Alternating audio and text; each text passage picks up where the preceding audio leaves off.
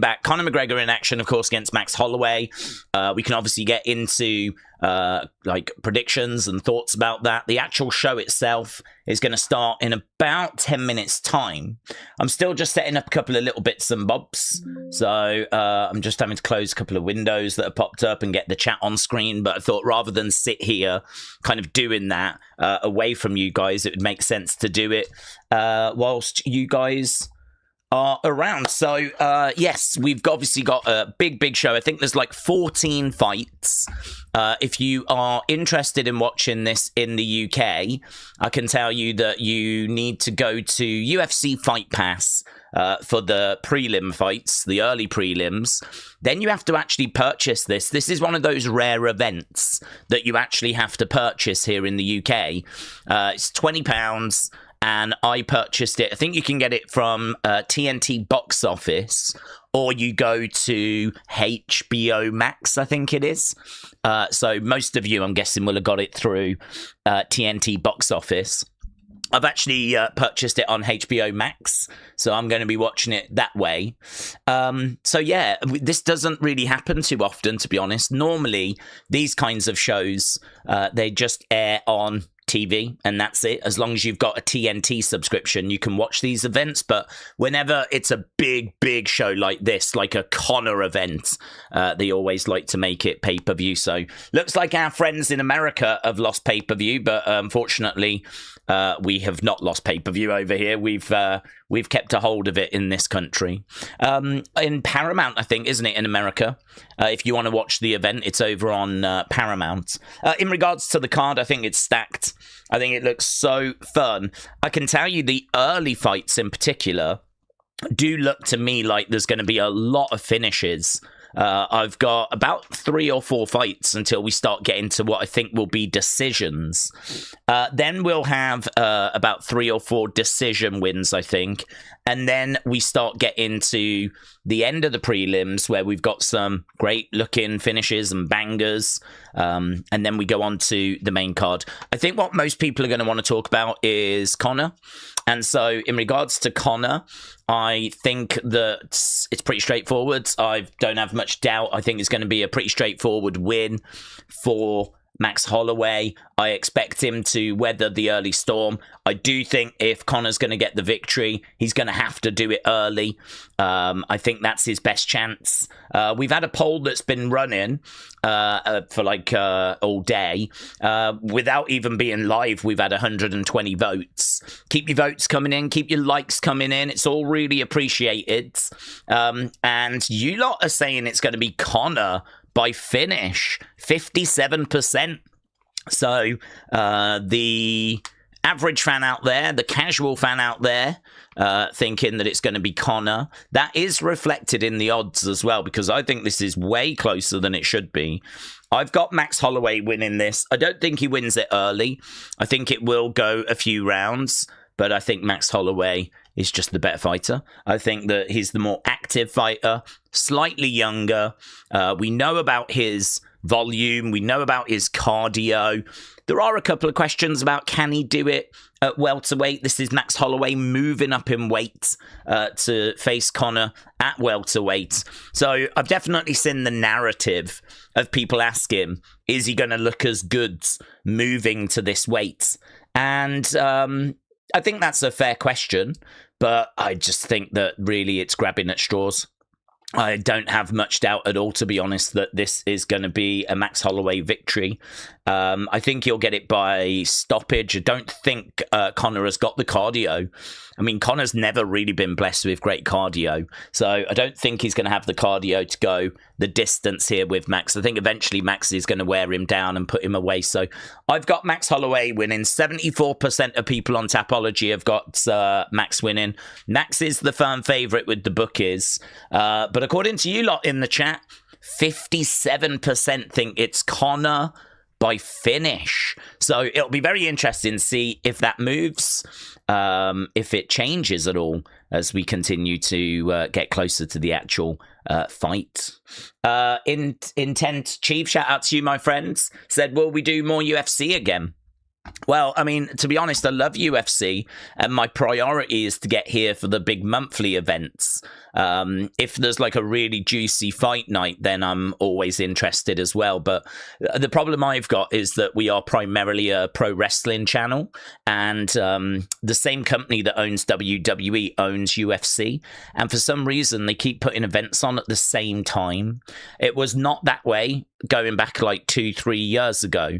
It would always be UFC on the Saturday and then pro wrestling on the Sunday. And that worked really well for our channel and for this community, because it meant that we could enjoy both. But now they're putting them on at the same time. I don't know why. Makes zero business sense to me. But that's, you know, it's not out of choice that we're not kind of doing more UFC. So it's a hard one to answer, to be honest. I mean, when it comes to the big monthly pay-per-view shows, I'm always interested. We were here for the White House show. I love UFC. I've been watching UFC since the early 2000s. I was aware of it before that as well. Mainly thanks to people like Ken Shamrock coming over to WWE. That's kind of how I got introduced to it. Obviously, Brock Lesnar was a big thing when he was in WWE and he went to UFC. So I was able to kind of follow him and his career.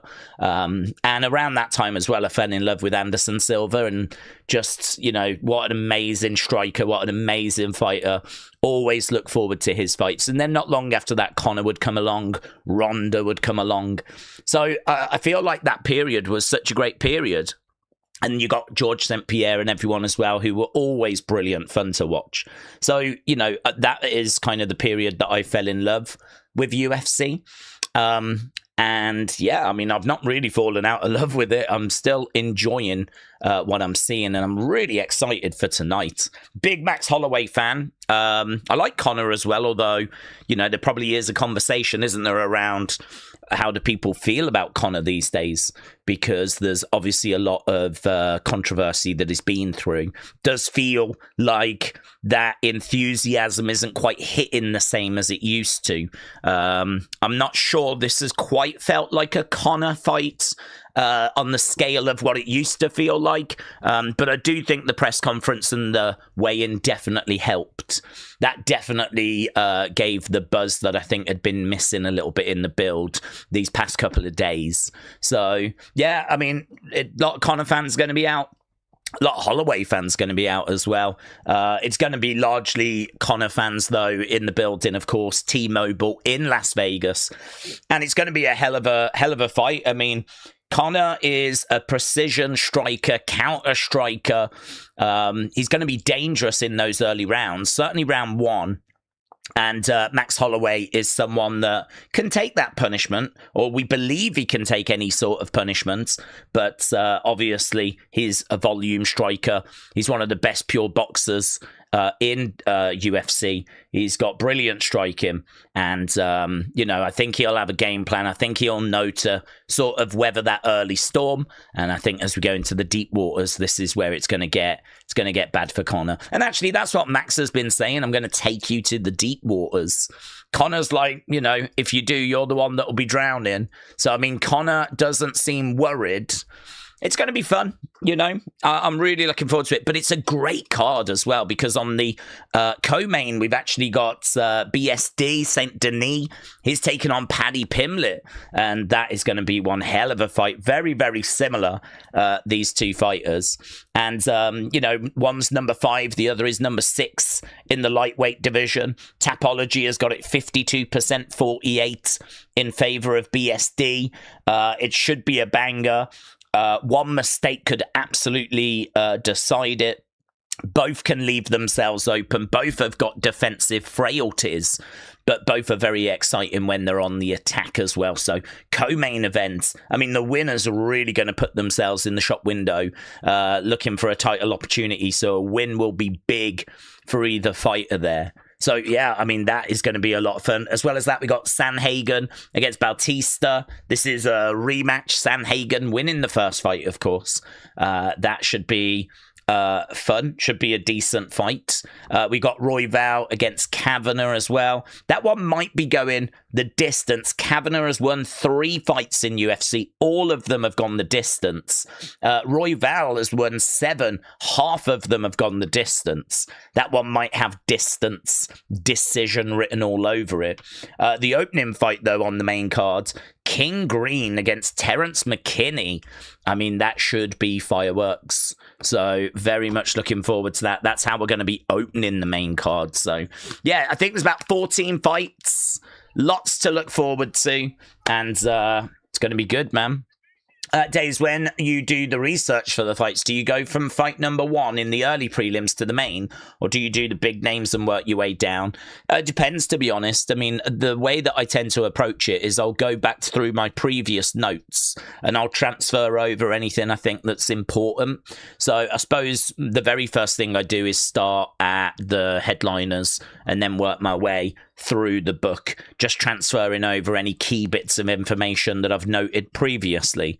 So I start there, but then what I do is I start doing tape study, I start reading articles, I start filling in any kind of gaps that I've got, and then work my way back through. So I suppose I start at the main event, but I don't really do it the way that you're saying.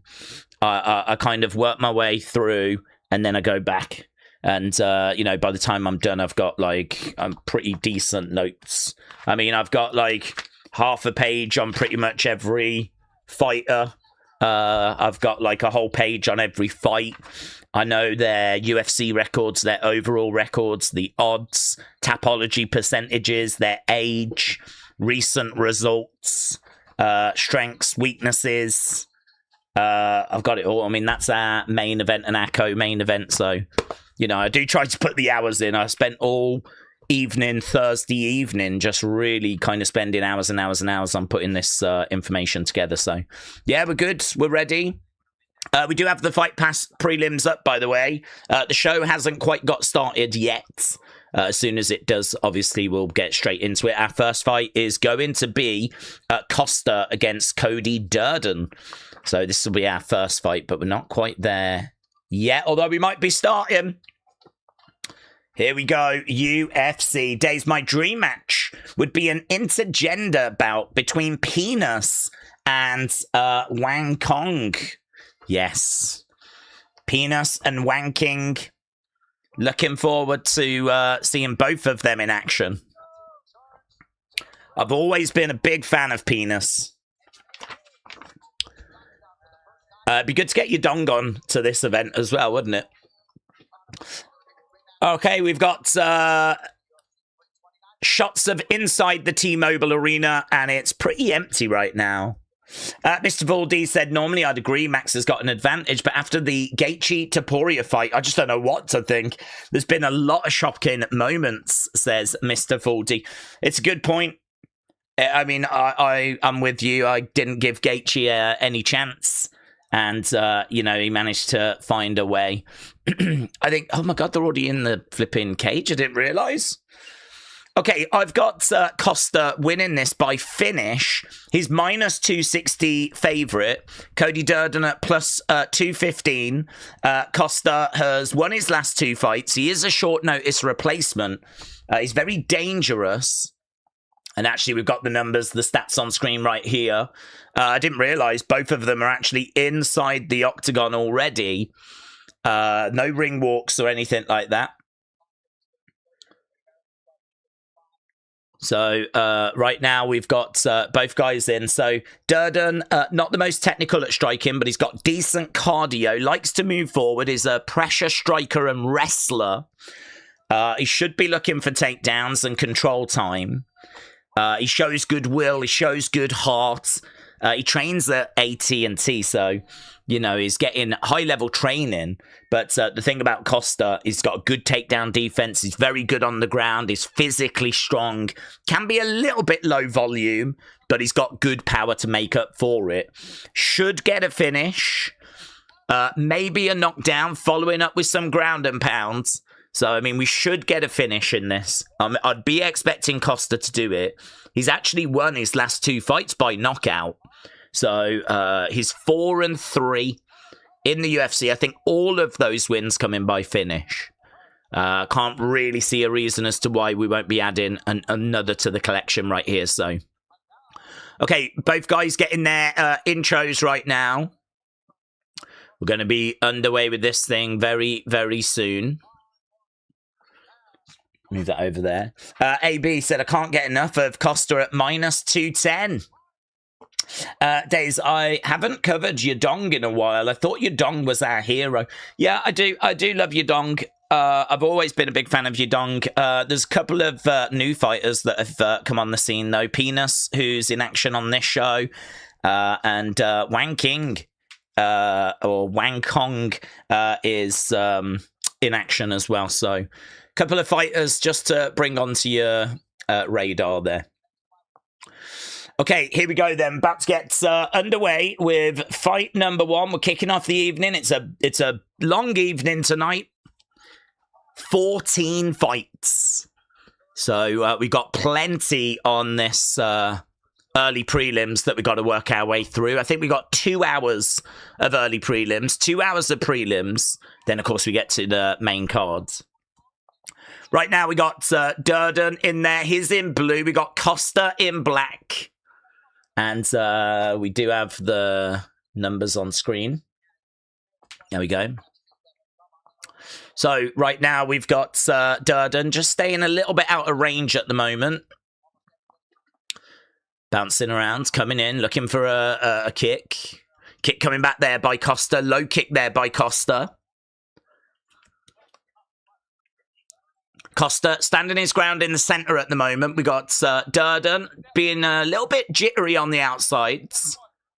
Little flat-footed as well, I would say. The movement not as fluid as what you'd like to see. It's just a little bit jittery, but he throws a head kick out. Costa, another front kick coming straight down the middle there by Durden. Costa just trying to find a way forward without being reckless. Couple of shots coming in there by Durden. Durden staying on the outsides. Low kick coming in there by Durden. Costa, that's a lovely kick going upstairs there by Costa. So at the moment, not loads landing. Durden just doing a decent job of trying to stay out of range. Costa trying to move forward. Durden backing away. Costa right in front of him. Oh! They start to engage. Very close range. There was a knee down the middle there by Durden. Inside leg kick there by Durden. No joy, though. Very empty at the moment in the T-Mobile Arena. Oof. Head kick. Low kick attempt there by Durden, but no joy. Costa standing his ground in the middle, being very calculated right now. Yeah, he's got a good defense at the moment. Oh, he gets thrown into the side of the cage there by Durden. Costa regroups. Lovely upcut there by Costa. I think Durden had it scouted, though.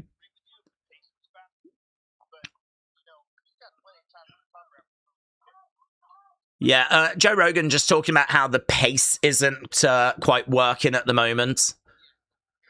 Oh, that's lovely, though. That's working. Costa with some body shots, mixing some shots upstairs as well. Durden letting those hands go. Costa covering up.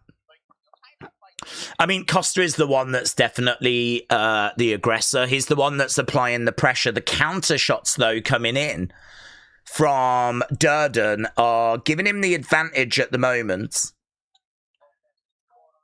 Back goes Costa. Another couple of shots coming in. No joy. Jab coming in there by Durden.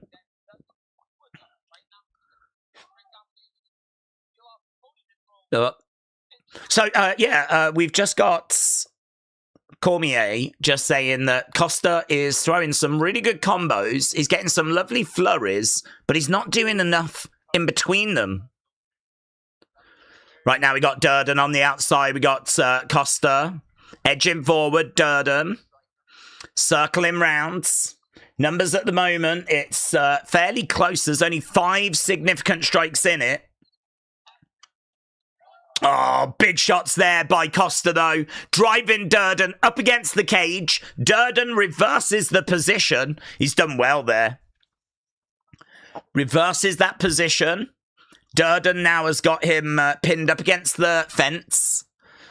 Trying to grab a hold of him. Swing and a miss there by Durden. Costa edging forwards. Significant strikes. Durden's landed 33% of his. Costa's landed 38%. Couple of more shots coming in. Feels like this gap's closing. He's got him at the moment. Knee coming into the midsection. Another jab coming in. Swinging away there. Costa swinging away. Yeah, some good shots in that exchange. Uppercut coming in. You do feel like the more that Durden's getting hit, the more he's getting wore down. Durden on the outside. I think it's a bit of damage. Bit of damage on the eye as well for Durden. So, the end of that round said it's 17-14. The eye test to me would have it. It feels like Costa edged it for me, but, I mean, you're only talking a handful of shots here. He got a little busy at the end, they just said to Durden there. I don't know. You've just got to stay on that bite. There's a nasty cut under the eye at the moment. Bro's bleeding, said Trenton. Christopher said, Days, get your thoughts in about that round. I love McGregor Holloway. I'm not sure who to choose. My prediction, Holloway wins. Holloway more active fighter, said Christopher. Yeah, I agree. I think the inactivity is the big killer for Conor. I mean, Conor's not fought in 5 years. And obviously when he did, he lost 2 fights. So, but I get it. People want the fairy tale. And listen, we've seen fairy tales happen, so people might get what they want. Certainly not impossible. But, yeah, surely Holloway's the favourite. Okay, that was round number 1. We're going to go to round number 2. And we are underway with round number 2. I think you could make an argument for either guy taking that first rounds. Okay, Durden moving forwards, throwing the right hand behind that lead hand, kind of charging forward with that lead left, using it as like a battering ram, and then throwing that right hand right behind it. Oh, lovely shot there. Durden has got a nice little uppercut. Costa has got some really nice movement. Silly Goose said Durden landing more volume. Costa in a close first round. 10-9 Costa. So the tweets have gone slightly different ways. Cody feinting, moving forward, jabbing away there at Costa. Costa in the centre. I give Costa the first rounds. The numbers might say that it was Durden, so hard to know which way. The judges have gone low kick, causing Costa big trouble. Durden with a low kick there. Oh, Durden kicks, falls off his feet, goes down to the ground. Costa straight on top. That could be a big mistake. That could be a big mistake there by Durden. Right now, Costa is on top of him. Yeah, there's blood pouring down the side of the face here from Durden.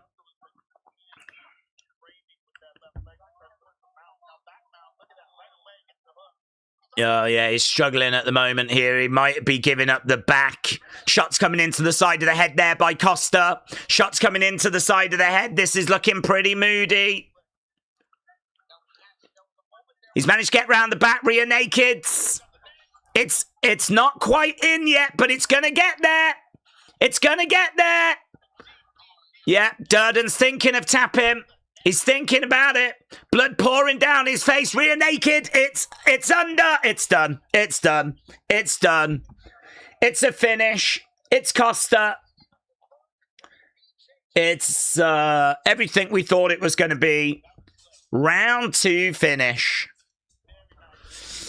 Thought it would be a knockout or a TKO or something. Submission win is the only thing that maybe we weren't expecting, but that was always on the cards. a finish in round 2. It is a victory for Costa. So Durden made a big mistake there, kind of threw himself off his own feet, went down to the ground, and really it was just done from that point. Costa jumping on the back, finding a way to get in that rear naked choke in, and he tapped from there. For those that are just joining, says Mistel Jr., UFC 329 is in the US on Paramount Plus. In the UK, early prelims are on UFC Fight Pass. Yeah, it's true. And odd. So I think there's going to be about 5 fights that we're going to have. But actually, quite a few of these early ones look like they're going to be finishes. So we thought this would be a finish. I think the next one is going to be a finish as well. The next one shouldn't be high level, but should still be plenty of fun. So that's Gandra taking on Reese. Ryan Gandra taking on Reese. Gandra, 79% of people thinking he's going to get the victory. This is in the middleweight division. Gandra is 1-0 in the UFC, but he is on an 8-fight win streak. He's got loads of first-round finishes. He's got big, powerful hooks. He just swings for the fences. And if he lands with those, then you're in big, big trouble. So I've got Gandra winning, probably by finish, probably by hook shots in that first round. Reese is someone that's got a fair few losses on his record. So, I mean, he is there to be beat. 79% of people think that Gandra's going to get it done. 21% think it'll be Reese. Costa wins, said Suzanne. Suzanne, shout out to you. Hope you're doing well. Kim J. Foot said, did Costa win? He did. Liam said, who got cut? It was Durden got cut and he was bleeding. It was a little bit at the end of the first round, but it really started to pour more as we, certainly as that rear naked was being squeezed in. The blood started to pour a bit more then. You could see it dripping onto the mats, pouring down his face. So Costa getting the job done. Right, I can't get enough of Costa, says AB. He moves like a villain in the shadows. Suzanne said, I'm glad that I get to watch this on Paramount Plus. Well, at the moment, we just did a little interview with Costa, and so we've still got Costa in the octagon. We should be getting ring walks fairly soon for our next fight, as we said, because this is a stacked evening. We've got lots. Here we go. Look, we're already going straight to the next one. Lots of fights we need to get to. Feel free to leave your thoughts about the last fight, the next fight, the Conor fight. Are you excited to see Conor back? Are you a Conor fan? Was you a Conor fan? Are you no longer a Conor fan? There's been a lot of controversy around Conor, of course. So how are people feeling? I think it's cool to get him back. I think it's big for the sport. I think the sport, I would say, has moved on, but I don't even know if that's true. I think Conor's not going to be the fighter that we all remember, but yeah, I can't really say that there's anyone that's come along that's replaced Conor. You know, Conor's kind of irreplaceable in a way. Listening to him speak at the press conference, it just reminded you of just how great he is at selling a fight, marketing a fight.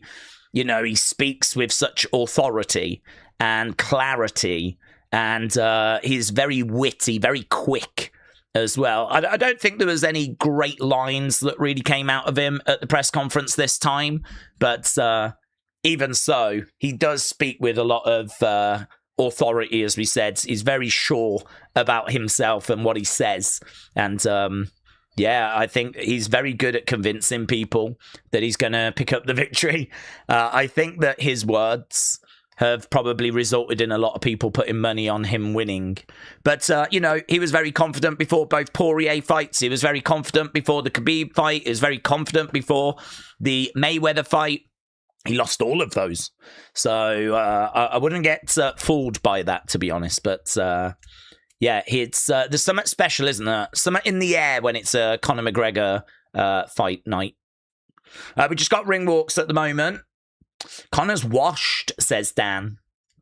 Hello, buddy. What's up, Days? How are you? It's going to be McGregor with the finish. Yeah, buddy, I'm good, thank you. I hope you're doing well. I'm excited for tonight. I'm excited to get going. I'm excited to be back doing some UFC. We just got some ring walks for our second fight, and actually we do need to change this text over.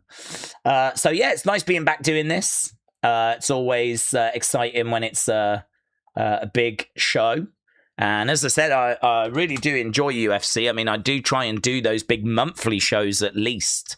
It's proven to be very difficult, but thankfully we're here for this one. We were here for the White House one as well. All right, let's get the text up on screen. We've got the stats on screen as well. And we've just got both guys making their way down to the octagon. As we said, Gondra is a forward pressure striker. Likes to let his hands go. He is hittable, and he will hurt Reese if he can connect. Finish win is likely. Usually he gets it done in the first rounds. So, I mean, the first round definitely feels like a live option. Reese, coming off a loss back in February, struggling to keep some momentum, though. He keeps winning and then losing. He just can't put some wins together. He can lack a bit of head movement. He's quite big for the division. He's quite strong. He's well-rounded. He'll be looking for takedowns. He'll be trying to get it down to the ground. As we said, his ground game probably is better, actually, than Gondra's. So he'll be looking to get like a submission, maybe a late submission win. I think it's going to be hard for him. I think he's going to have to weather a storm on the feet. I don't think he's going to be able to do that. I think Gondra's going to get the finish on the feet. Odds-wise, it's fairly close, you know. Minus 135 for Gondra, Reese at plus 110. And as we said, nearly 80% of people going with Gondra. Definitely feels like he is the one with the advantage to me. His stand-up game is obviously much better. Those big, powerful hooks. So we're just seeing that it's getting a little bit busier inside the T-Mobile Arena. The Morning Star has been implementing comprehensive programs for a whole year through any assistance to a high level. Sharapov, shout out to you, my friends. Who's the better fighter in this one, says Dean. Gondra's the better fighter in this. I'm feeling pretty good that we're going to have a finish here. Okay, both guys are getting their intros. Fight number 2, loading.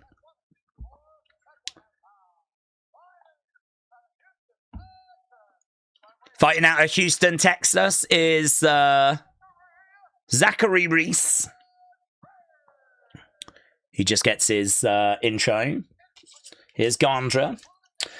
Conor Max is going to be a good fight, said Humble Rumble. Huddle Talk said, everyone, please don't forget, drop that like, hit that like. Yeah, it's really appreciated. If you haven't hit the like button, hit the like button.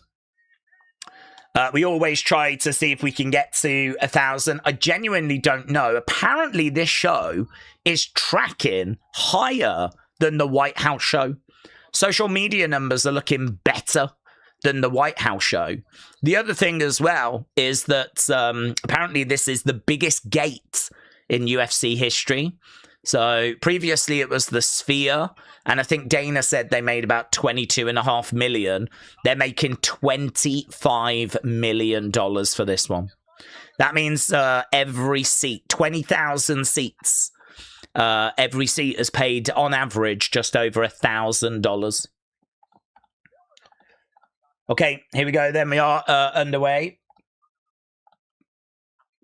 So we've got Reese in black. We've got Gondra in yellow. And as we said, don't blink on this one. This very much could be a first round finish. Kick coming in there by Reese. Reese backing up. Gondra in the center. Couple of heavy hands, heavy shots already. Straight down the middle. Some lovely looking straights there by Gondra. Gondra, again, that's a beautiful right hand, straight down the middle.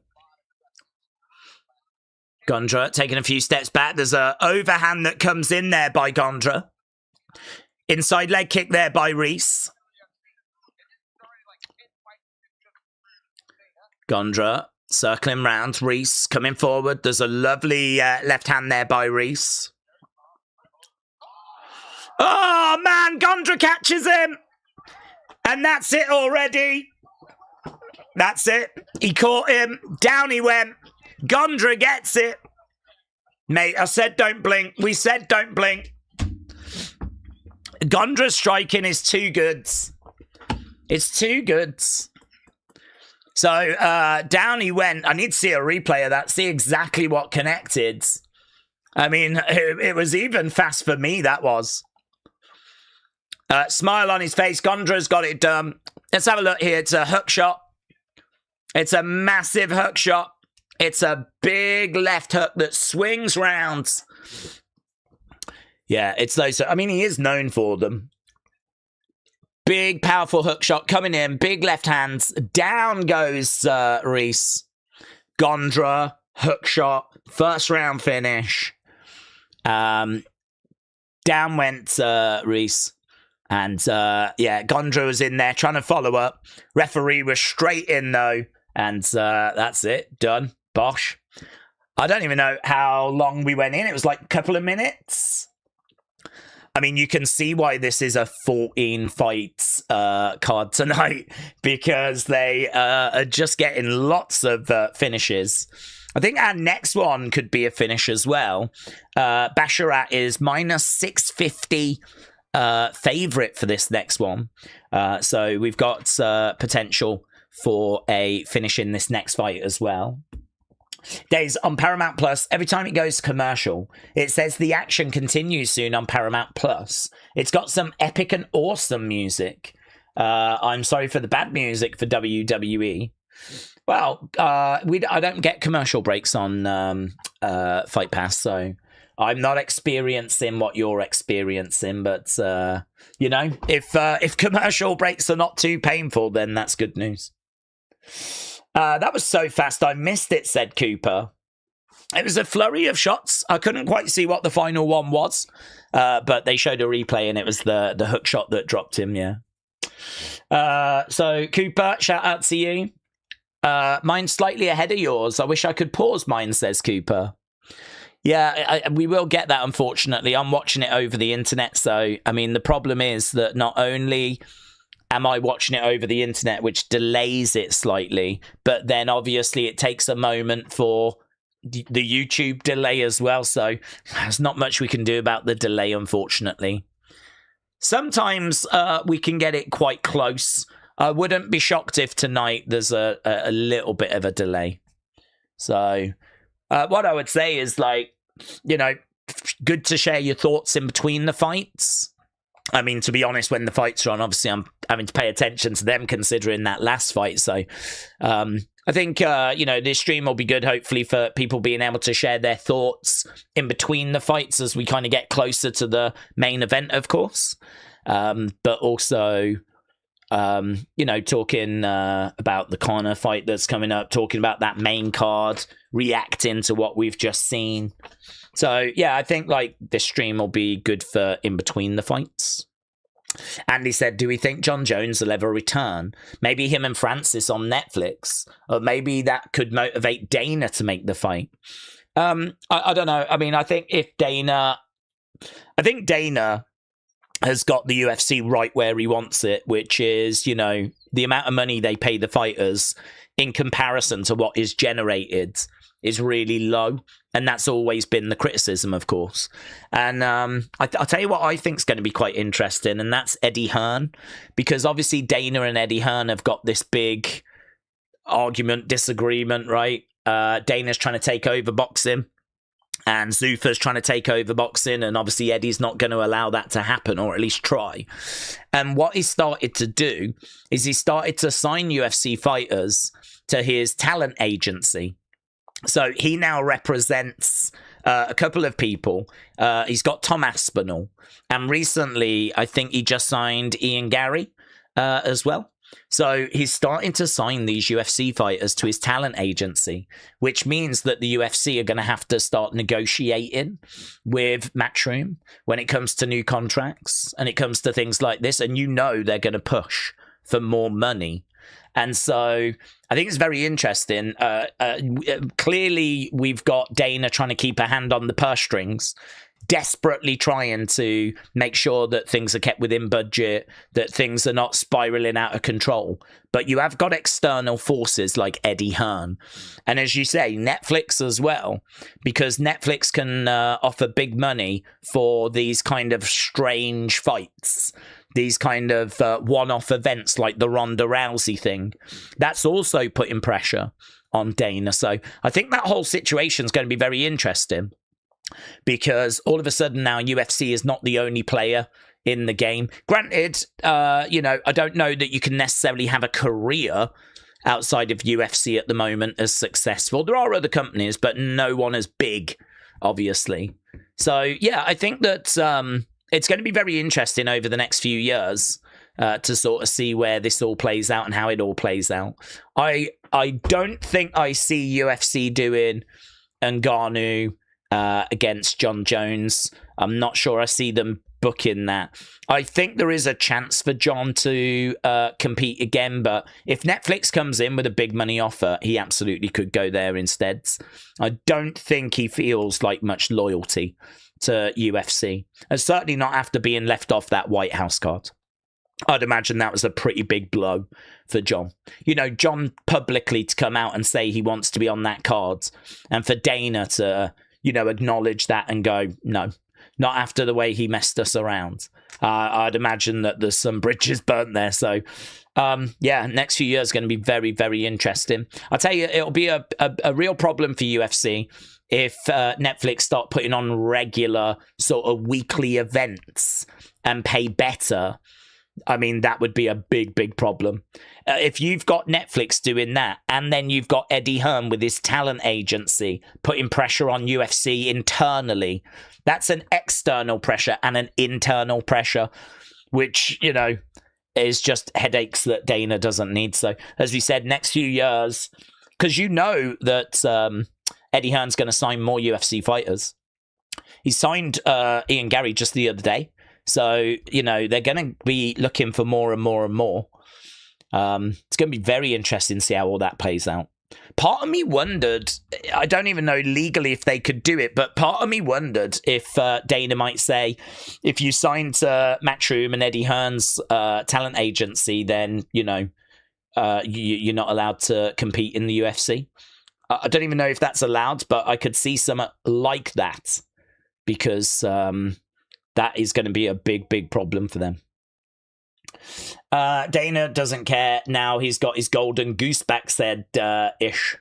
Well, you say that, but he's only got 2 fights left on his deal. So he's fighting here and then he's fighting again. I think it's April, he said. And then, that's him done. And if Conor loses both of these fights, and I think he loses tonight, and I don't know who they're going to put him up against. I mean, whatever happens tonight is obviously going to dictate where we go next. But, that Dana is just praying that Conor can get it done tonight. And that he can be that golden goose again. But I don't know, man. I think he's done. I don't think you can leave MMA for 5 years and, not be at the very top even when he left. I mean, he lost twice to Poirier with no shame in that. No shame in that. But, he lost twice to Poirier. Back in 2018, he lost to Khabib. I mean, he was not the best in the lightweight division going back 8 years ago. He wouldn't stand a chance against Islam Makhachev. So, there's Ilia Topuria in my mind. So, I feel that, it's great for them that Conor's back, but I don't know that it's going to fix all their problems. Conor's gained a bit of weight, said Suzanne. Well, we are at welterweight. Definitely, if you compare him to pictures from, back in the day, he's bigger now. Older now. As you get older, you kind of move up in the weights. You don't want to be doing the weight cuts and all of that. It gets harder and harder to do those things. So, you know, we are at welterweight tonight. So, yeah, I'm not too worried. That might work to his advantage, actually. Because Max Holloway is not used to being at welterweight. I think this is his first time at welterweight. So a lot of people are wondering, is the volume, is the cardio, is all of that going to look as good here? Is it going to look as good? I don't know. I don't know. That is the unknown. If Max is going to look as good as he normally does, I think Conor's in big trouble. Get your thoughts in, though, at the moment. Obviously, we just had a first-round finish, so we are in between fights. Our next fight coming up is going to be Basharat taking on Garza. 95% of people think Basharat's winning. He's minus 650. Favourite. 6-0 in the UFC. He's undefeated. He only has one finish, though. I mean, he's not someone that's, like, really putting people away. I do think he's got a chance of doing it here, though, against Garza. Garza's got good boxing, but he gets a bit lost when it goes to the ground. And that's where Basharat can shine, because he can take this down. He's got good wrestling. He's got good grappling. He's okay on the feet. He'll largely just try and stay out of the way. When he goes for takedowns, he's very good at getting them. And then that's when he can transition into getting a submission. So I think Basharat here is the pick. He is ranked 15th in the bantamweight division. Garza, short notice. This was not meant to be the fight that we were meant to be getting. So he's coming in on short notice. He's making his UFC debut as well. So I don't have tons of notes on him other than I know he's a good boxer. I know he works the body. I know he can fade as fights progress. There's question marks around his cardio. No question marks around Basharat's cardio. He's got 5 of his 6 wins by decision, so he can certainly go the distance. He looks like he's got a bit of grit about him. He looks like he's going to try and keep this fight standing, as we said, Garza, but I expect Basharat to be able to get the fight down, get the job done. Right, Matteo said, I know this is WWE, that's okay. Did you see Trick's new fur belt? They're finally adding blue behind the stars. Oh, I didn't see that there was blue on Trick's belt. It looked the same from what I saw last night. So if there is blue, it must be like a dark blue, or maybe the way it was shot just looked very similar.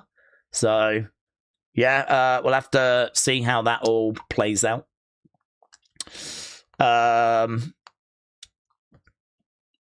Norway score goal for Norway. I don't know if is it going to count. They're celebrating. He's on his shoulders. Looks like it's going to count. England have had their chances, but they've not been able to score. Yeah, I've got it here. I didn't see the actual goal. I just saw the celebration. Okay, right now we go back to the arena. Oh, right, so we had a player down, but the thing carried on. Oh, yeah. That's a lovely goal, that is. Looks like it was going to be a cross, but it ends up going over Pickford. Clips the post, bounces in. It's a lovely goal, isn't it? That is a lovely goal. Please, someone tell me who's going to win. Is it going to be Conor or is it going to be Max, says Kyle. I think it's going to be Max. I think Max has got the activity, recent activity. I think, Conor is going to be a little bit rusty.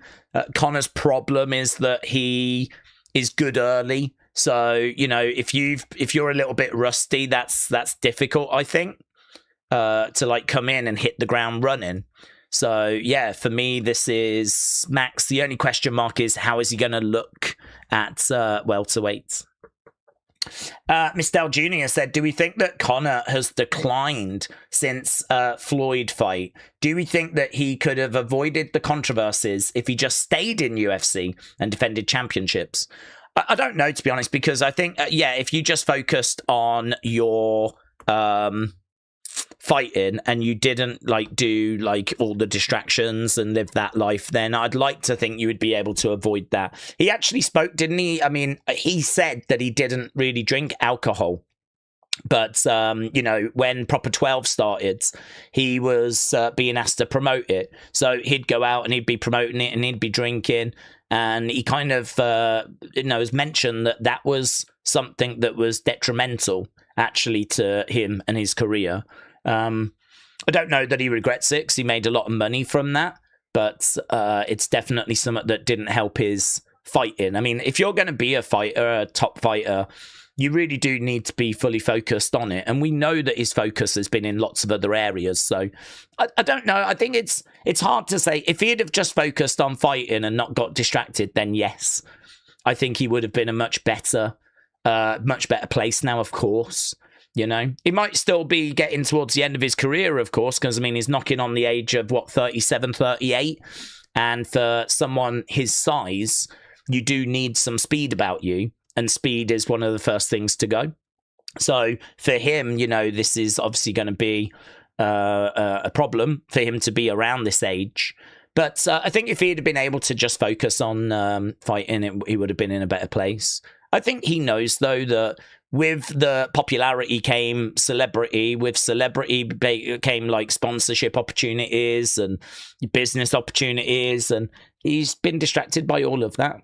So, you know, it's hard, isn't it? I mean, it's hard to judge someone that's had that level of success because, I mean, it is going to change you. There's no way that you can be that successful and it not have an impact. So, I don't know. He's admitted he's made mistakes. He says that he's found God again and all of that. So, we'll have to see. We'll have to see kind of how he looks tonight, how he acts now that he's back and being active. But I think he has lost a little bit of aura in my eyes. Christopher said, Conor wants to win. He'll try and do his best, win or lose. He's got 2 fights. I'm sure he'll get some high-profile fights outside of the UFC. It's true. It's true. He will get some opportunities. This is why I don't know that him staying with UFC is going to be the plan. UFC, I'm sure, will break the bank to keep him. If there's one person you're going to break the bank to try and keep it, would be him. But equally, I know that Netflix are going to try and break the bank to get him as well. He's got 2 fights on this deal. So once this deal is done, he's free to go wherever. It was mentioned, you know, during the press conference, the idea of doing him and Floyd rematch in Zuffa. And I think Dana White went, oh, yeah, that's not been thought of.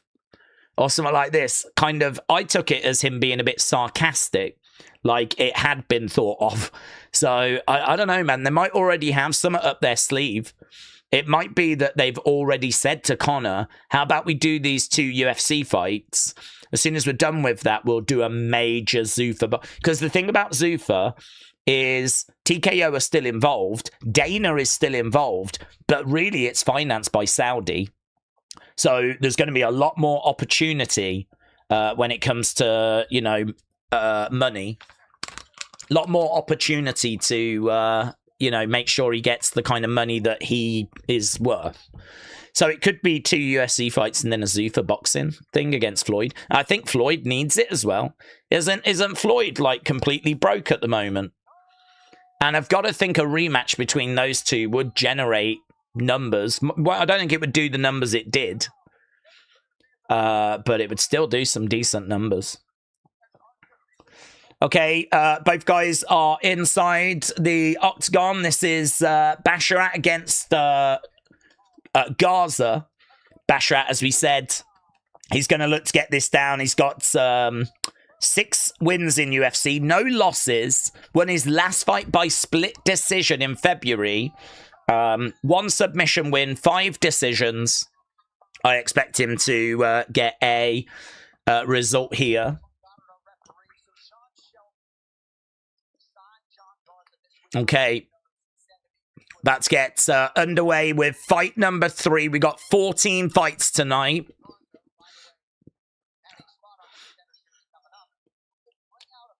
Okay, Here we go then. Underway. As we said, don't expect an early finish on this one.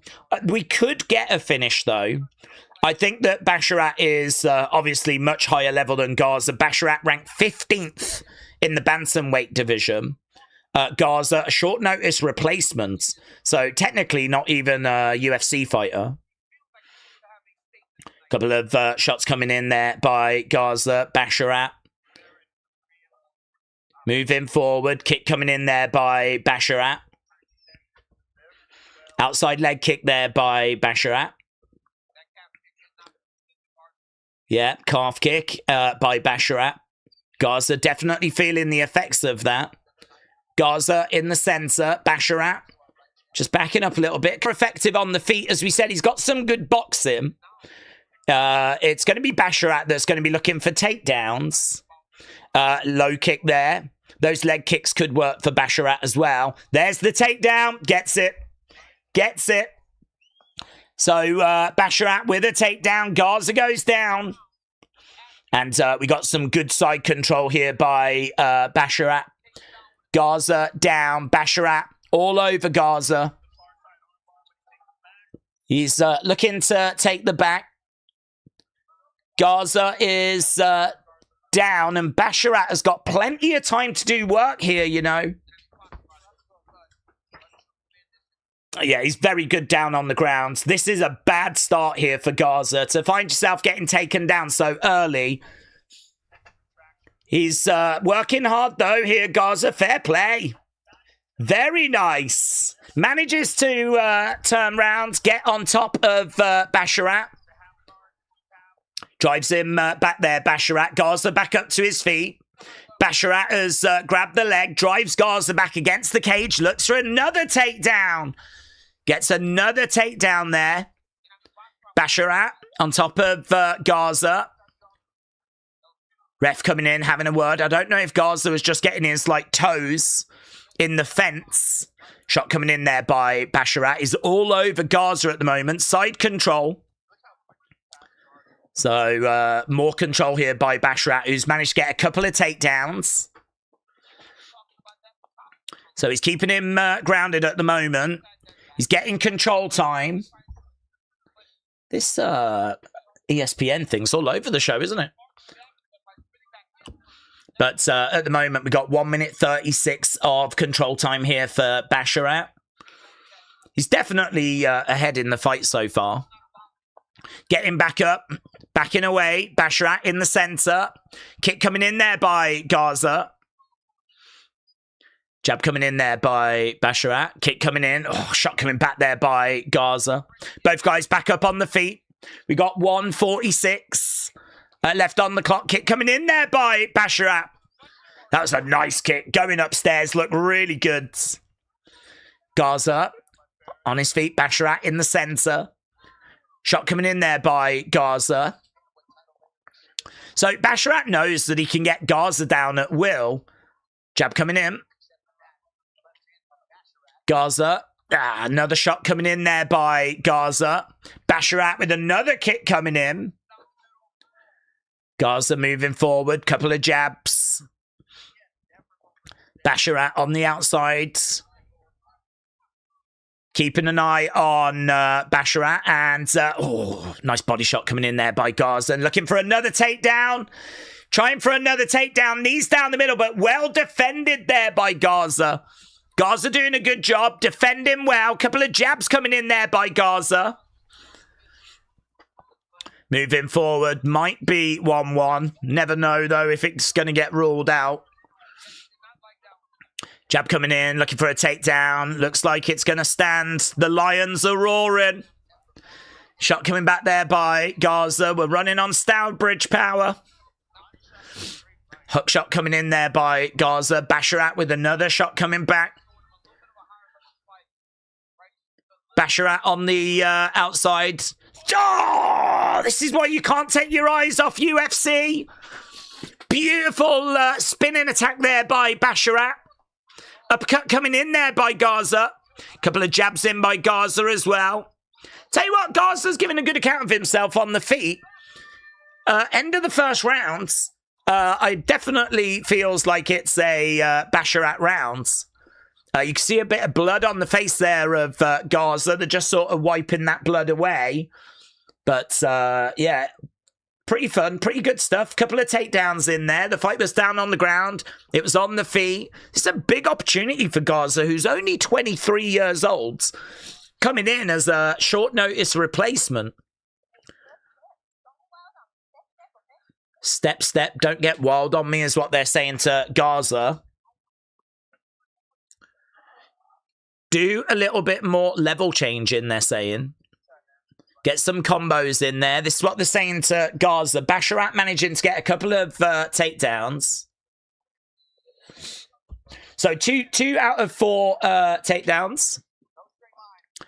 Garza is back on his feet, and we're about to get underway with round number 2. If you are watching and you've not left a like, leave a like. It's greatly appreciated.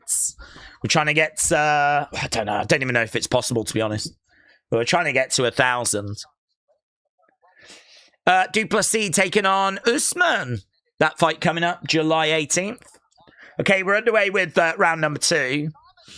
I do think Basharat, getting this fight back down to the ground, could get a bit of success with a finish. If not, I think he takes the decision. Kick coming in there by Basharat. Garza, though, is the one that's putting a little bit of pressure on. Silly Goose MMA Show said Garza's looking great. Cage Report saying it's 10-9 to Basharat. Right now, they've got him up against the side of the cage. Basharat's landing multiple times. Knees coming down the middle there by Garza. Garza is giving a good account of himself. Shot coming in there by Garza. Basharat backing up a little bit. Body shots coming in there by Garza. Again, more shots coming in by Garza. Basharat trying to jab away. Yeah, Garza man's giving a really good account of himself. Really good account of himself. He's moving forwards. I think he knows that he's got the better striking. He does need to be careful of those takedown attempts from Basharat, though. Nice kick coming in there by Basharat. If he'd have really thrown that, that could have been trouble. Garza, though, right in front. Nice little bit of footwork there by Garza. Moving forward, couple of jabs, leading with the jab. Basharat has to move out the way. Uppercut there by Basharat was good.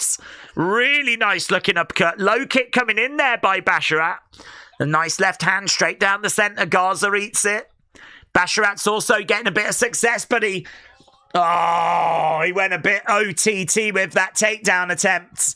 He actually picked up Garza, drove him so hard, he ended up dropping him down and sort of flip him, and that allowed Garza to get right back up to his feet. So right now we're over by the side of the cage. Basharat just trying to drag him down, but Garza doing such a good job here of getting back up to his feet. Really, really good work by the kids. He is down on significant strikes in the fight. He is down at the moment.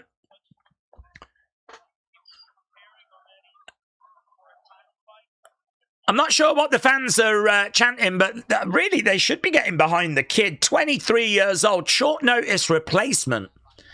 Giving a really good account of himself. He has got blood coming down his nose, though. Basharat does feel like he's taking the fight. Don't know where we are for this. Is just going to do my head in, this website. It keeps moving this stats around.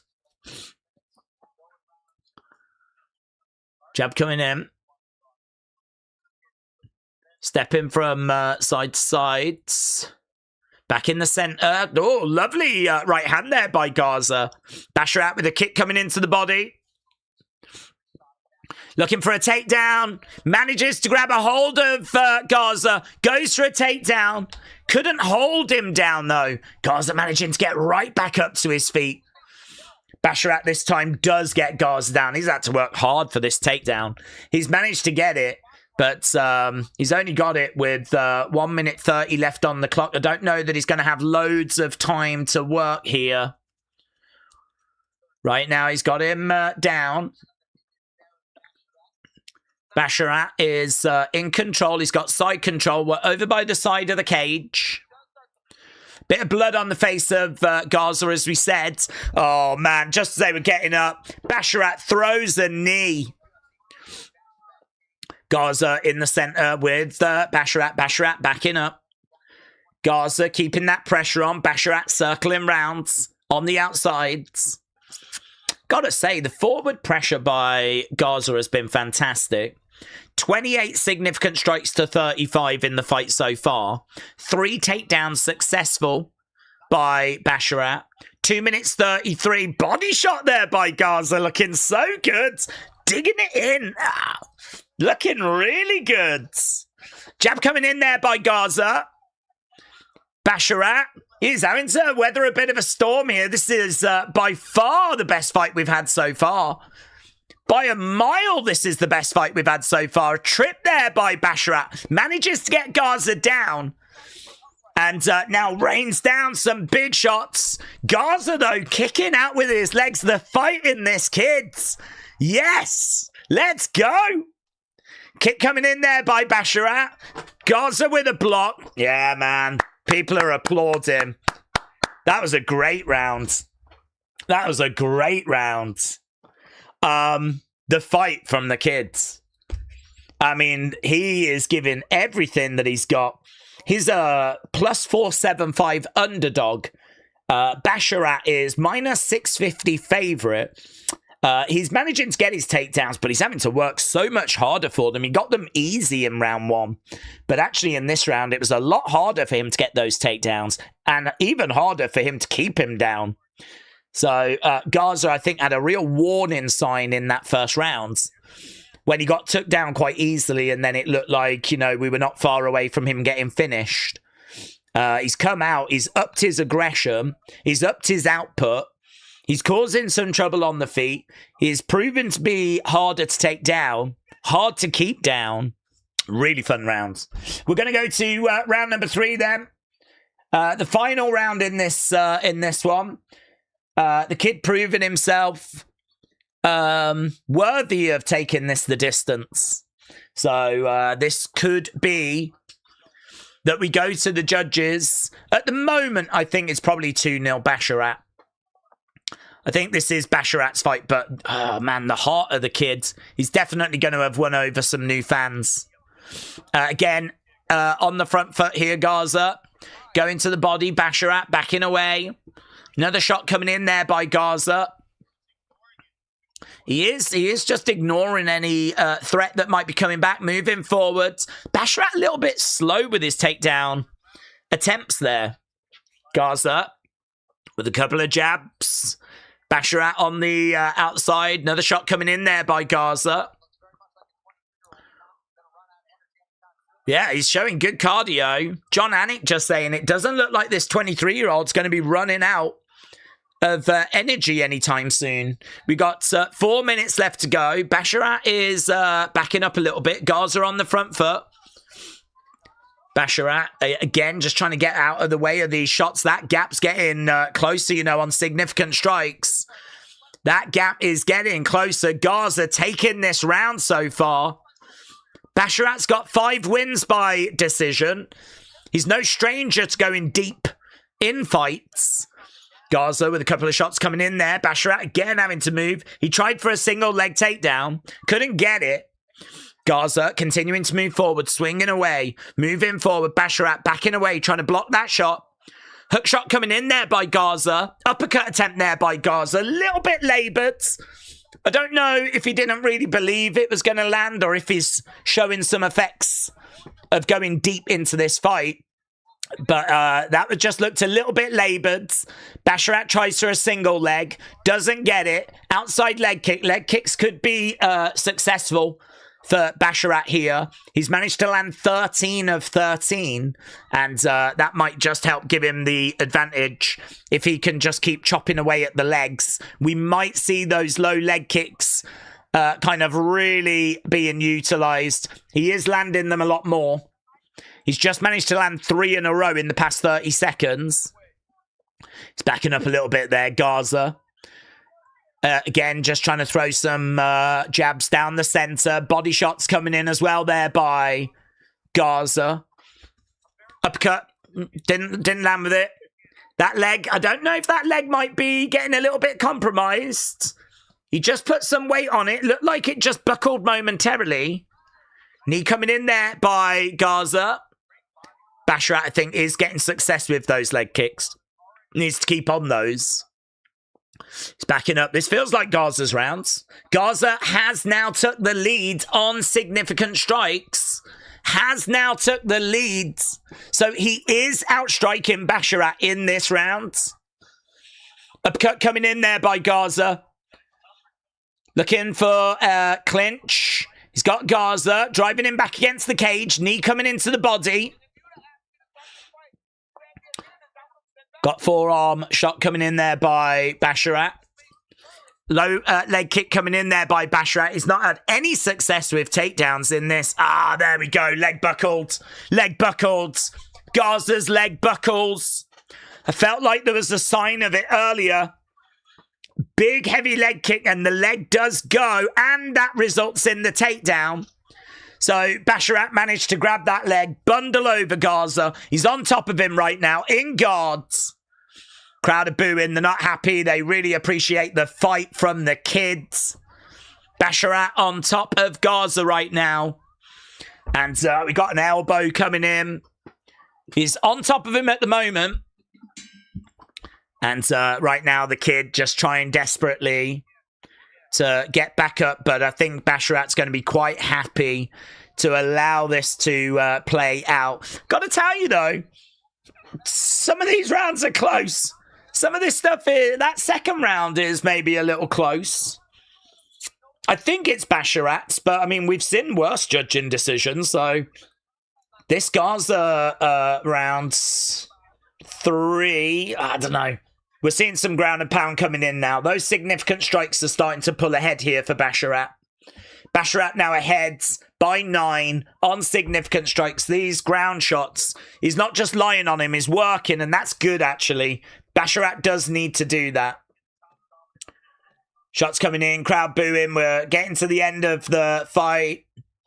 Brilliant. Basharat gives him a hug, says a few words. Garza did himself really proud there. I mean, Garza's just gone toe-to-toe with number 15 in the division. If you put Garza in there with someone lower down, that's... I wonder if he gets a contract. I wonder if he gets a contract. This was his UFC debut. But it could have just been one and done. But I think Garza's won over a few fans there. I'd definitely be down for seeing the kid again. I think Basharat takes that. I think Garza gave a great account of himself, but I think it's Basharat that takes it. Feel free to let us know, though.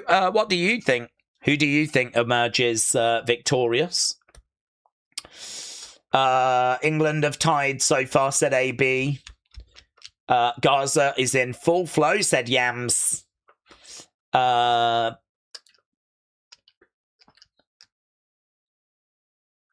Okay, we're just seeing backstage, and we're just about to get the decision right now. Feel free to let us know which way you think this one went. Who do you think took it? The stats are really doing my head in. Normally, we just set it up and it just stays there, and it's just perfect. But the flipping... it's moving all over the place.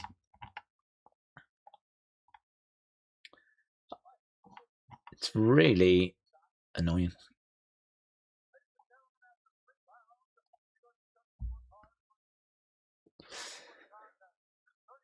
30-27. 30-27. 29-28. Yeah, it's Basharat. Yeah, I think it's the right result. 2 30-27s, not down on. 1 29-28. I'd love to know what the 29-28 was, what round they gave. I mean, I do think that Garza was looking better in the third, but the ground and pounds and the work at the end, I think, does actually end up giving it Basharat. So I had it 2-0 Basharat going into the third. I think the work he does on the ground at the end probably swings it in his favour. I think I would have ended 30-27. So I would have been interested to know what the 29-28 was. But yeah, I think he's the right winner. But the kid did himself proud. I do think Basharat got it, said Bobby. But if it's split, then I won't be upset.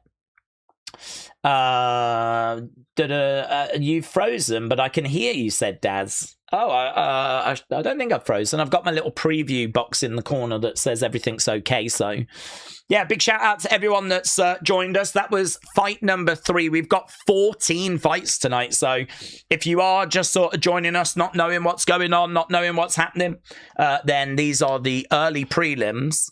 I think we've only got 2 fights left on the early prelims. We got 4 fights on the prelims, 5 fights on the main cards. Yeah, we have got plenty of action still to go. Obviously, Conor, the main event. A lot of people are going to be asking what time the Conor fight's going to be. I believe that main card's going to start at 2 o'clock UK time. Then there's 5 fights. They tend to give each fight half an hour. So I think 4 o'clock UK time, which is going to be 11 o'clock Eastern. I think it's going to be around then. That's when I would expect the Conor fight to begin. About 4 UK time. So about just under 5 hours from now, I think we'll be at the main event. And it sounds like a long time, but I promise you, we've done enough of these streams to know that that does go very, very quickly. There's so much action that we've got to cover before then. As we said, we've got 2 fights still to go on the early prelims, 4 fights on the prelims, 5 fights on the main card. We've still got tons of action on the way. And actually, next up, it's the fight many of you have been waiting for. A lot of you have been saying it. A lot of you have been jumping in the chat saying, you know, I love penis. And that is exactly what you're going to be getting. Penis is next. So, Penis taking on Almeida. And I know a lot of you out there very, very excited for this one. Penis does excite a lot of you out there. And listen, I agree. I agree. Penis, very exciting, very explosive. Great speeds, great power from Penis as well. 1-0 in the UFC so far. Coming off a win back in February.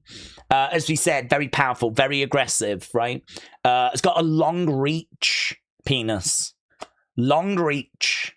And very strong, lots of forward pressure. Yeah.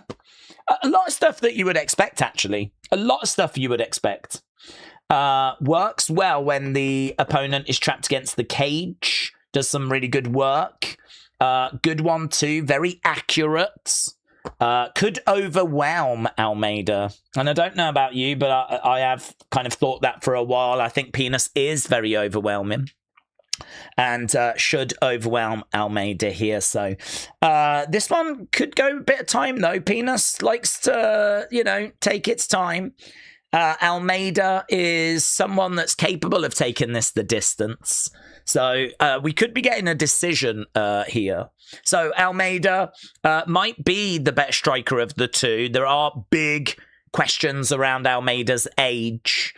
I've seen a lot of people asking this question online. Can Almeida handle Penis?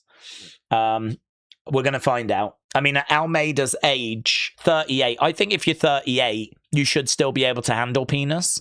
But at 38, it's starting to get a bit more questionable.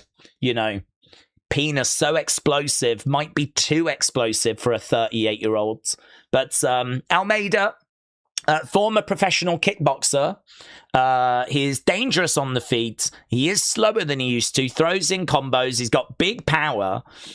He has never been finished, but he does get hits. Came in from Glory Kickboxing. And, you know, he's definitely bringing skills. He's definitely got ability. I think he could finish Penis. He could definitely finish Penis. Hard for a 38-year-old, though, to be honest, to do that. But he could. But I think it's more likely that this is going to go the distance. I think that Penis is going to emerge victorious, and I think he's going to get the job done. I think he's going to make a great account of himself and pick up the victory here. So 87% of you are loving Penis on Tapology. I don't know how many people in our community love Penis. If you love Penis, let us know in the chat. Or maybe, as we said, you're an Almeida fan. Perhaps you like old men. I'm not sure. So it's basically Penis versus an old man is what we're watching now. This is fight number 4. And this is kind of the top tier action that you expect from UFC. Middleweight division, Penis minus 220. Almeida at plus 185. Penis 9-1. 9 victories, just the 1 L for Penis. Couldn't rise to the occasion that time, but surely will be able to rise to the occasion tonight against Almeida. But, Penis, 24, he's only 20, he's a 24-year-old Penis. 24, that's no age, really. Has he got the experience required? That's what you have to ask, isn't it? 24-year-old Penis. Has he got the experience? Stepping in there with Almeida, 14 years older. I do love Penis, though. I am big fan, so I'm definitely going that way. 87% of people on Tapology have gone with Penis. I'll always go with Penis. And so I've got Penis emerging victorious. Penis by choke submission, says Rudra. Yeah, guys, get your thoughts in. Do we think that Baron Corbin could save the main event division? I don't think so, Benito. I don't think they're going to use him for that.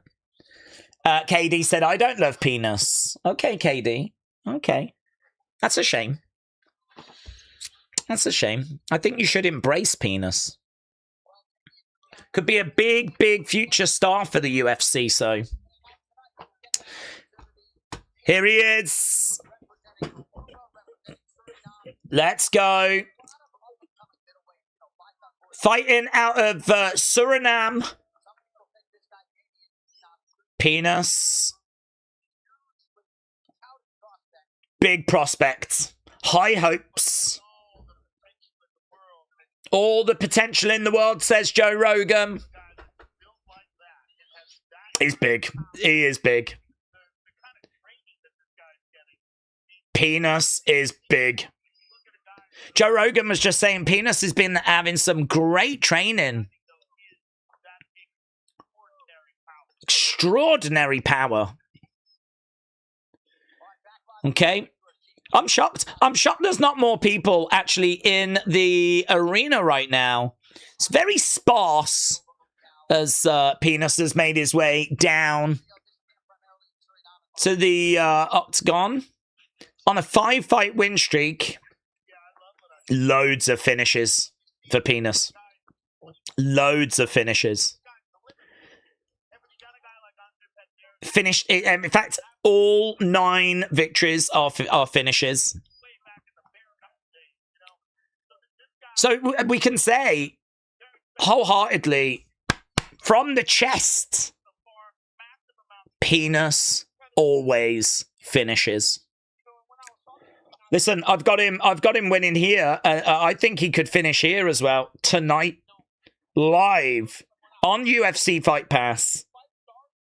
I think we're gonna see Penis finish him on UFC Fight Pass, and I'm doing the live watch along for it, as Penis is gonna get a finish. Okay, stepping inside, 24 years old. Yeah, look at the length as well. That's impressive. 5.5 inches for Penis. 5.5 inches. Could you even imagine such a thing? Can you even imagine it? Picture it right now. 5.5 inches. That's the advantage that Penis is bringing to the octagon. Almeida fighting out of Sao Paulo, Brazil. He's got to be absolutely terrified. Absolutely terrified. He's looking over across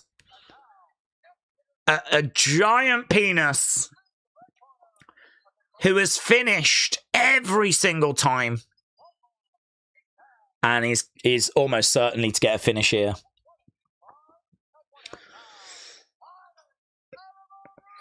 Right, fighting out of Aruba. We're getting the intros. We're going to be underway with this very, very soon. Let's go. Let's go.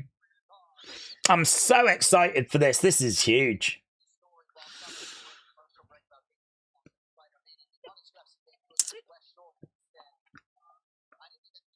Let's go, penis champs. Let's go, penis. Let's go, penis. Yeah, you love it. Love it. Love it. Penis, penis, penis, penis. So good. Low kick coming in. Okay, penis in white. Almeida in black. Kick coming in. Inside leg kick there by Almeida. Yeah, he's nervous. You can see that Almeida's nervous. Kick coming in again there by Almeida. Jab coming in by Almeida. These two kicking away at each other at the moment. Another kick coming in there by Almeida. Yeah, inside leg kick there by Penis. Yeah, I mean, he has got that kickboxing. I don't think I would want to be exchanging kicks with Almeida. Another kick coming in there by Almeida. Quite slow to start with here at the moment. They're just standing in front of each other, sort of kicking away at each other. Another kick coming in there by Almeida. Shot there by Almeida. Penis in the center. Hesitant. Hesitant. We've got a hesitant Penis. He's just standing there at the moment. We're not getting lots of output. He's trying to move forward, edge forward. We got Almeida throwing in a shot. Another kick coming in, leg grabbed. Oh, that's great work. Good work there by Penis. Oh, but Almeida grabs Penis. Grabs Penis. Look at that. He's in full control of Penis right now. Almeida. It's got him over by the side of the cage. Knee coming in. Another knee coming in as well. Yeah, Almeida doing some good work here. I gotta say, I'm surprised that Penis has been this hesitant. He's got him over by the cage, Almeida. And they break apart. They break apart. They go out to the center. Leg kick coming in there by Almeida. Penis edging forwards. Penis looking for an opening. Oh, going upstairs. Going upstairs.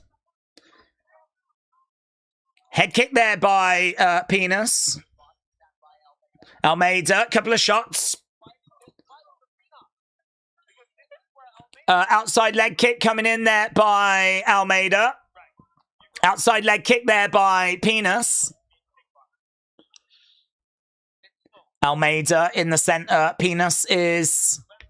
He is being very slow at the moment. Not much in it right now. 15-12 in favor of Almeida on significant. Another kick coming in. Penis just edging forward. Almeida. Shot coming in there by Almeida. I'm shocked at how slow this is. Another kick coming in there by Penis. Inside leg kick there by Almeida. 1 minute 30. Another kick coming into the body. Couple of shots coming back there by Penis. It's very close on this, to be honest. I mean, there's really not much to separate them. Almeida's ahead on significant strikes. Yeah, I don't feel like Penis is doing enough. Shot coming in there by Almeida. Kick coming in down the center. Another kick coming in. Penis edging forwards. Penis again in the center. We got 50-odd seconds left in this round.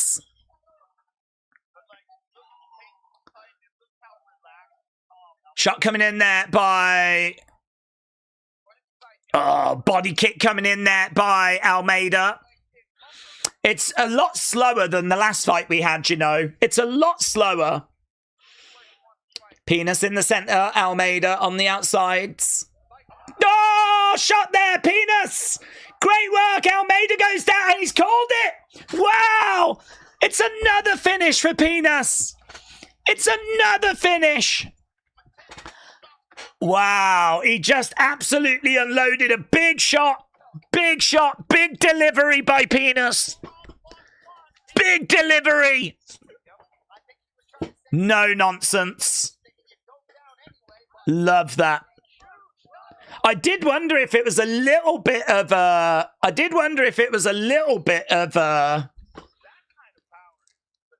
Let's have a little look here. Straight down the center. I did wonder if it was a little bit of an early finish, but looking at the replay, Almeida is knocked out cold. Penis absolutely doing the damage. So it was an inside leg kick there by Almeida. Penis right down the middle. Beautiful delivery. Getting the job done. Look at that. He couldn't handle Penis. He could not handle Penis. The power of Penis is so impressive. Really good. Straight down the center. Straight down the center. Do you know, I'm seriously impressed with Penis. I'm seriously impressed. That is some serious power. Almeida, I think, was winning that fight, you know. I think he was winning that fight. Oh, look how happy Penis is. Look how happy he is. Well, and he would be, wouldn't he? I mean, he's done what he needed to do. He's got in there and he's delivered. Straight down the center. But, yeah, he's a problem. He is definitely a problem. I honestly, and I do mean this, I think everyone in this UFC middleweight division are going to be lying awake at night thinking about Penis. Because what we've just seen there is a problem. So, job done by the big man. So good. Mr. Full D said, I love my Penis. Mr. Full D, shout out to you. I think he's all of our penises. So, yes, brilliant performance. He's a newcomer as well. He's only 24 years old. I mean, he's a newcomer. He's someone that you might not have seen too many times before. He's only fought once before, picking up a first round win back in February of this year. So really, Penis burst on the scene earlier this year. And honestly, this was striker. Obviously, Almeida bringing the kickboxing. I genuinely thought this was going to go a little bit longer. I thought Almeida was going to prove to be more problematic than he actually turned out to be. That first round, though, Almeida, I definitely think was taking it before Penis exploded. So, yeah. And coming up next, we've got Wang King coming up next, taking on Tracy Cortez. So, looking forward to Wang Kong, sorry. Taking on Tracy Cortez. That's going to be our next match.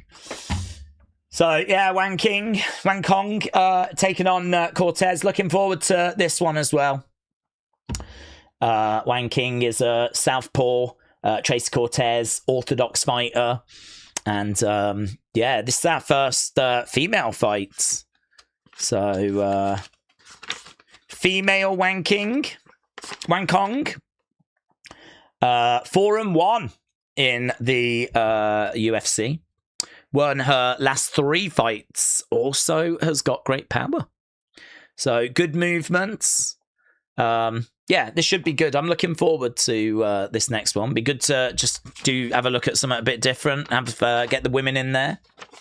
But I think we need to recover after having so much exposure to penis there. I think we need to just take a moment. But yeah, Joe Rogan in there with penis right now. Just doing a bit of a post-fight breakdown. If you are watching and you've not left a like, leave a like. We're only at 200 likes at the moment. We definitely need to improve that. We definitely need to pick that up. So, yeah, if you are watching and you haven't left a like, leave a like. Leave your thoughts as well. What do you think about the card so far? I think it's been really fun, honestly. We're kind of racing through these fights. Costa against Durden, Gandra against Reese, Basharat Gaza, Penis Almeida. We've managed to do all of those so far. And we're now finding our way to fight number 5. I said this would go quite fast. And it is proving to go quite fast. We've got 35 minutes until the coverage starts. I need to make sure that the coverage is all going to work on HBO Max, because I've never actually watched an event on HBO Max before. So this is going to be my first time doing that. So at the moment it says event details. I hope that watch now just appears. Don't know, that could be interesting.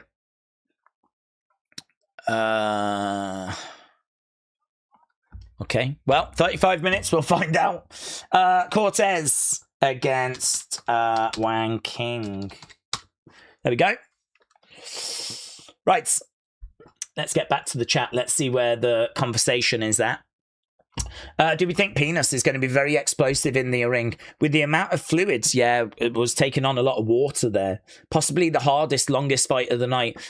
Not that long, to be honest. I mean, it was obviously all done and dusted, wasn't it, within the first few moments. So I think it would be beneficial for Penis if he could learn to go longer. So, again, just getting that experience. But listen, if you can get in there, get the job done and get back out again, there's obviously a lot of merit to that as well. So, really great performance from Penis. I don't think they'll be disappointed in that, you know. Got the job done. And on to the next one. Right. I wonder if Wang can handle Penis, said Thinking Out Loud. I mean, obviously, it's not a match that we're ever going to get. Maybe you could get some sort of weird freak fight from Netflix. I mean, I wouldn't put it past them to kind of come up with such a thing. But I'd like to see Penis against Jadong. I think that's a fight that feels more realistic to me at some point. So, Penis, Jadong, smashing together, you know, may the best person win. That's what I would like to see. Adam, shout out to you, my friend.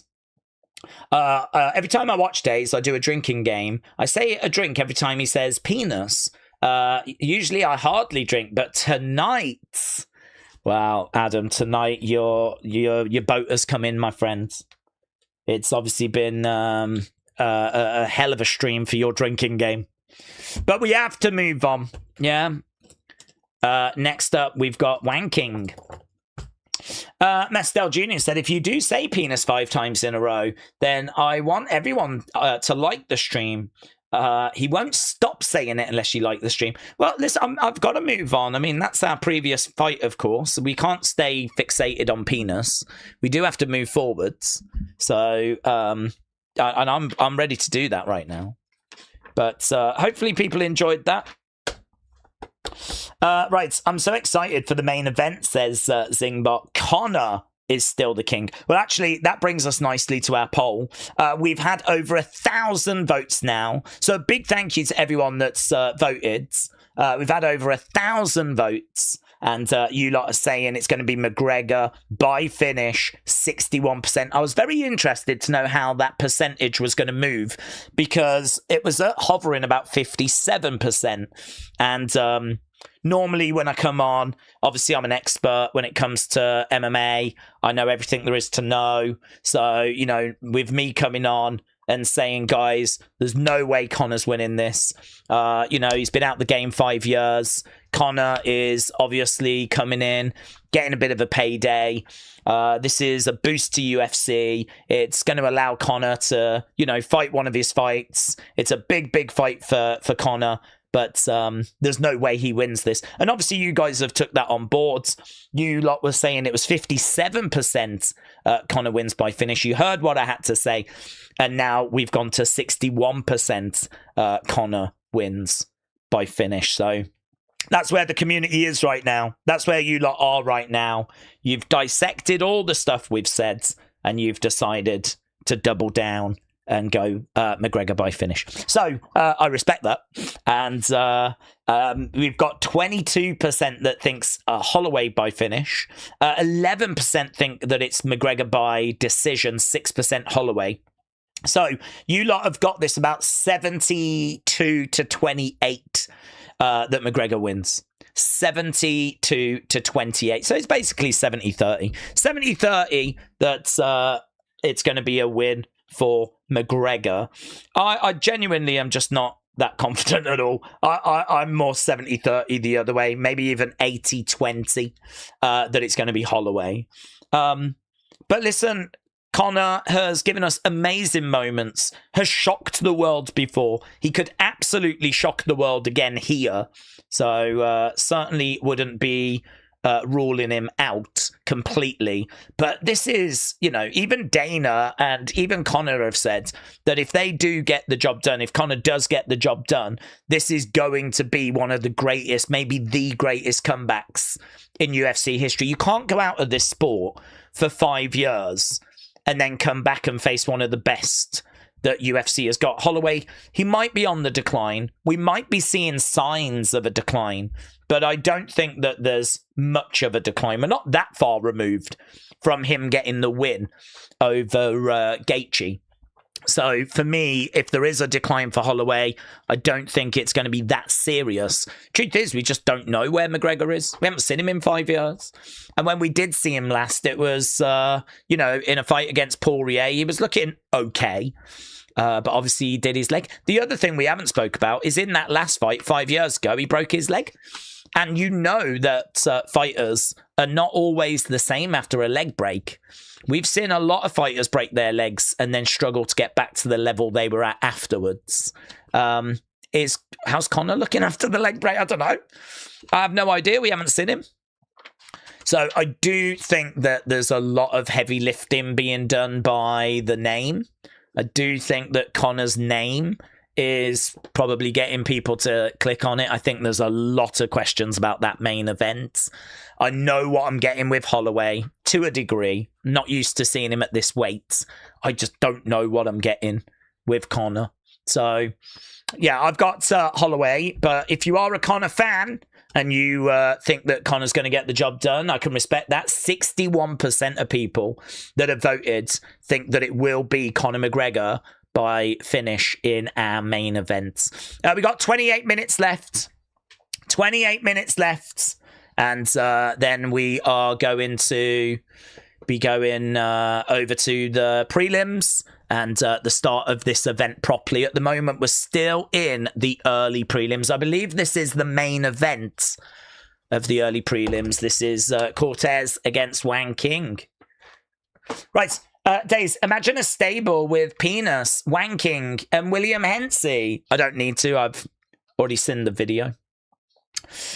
Zimbot said, I heard when he started training, he moved into the gym. The rumours said Zingbots. I've seen some of his training stuff. I mean, he's been working and putting little footage out. I mean, but I think it's always hard to kind of judge off training footage. I would not expect him to look bad in training footage. Certainly not training footage that's being published. So, he's got a team of people. They know what they're doing. So the footage that's come out has looked okay. He's training in lots of different facets. I've seen him striking. I've seen him looking for takedowns. I've seen him doing, various different things. But, yeah, I don't know, man. This is it's going to be a tricky. I mean, they're not even giving him a warm up fight. Maybe if he came back and had an easy challenge tonight, something a bit easier, and then he could go on to face Holloway. next year after getting a win. But I don't know, man, to come back after 5 years away and go straight into the deep end of fighting someone the caliber of Max Holloway, it's a big ask. If he gets this done, it is legitimately one of the best returns in UFC history. I really do feel like these odds should be wider, but they're only not because of Conor's name. And listen, no shade on that.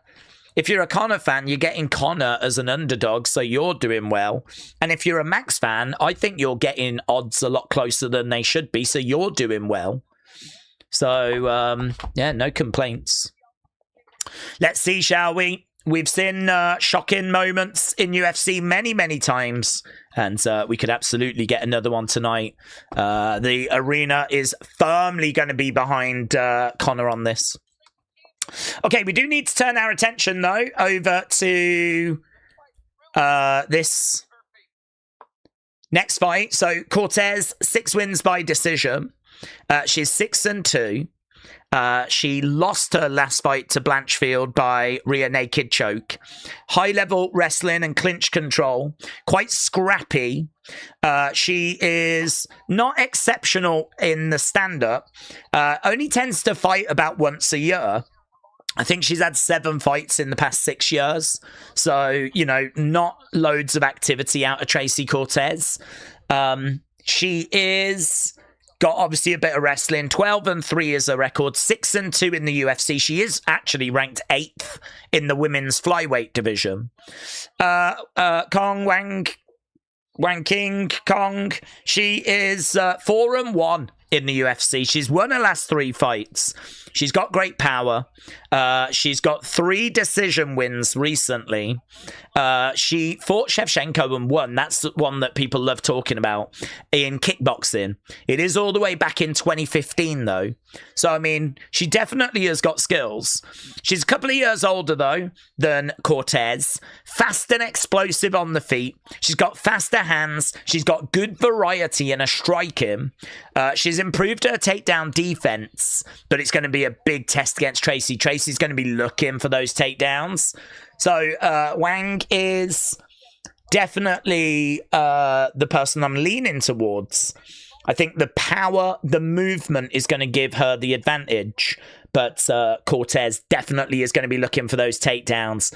Definitely can be asking some questions. She's definitely got a chance of winning this. This is number 8 against number 12 in the women's flyweight division. Name any bigger UFC fighter that's not Conor, says Zingbot. Oh, you couldn't? He's the biggest name. No doubts about that whatsoever. Ronda regularly releases footage of her terrible striking, says Pat. Not a huge UFC knowledge fan. Who's got the higher fight IQ, McGregor or Holloway, says Jeremy. Honestly, I think it's probably Holloway. I think that he's going to need to show it, because I think that if McGregor's going to win this fight, it's going to happen early. And so I think he's going to obviously bring a bit of a storm in the early stages. Once we get past, so Holloway's going to have to navigate that. I think he will. And once we get past that, then I think the cardio kicks in. I feel more confident that Holloway, who has gone 5 rounds many, many times, and has been fighting more recently. I mean, it's one thing to be fit in a gym. It's another thing to be fighting fit. And obviously, we don't know where McGregor is with his fighting fitness, because he hasn't had a fight in 5 years. So I feel like Holloway's the one that's going to have to navigate those early waters of McGregor.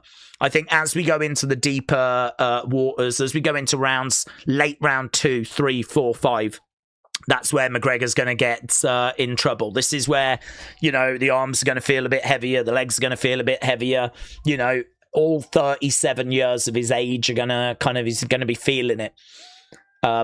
So I think just getting through those first moments is going to be Holloway having to try and weather that. And then it's going to come down to... can Conor weather the rest of the fight. Right, we're about to get underway. Norway just hit the bar, which is pretty crazy. They're playing really, really well, Norway. Really well. Okay, we are underway then. So we've got Wang and Cortez. So Cortez then throwing out some leg kicks. Wang throwing out some leg kicks as well. Cortez in the center. Wang is on the outside, circling round. Couple of shots coming in there by Cortez. Again, circling around Cortez in the center. Outside leg kick there by Wang. Cortez bouncing around, moving around. We've got the graphics up, which is good, even though they'll probably jump all over the screen. Lovely shot there by Wang. Outside leg kick by Wang. Cortez in the middle. Wang again on the outside. Outside leg kick misses there for Cortez. Right hand there by Cortez as well. Doesn't quite connect. Again, Cortez in the middle. Wang on the outsides. Wang just circling round at the moment. Cortez staying on the outside as well. Whoa! Cortez goes down. Yeah, Cortez goes down. Jab coming in there by Wang. Jab coming into the body there by Wang as well. I think Cortez sort of managed to block it. Wang in the center. Cortez. Oh, outside leg kick there by Wang. Yeah, that left leg is lit up a little bit here on Cortez. There's been some good early work here by Wang.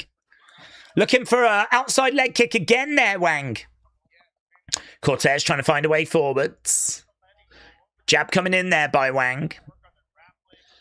Wang again circling around Cortez in the center. Where are we numbers-wise? Yeah, it does feel like Wang getting the better here. Those leg kicks in particular, 8 going to the legs. Leg kick coming in there by Wang. Cortez edging forwards. Wang looking for a jab. Cortez looking for a kick to the body. Cortez right in front of Wang. Wang swinging away. Cortez grabbing her. This is where we could get a bit of danger. Yeah, a lot of output here by Wang. You can see she's thrown 45 shots, whereas Cortez only 31. It's 20-12 in favor of Wang at the moment on significant strikes. She's getting a lot of success going to the legs there, Wang. 12 leg kicks. Another leg kick coming in. Jab coming in there by Wang as well. Another leg kick there by Wang. She landed that beautiful as well. Cortez's leg just sort of was out of position. Buckled momentarily. Wang staying on the outside. Cortez in the center. Right now we got Wang circling rounds. Cortez keeping a close eye, grabbing the leg there of Wang. Kick coming in there by Cortez. These two, when they go, like there's a real firefight that breaks out. Inside leg kick there by Wang. And outside leg kick there by Wang as well. Jab coming in there by Wang. Couple of jabs, that one just falling short. Leg kick coming in. No joy at the moment. We've got Cortez keeping a close eye on Wang. Wang looking for a big overhand right, but it falls short. We've got just over a minute left to go here. Wang staying on the outside. Minute left in this round. If you are watching and you've not left a like, leave a like. It's greatly appreciated. We are sneaking our way towards the end of the early prelims. This is our final early prelim. Wang has got Cortez up against the side of the fence. Wang is in control. Cortez has got Wang up against the fence. Shots coming in there by Wang. Wang reversing the position. Cortez trying to get on top of Wang. Guillotine is in by Cortez. Guillotine is in. She's managed to get a guillotine. I don't think she's going to find a finish with it. I don't think she's going to finish Wang by putting the squeeze on, but oh, that's a lovely reversal. Wang gets out of that. So guillotine was in momentarily. Don't think it was long enough to really give Cortez this round, but there we go. End of the rounds. End of the rounds. So it is, I think, going to be a Wang round. But there we go. We've gone into a break. So round number 2 coming up very, very soon. That was a great takedown by Cortez, said Zingbot. Feel free to let us know in the chats. Let us know which way you think that went. Carl, hello. Do we think Laredo is going to make his NXT debut soon? I think we will see more crossover between AAA and NXT. They kind of spoke about it, didn't they? Robert Stone was talking about bringing in some AAA talent, so Laredo could cross over. Okay. Noel Gallagher arriving. Anthony Kiedis from the Red Hot Chili Peppers arriving. That's a weird partnership, isn't it? Noel Gallagher and Anthony Kiedis. Oasis and Red Hot Chili Peppers. They're both arriving. This is very much the place to be, isn't it, right now? I'd imagine a lot of the world keeping an eye on Norway, England. Only 8 minutes left in that game. 1-1. Cortez in the centre. We're underway with round number 2. Wang throwing out a jab. Cortez trying to move forward, looking for a hook shot. Kick coming in there by Cortez. Wang staying on the outsides. Couple of jabs coming in. Swinging away. Cortez down. Cortez down. Wang standing over her. Kick coming in. Another kick coming in. She's got her down on the ground. She's not allowing her to get back up. Referee will stand her up, though, eventually. Cortez is on her back, just kicking out. Yeah, crowd are booing. They don't like seeing Cortez down on her back. So, crowd are booing. Cortez gets back up. Couple of shots coming in there by Wang. And right now, Wang throwing in a body shot. Cortez circling around. Wang outside leg kick. Jab coming in. No joy. Backing away. Cortez keeping the pressure on. Little bit of head movement. Jab coming in there by Wang. Outside leg kick there by Wang. Both fighters back on their feet. We've had 1 minute 30 of round number 2. Cortez moving forwards. So far, it's 32-23 on 34-23 to Wang right now. Wang on the outsides. Big shot there by Cortez. There's a real flurry, but they disengage. Cortez, again, trying to find a way forward. Wang keeping an eye on her. Wang, it's a little bit hesitant right now. I think they're both respecting each other's stand-up game. But, yeah, Joe Rogan just saying that leg is toast. We've got to 18 leg kicks right now. Jab coming in there by Cortez. Yeah, another kick. Oh, that's a lovely shot there by Wang. Yeah, you can see she's hobbling on that leg. The leg is definitely compromised. Right now, Wang grabs Cortez, gets him by the side of the cage. Big knee coming in. Illegal knee. She had one knee down. It's knee to a grounded opponent. Jason Herzog has called time. I think that's unfortunate, actually, because she gets her against the cage, throws in a knee, but Tracy just managed to get a knee down. So they're getting... Yeah, I mean, it was down. The knee was down. So it's a timeout. It's knee to a grounded opponent. That knee, it's down. It is down.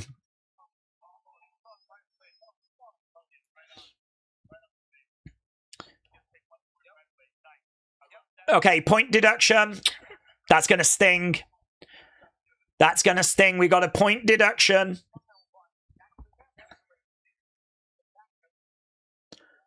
Okay, ref just checking on Tracy right now. We're about to get back underway. So, point deduction for Wang. Knee to a grounded opponent. Fight is back underway. We're in round 2. I mean, I think Wang's taken round 1. I think that she was ahead in round 2, so... Yeah, shot coming in there by Wang. Tracy in the center. She's had 19 leg kicks. That leg is compromised. I don't think it's going to take too many shots for the leg to really start buckling. So, I mean, she needs to keep chipping away, chipping away, chipping away. Shot coming in there by Cortez. Oh, lovely shot there. They're both striking out at each other at the same time. Wang with a hook shot. Cortez backing away. Wang right in front of her.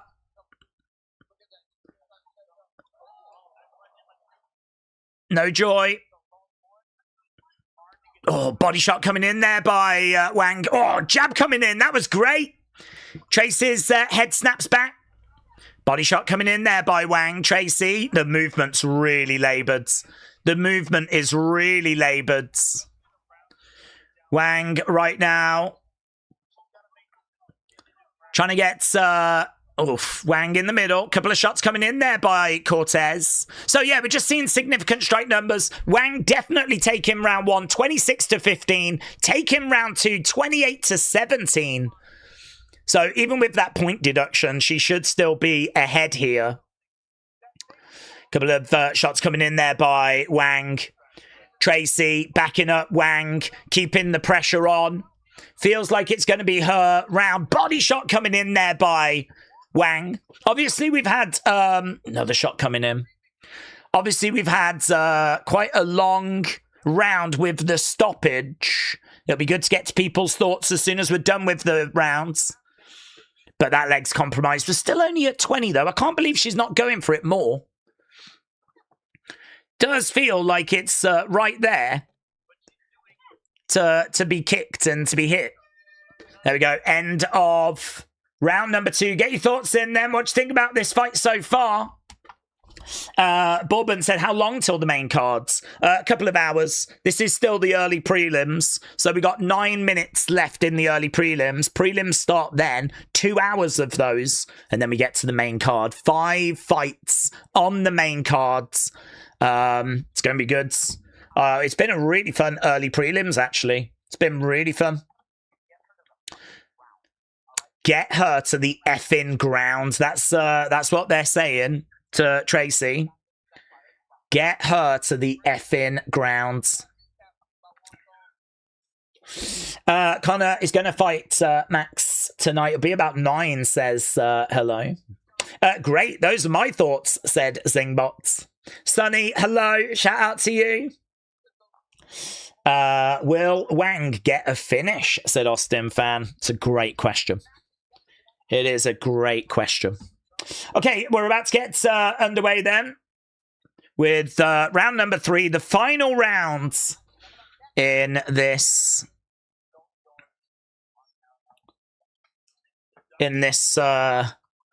fight. Okay, both fighters coming out into the center. I do think that Wang is ahead here. Round number 3, Cortez in the middle, inside leg kick. Right now, we've got Wang on the outside. I think she's got to keep working that leg. They have said to Tracy to go for those takedowns. You can see, yeah, nice. She's already fired in a couple of leg kicks within the first 20-odd seconds. Right now, we got Wang right in front of Tracy. Tracy backing up. Tracy and Wang are right in the center. Tracy backing up. We've got Wang in the middle. Keeping the pressure on. Wang continuing to punish Cortez on the feet. It's 9-9 for that second round. Cortez does have a chance to get a draw. Scrap Society has got it 19-18 for Wang so far. 19-18 going into round 3. I think we're probably all on the same page with that.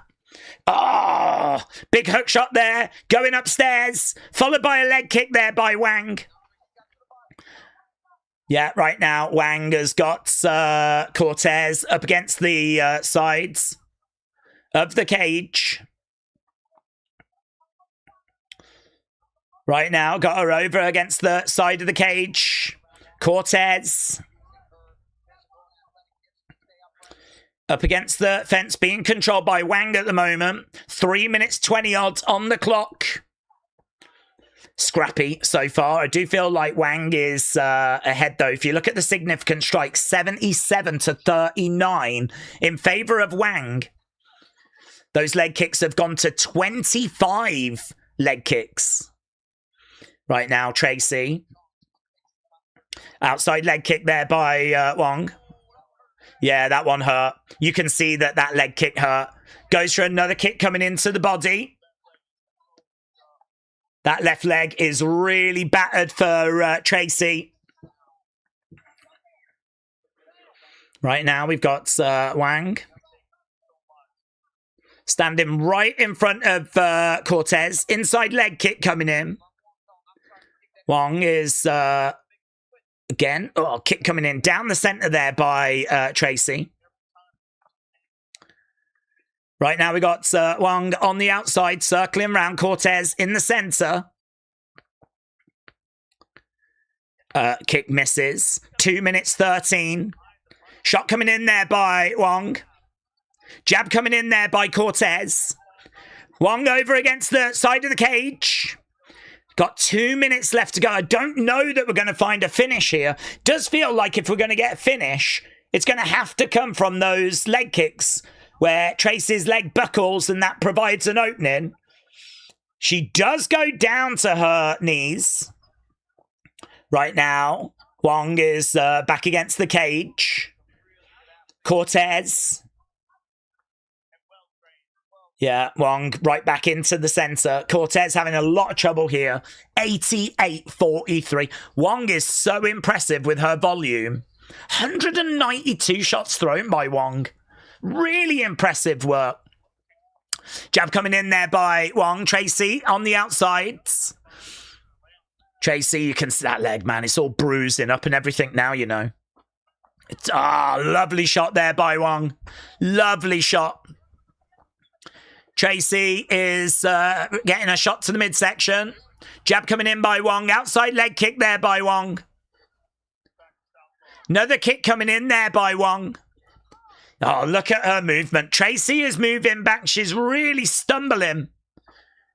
She's definitely feeling it. Definitely feeling the effects. Another shot coming in. She's just surviving now. She's just trying to hang on and just trying to survive. 28 significant strikes to 9 for Wang in this round so far. It's going to be every round for Wang. Another shot coming in. It was a great takedown by Wang, said Zingbots.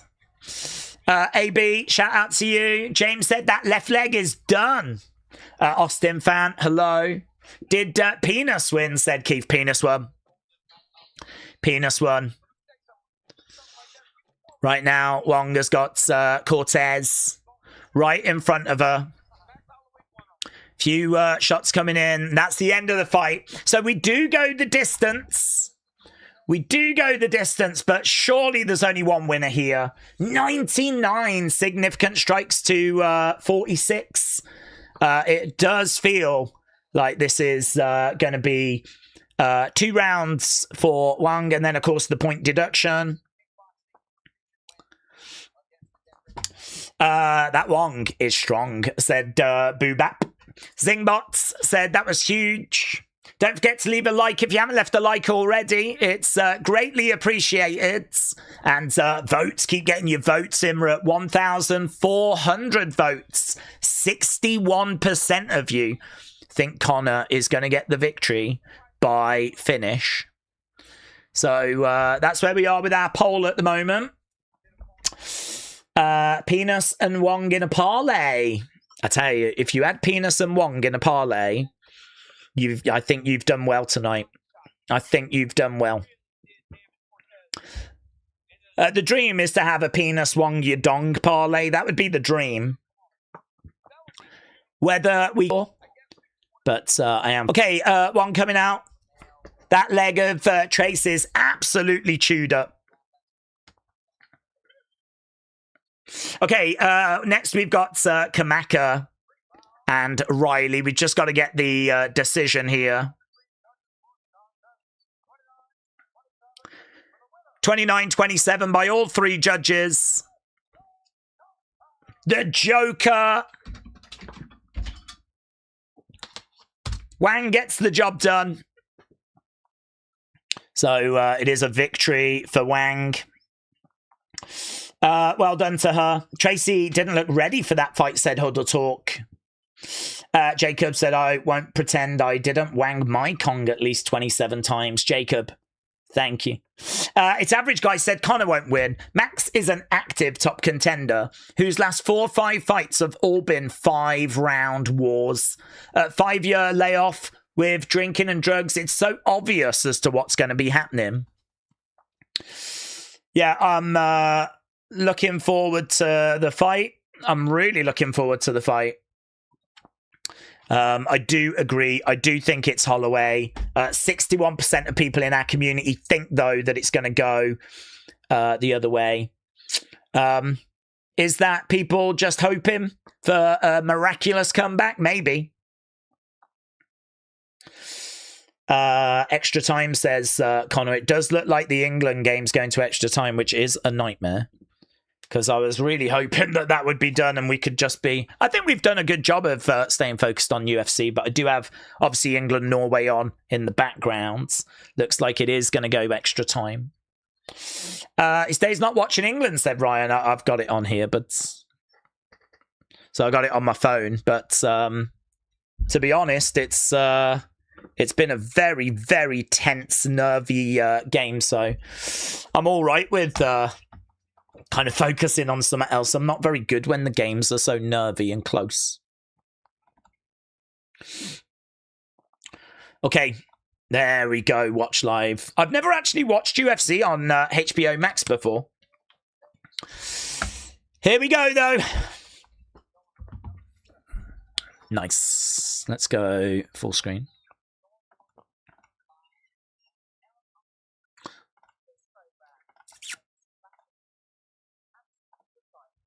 Okay. The game is stressing me the F out, said James. Yeah, it's stressing me out as well. I mean, I'm keeping an eye on it, and it looks to me like Norway have been the better team from the bits I've seen. Obviously, I've not been sat just staring at it, but from what I've seen, it looks like Norway was the better team. It's ended 1-1. Certainly do not get any impressions that this England team is bringing it home. Tense, nervy. We've just got a video package right now, so you're not missing any fights. If we have a look at the match stats, England's, expected goals for England 0.3. I mean, it's just not good enough. Expected goals for Norway 0.5. So I don't know. Should Norway have won that 1-0? Should the 2-1 have been the fair result? Don't know, but it's 1-1. Norway have had 4 shots on target. England have had 2. Whatever Thomas Tuchel's getting paid to be England manager, he needs to be earning it right now. Because 1-1 at halftime, no goals in that second half. Extra time and penalties are going to be staring at us also. Lots of drama. 300,000 people are just watching the BBC website live. It's not, I haven't even shown the game. It's just a text update. And there's 300,000. That's one of the highest numbers I've ever seen, actually, on the website. Keeping an eye on that. The numbers for watching this game are going to be huge. Probably 20 million plus, which is big for the UK. Obviously, there's only 60 million of us in England. So numbers for this game will be absolutely huge. It's a shame that it's on at the same time as UFC, of course. But to be honest, I'm just no good, man, when it comes to these tense games. I get so nervous. It's probably better that I'm here chatting with you guys. When the Mexico game was on, I was pacing around. I couldn't sit down. I was up. I had to go and make some burgers. I had some burgers at like 3 o'clock in the morning. I went and made a couple of burgers. Then I went and made a coffee. Then I had to go and grab some beers. Then I was like, does anyone want any sweets or something? Like, I just had to keep doing stuff because I'm not good. So it's better for me to probably be sat here just kind of talking about other things, to be honest. If Norway go through, they deserve it. I think they've played better. So if they go through, the truth is England were just not good enough. If England go through, they're very fortunate. But after what I've seen here, I would not fancy England against Argentina. I do not think it's coming home. So I feel like we're going to lose at some point. Is it tonight? Is it against Argentina? Is it in the final? The signs are not good. Okay, we are starting with the prelims. We've got the coverage. Airflow said, would you stream the final if England were in it? I don't have any plans to. I'm really not thinking they're going to make it that far, to be honest. I'm really not expecting them to make it that far. So maybe I'll give that some thought if they do win the semi-final. But at the moment, I can't even say they're the better team in the quarterfinal. Sonny said, I was on a planet a few days ago in my astral dreams. Sonny, I hope you're doing well, my friends. William said, I'm attacking Days on my podcast. I'm ignoring Days completely, says William. Attack away, William. Attack away. I know you love me, really. Joe Rogan said it's happening. He's actually back. So lots of excitement as the Mac is back. And that excitement is out there amongst you lot as well. Starting the prelims with 250 odd likes, which is great. By the time we get to the main cards, we do need that to be about 500. So if you haven't left a like, leave a like. It's greatly appreciated. I really appreciate everyone joining us for this stream. Obviously, there's a massive World Cup game going on at the same time, and I know that's taken a lot of people's attention away. So yeah, I really appreciate everyone joining us. We had some really fun fights on the early prelims. We got 4 fights coming up now, including Gable Steveson. If you are a WWE fan, that is going to be a name very familiar to you. Gable Steveson spent a bit of time in WWE. Didn't work out for him. He was a bit limited with his pro wrestling, but he was definitely someone that had got a lot of potential. But I don't know, there's a lot of allegations, isn't there, around Gable Steveson? There was a lot of stuff being said. I don't know what came of all of that. But he's moved into the MMA world. He's done very, very well. He's 3-0. He's got a bit of an easy fight here. Should be a first-round finish for Gable Steveson, who is looking incredible. He is looking very impressive. And yeah, I'm really excited to see him in action. He's a minus 3,000 favorite. He's one of the biggest favorites in UFC history, Gable Steveson. Main event of the prelims, Krylov taking on Whittaker. Whittaker, I love Whittaker. Such a great fighter. Gives his all. Gives everything he's got. And this is going to be his light heavyweight debut, so very much looking forward to that. Obviously, they're just running down the card. They're just showing Conor and Max, and obviously this is our main event, but some great fights on this card as well. Saint-Denis taking on Paddy Pimblett. Sanhagen against Bautista. Royval against Kavanagh. Green against McKinney. The main card looking good. Days, do we hate your country? You should be watching England and not the prelims. We're hanging on for dear life. Well, listen, a lot of people will tell you that, you know, work has to come first, doesn't it? So, you know, there's a lot of nurses out there, and I think we all agree that the work I do is more important than the work nurses do. So if they're out there, you know, being in ambulances and, you know, firemen are out there right now saving cats in trees, you know, they can't stop just to watch the game. you know, sometimes life gets in the way. And again, you know, we're all in agreement. The work I do is way more important than the work they do. So there's no way that I could miss this stream. So I do have the England game on, but to be honest, it's a nervy affair, and I'm quite happy being distracted. The Mexico game was bad enough. Now this one's gone extra time. So I'm quite happy just having it on in the background and having my attention on this. I'd never have thought in a million years I'd be more invested in a soccer game than grown men beating each other to death, says William. It's quite the distraction right now. But not for me, because I'm a professional. So I am dialing the F in. And we have got Kai Kamaka, taking on Luke Riley. So Kai Kamaka against Luke Riley. Kai Kamaka is 2-2 in the UFC. Won his last match by split decision in April. He should get the better start. I think he's quite durable. He's a technical striker. He left the UFC but came back in April. And yeah, he's got, he can be a bit passive, but he's going to have the experience advantage here. He's good at putting combos together. He works well off his lead hand. And I'm very much looking forward to seeing him in action. He is going to be taking on Luke Riley, who's 2-0 in the UFC.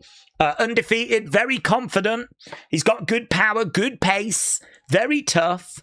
He does lack a bit of defense, though. There's definitely going to be openings here for Kai Kamaka. But I am going with Luke Riley. I think this is going to be quite cagey in the first rounds. I could see a late finish. If not, I think he'll get it by decision. So, yeah, I've got Luke Riley getting the job done.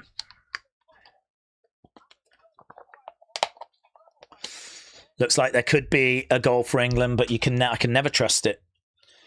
Never know if it's going to stand or not. It looks like it's standing, and it looks like it's the boy from Stourbridge again, who might be the flipping best football player in the world. At the moment, it looks like it's either him or Messi or... oh my God, shot spilled. Bellingham there with the follow-up. 2-1 England. But, I mean, this is early in extra time. We've still got half an hour or so to go with all the added time. So England better be flipping adding a third, because I am not confident that this is going to be enough. Not when they've got Haaland on the pitch. So England get an advantage. But is it going to be enough? Still a lot of work to be done there as Kai Kamaka makes his way down in the ring. Days, you also fund El Generico's orphanage, says Pat. Yes, I'm a big supporter of good causes. What time is the McGregor fight, says Jamie. Hello, Jamie. The McGregor fight is going to be around about 11 o'clock Eastern. That's going to be about 4 o'clock here in the UK. We're probably looking around about 3 hours 45. About 3 hours 45. Hey Jude, says Colin. Days, it would be good to see Conor fight live before he retires. I wonder if he will do that in Ireland. Yeah, I mean, tickets would be crazy. I mean, they've made $25 million from this show. So the gate for this is the biggest gate ever. That means that every single seat has got to be worth like 1,100. So they have obviously really charged high prices. I would imagine the nosebleeds are probably more like 500, and obviously ringside is going to be thousands. But yeah, their biggest gate ever. Dana was saying the other day, 25 million. Germany, our time, what would it be? Said Costas. I don't know. Depends how your time zone relates to the UK. I don't know if you're an hour ahead or 2 hours ahead. So I can tell you for us in the UK, it's going to be about 4 o'clock in the morning. For Germany, I would imagine if you're an hour in front of us, it'll be 5. If you're 2 hours, it'll be 6 in the morning. But I genuinely don't know the time difference between the UK and Germany. AB said 2-1 to England at the moment. Mate, there is so much time left. There is so long to go in this flipping game. It's hard to get excited, but I mean, I'd much rather be up than down, of course.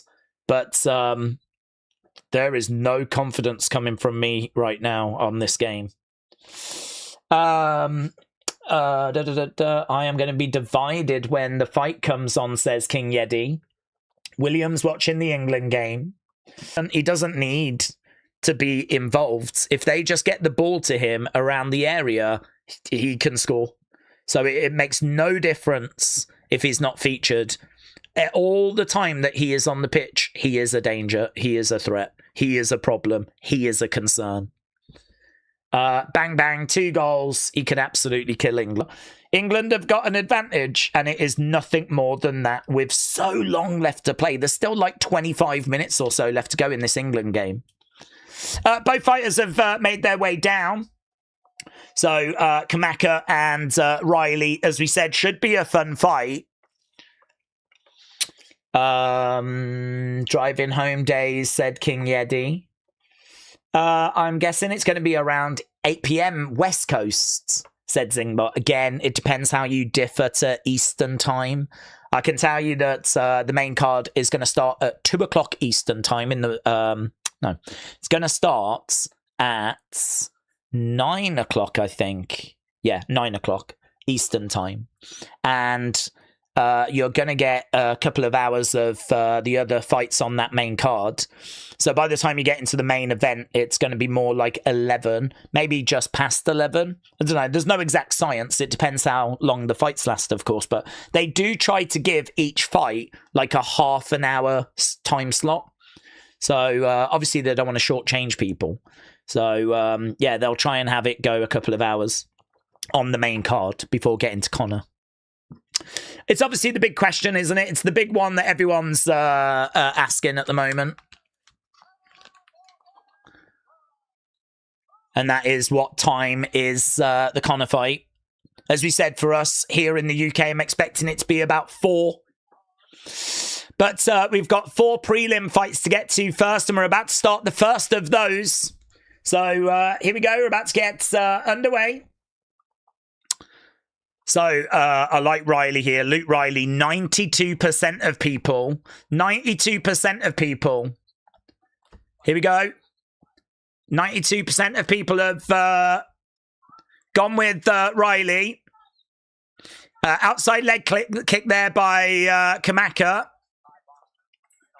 Riley in black, Kamaka in blue. Outside leg kick there by Kamaka. Riley, yeah, working the calf kicks already there by Kamaka. Leg kick misses there by Kamaka. Riley bouncing around, staying on his feet. Trying to come forward with a couple of shots. But leg kick straight out of the gate already by Kamaka is landed. 3 of 4. Jab coming in there by Riley. Another jab coming in. Another jab there by Riley. Kamaka. Oh, swinging away. Riley getting backed up against the side of the cage. Again, if you are watching and you've not left a like, leave a like. It's greatly appreciated. VAR just checking for an England penalty.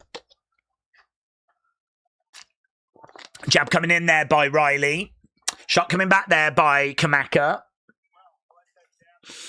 Okay, both guys on the feet. A little bit tentative. We kind of thought it would be this way in the early stages. If there is to be a finish, I think it comes later. Riley, though, you can see the speed in the hands. Shot coming in there by Kamaka. Kick coming in there by Kamaka. Riley in the centre. Kamaka. Couple of shots coming in there by Riley. Jab coming in there by Riley. Outside leg kick there by Riley. Kick coming back. Right now we've got Riley jabbing away. Kamaka in the centre. Riley on his toes. Kamaka. Oh, shot coming in there by Riley. That was nice. That was a lovely little left hand. Right now, we got a couple of shots coming in. And again, jabs coming in there by Riley. Riley definitely coming back in here. The leg kicks have been working for Kamaka. But nice shot there by Riley. Jab coming in by Riley as well. No penalty for England. Jab coming in. Jab coming in there by Riley. Another jab there by Riley. Kamaka looking for a kick, but actually Riley getting going now. Riley getting going. Oh, big shot! Kamaka goes down! Riley all over Kamaka. Kamaka back up to his feet. Oh, mate, the power. The power on full display. Kamaka in big trouble. Referee thinking of stopping. And the ref jumps in. Wow, brilliant. Brilliant. Brilliant by Riley. Well, I don't know if England are going to win this game, but they certainly just won this fight. Riley wants to go and watch the rest of the match. So he gets in there, gets the job done. And it's a brilliant performance by Riley. I did not expect a first round finish. I did think he could get the win. 92% of people on Tapology had him winning this. But, yeah, did not think it would come this early. Thought it was going to be a little bit later. But he gets the job done. First round finish. He puts him down. In all fairness to Kamaka, you know, he's still got something about him. Look at that. It's a lovely right hand. Cracks him on the jaw. You can see Kamaka is rocked, but he hangs on. He survives. Big shots coming in. Big knee as well. Referee was looking. And referee jumps in and calls the fight. So there we go. William said, I'm having an anxiety attack. I'd imagine everyone's having a flipping anxiety attack right now. Right now, it's Norway on the charge. Absolute rocket just being launched into one of our defenders. They're showing a replay of Mark Gahey going down. It's a Norway corner. This is a flipping disaster for England because Haaland is so big, so powerful. Any corners are going to be a problem. England are going to need absolutely everything here to, you know, make sure that Haaland is not given a centimetre. Got to be all over him as that ball comes in. They managed to get it away, but, mate, this tense. And the second half is going to be even worse. England really could have done with that penalty to have got a third and, you know, put a bit of a buffer in. But at the moment, this is just a nightmare. I got to tell you, if I was upstairs watching this and not sat here being distracted a little bit, I would be on my feet pacing. I would be on my feet. I would not be able to sit down. I'd be pacing around. I wouldn't know what to do with myself. You know, watching a team that you love in such an important game, having a really close match is just, it's not pleasurable. There's no pleasure here. There's no fun being had. It's just awful. I've come to the conclusion the World Cup is just awful. It's just nothing but pain and suffering. He was still defending himself. Gotta love that stoppage, says Pat. Don't love the stoppage.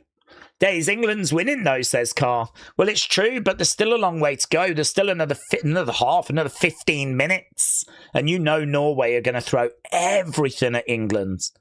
They're going to have to, otherwise they're going out of the World Cup. And, you know, it's shades of Mexico again when England just had, you know, wave after wave after wave of attack. So it's going to be nervy, man. I'm so glad I'm here with you guys being a little bit distracted. I am watching the football and I'm getting stressed out, said Dean.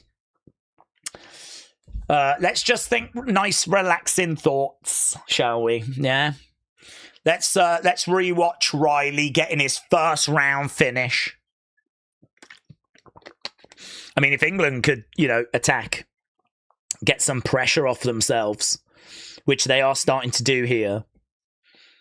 Ball being dinked in, but couldn't find the man. Bouncing around, gets cleared by Norway. Only so far. Just give it Bellingham. Magic seems to happen when he gets it. Days, it's unrelated, but do we think if Rhea's not back by the SmackDown before Saturday night's main event, then she'll have to relinquish the title? Is Johnny the most consistent SmackDown wrestler? I don't think we can give Johnny credit for being the most consistent, because he's consistently not doing anything. In regards to Rhea, yeah, I don't know if it's not by the SmackDown before, because to be honest with you, if she can make SummerSlam, then I would say that's fine. I think there's clearly an injury. There's clearly a problem. They clearly want her to be in action. She's a massive star, one of their biggest stars. If she can make it back by the time we get to SummerSlam, then I think fans would be okay with her arriving at SummerSlam and defending. We're not going to get much of a story, but perhaps we just need to find the best number one contender. Perhaps the story is this is the best person, and they're going to try and get the belt from her at SummerSlam. So I would give it till SummerSlam. If we know, though, that she can't defend at SummerSlam, I would obviously go in a different direction. That belt should be defended at SummerSlam. Okay, we're moving on. Next fight is going to be Cody Garbrandt, I believe. We might just have to wait a few moments, though, because we did just get a first round finish. So we might have to just wait a few moments. Cody Garbrandt taking on Adrian Yanez. So this is going to be our next fight. Adrian Yanez is minus 450 favourite. Cody Garbrandt at plus 330. Yanez 6-3-1 in the UFC. He's got a loss and a draw in his last 2 matches, though. 5 wins by knockouts. And he's got a win by decision as well. So, yeah, a draw and a loss for Yanez. 32 years old, though. He's going to be 3 years younger than Cody Garbrandt. And I think a lot of people feel when it comes to Cody Garbrandt, former champion, of course, that he's washed. A lot of people feel like his time is done. He did win his last match, though. He won back in March. He's got 6 wins by KO. 4 wins by decision, but he does have 7 losses on his record as well. So great boxing, great counterpunching, former champion, likes to use his jab and his movement, big chin, questions because he's been stopped multiple times. Durability, a big question for him. Leaves himself open when he's attacking. Cody Garbrandt, this is, a striker against a striker. I think Yanez is more composed. I think he's more patient. I think he's got the better boxing, better combos. I think he's got excellent timing. Yanez, for me, is the pick. I think this should be fun. I think this should be a banger. Yanez, minus 450 favourite. Garbrandt at plus 330. So, Yanez at minus 450. And honestly, this should be fun. This should be an early finish, a banger. It's in the bantamweight division. I'm really looking forward to it. So if you are just joining us, and I can see lots of people are jumping in and joining us, leave a like if you haven't already. We're desperately trying to get more likes. We're struggling with likes, actually. We haven't seen a great deal of movement with the likes.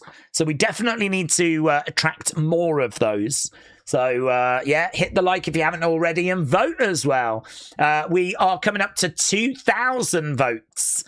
Still 61% of you think that McGregor is going to get the victory by finish. So, still 61% of you think that we're going to see a finish. I don't know. I don't know if I share that confidence. I think I'm leaning Holloway. But obviously a lot of McGregor fans around as people are tuning in for this. Okay, we are going to be going to the next fight very soon. We are just at commercial break at the moment. Let me know your thoughts. You can talk about the game if you want to. Obviously, the World Cup is obviously distracting quite a bit at the moment. Very tense. 15 minutes left. England up 2-1. If Haaland scores or Norway scores, takes it to 3-3, then obviously we are staring at penalties. And at that point, I may not be able to breathe. So it's very, very tense. I'm very grateful to be here with you guys. Very much distracted by what's happening. Unrelated, do we think AAA will do something important in July? I'm not envisaging anything important. I think they're just putting on solid shows. I think their big one is going to be Triple Mania. So I think they'll, want to put on like a really solid effort. We might see some couple of main roster stars, Penta, Ray Phoenix, Dirty Dom, El Grande. I'm sure maybe even War Raiders. I mean, that we could see a pretty healthy stacked cards. I'm not envisaging anything too shocking, just because there's no word of them doing anything too shocking or anything kind of lined up. I can't even imagine or think what that would be. Christopher, appreciate it, my friend. Hit the like button, said Christopher. Thank you. Days, I hit that like as soon as Penis hit hard in the face. Ian, I really appreciate that. And I'm so glad that you was here to watch that. It is true. Penis just absolutely unloading earlier. We had a lot of fun with that. I mean, Almeida didn't. Almeida's face may not be the same. Penis did quite a job on Almeida, but yeah, I'm glad that was something that you took some pleasure in watching. Here come Norway. We got a video package right now. Ball comes in. It's pretty well defended, to be honest, but this, oh my God, this is going to be a nightmare. It is going to be a flipping nightmare. It's going to be 15 minutes of Norway just trying to get the ball to Haaland in it. I really think England need that third, I do think England needs to get that third. I'm worried that there's a goal here for Norway. Oh my God. Cooper said, my neighbours are watching the World Cup right now. I can hear them. They're cheering. I just don't know what they're saying, says Cooper. Well, I mean, Norway's got a lot of supporters, and I really do understand that. I mean, to be honest, if they weren't playing England, I'd probably be rooting for Norway as well. I think Norway have kind of really won the hearts of fans with, the rowing gesture thing. Haaland as well has been putting out great social media content. I think they're just like people's second favourite team, really. So I feel like I've seen a meme doing the rounds quite often where it shows the world, and you've got, like, say, France, and then the rest of the world supporting the other team. I feel like that's what England are facing here. It's like England are supporting England, and then the rest of the world is supporting Norway. So I totally get it. I think I'd be doing the exact same thing as well if this was like Norway, Argentina. I mean, when it was Norway, Brazil, I was supporting Norway. They're very likable. So... But listen, the World Cup's the World Cup. You got to beat whoever's put in front of you. And, it's England, Norway right now. So, obviously, I'm with England. I'm cheering for them internally. But, oh, my God, this is tense. Haaland was subbed off. I didn't see him getting subbed off. I don't think that's true. I didn't see him being subbed off. Did you like the look of Kendall Gray? The arrow replay, it was wrong. I did see that, actually, Ian. Yeah, I did see that. She did do that, didn't she? Which was a bit stupid. Days, I like the stream, Ian. Thank you. How are we watching UFC, said Apex. Hello, Apex. I am watching it on HBO Max. I do actually have a TV down here, and I can take the cable from upstairs and plug it in down here. Oh, my God. Norway with a shot, but it goes over. I can change the cables and get it down here, but there's horrible interference now. It really doesn't work. It used to work perfect. It doesn't work anymore. if I change it, I don't know if the cable's broke or something, but if I try and get my cable going down here, it's horrible. Borderline unwatchable. It keeps glitching out and everything. So I'm having to find a different way of watching it. And so I'm actually watching it through HBO Max through the internet. So it's a great picture. And actually, rather than it being on my TV over there, it's right here. I have a monitor right here, so I mean it's a lot closer. It's better actually. I think the only downside is though that for those that have joined us on a regular basis, there might be a little bit more lag. I feel like this is maybe delayed a little bit more because of it coming over the internet rather than being satellite TV. But you know, whatever. England on the edge of the box. Shot coming in, and it's well saved. Saka! Oh, my God. Couple of big saves by the keeper. All of these could hurt England if they don't find that third. At the moment, they're just talking. Obviously, we've had first round finish. So, at the moment, there's not really too much to get our teeth into with UFC right now. Still 10 minutes to go, though, in this. It's a nightmare. This is a nightmare. This is an actual nightmare. Egypt should have won. I'm rooting for Switzerland to beat them, said Simbarash. Saka picking up the ball. Oh, offside. Oh, he was offside. Offside for Saka.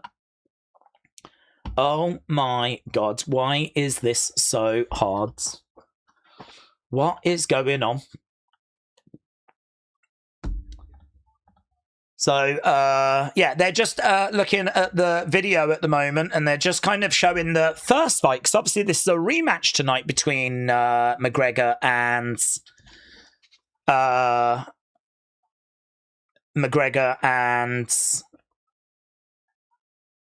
Holloway. Bellingham's not going off, is he?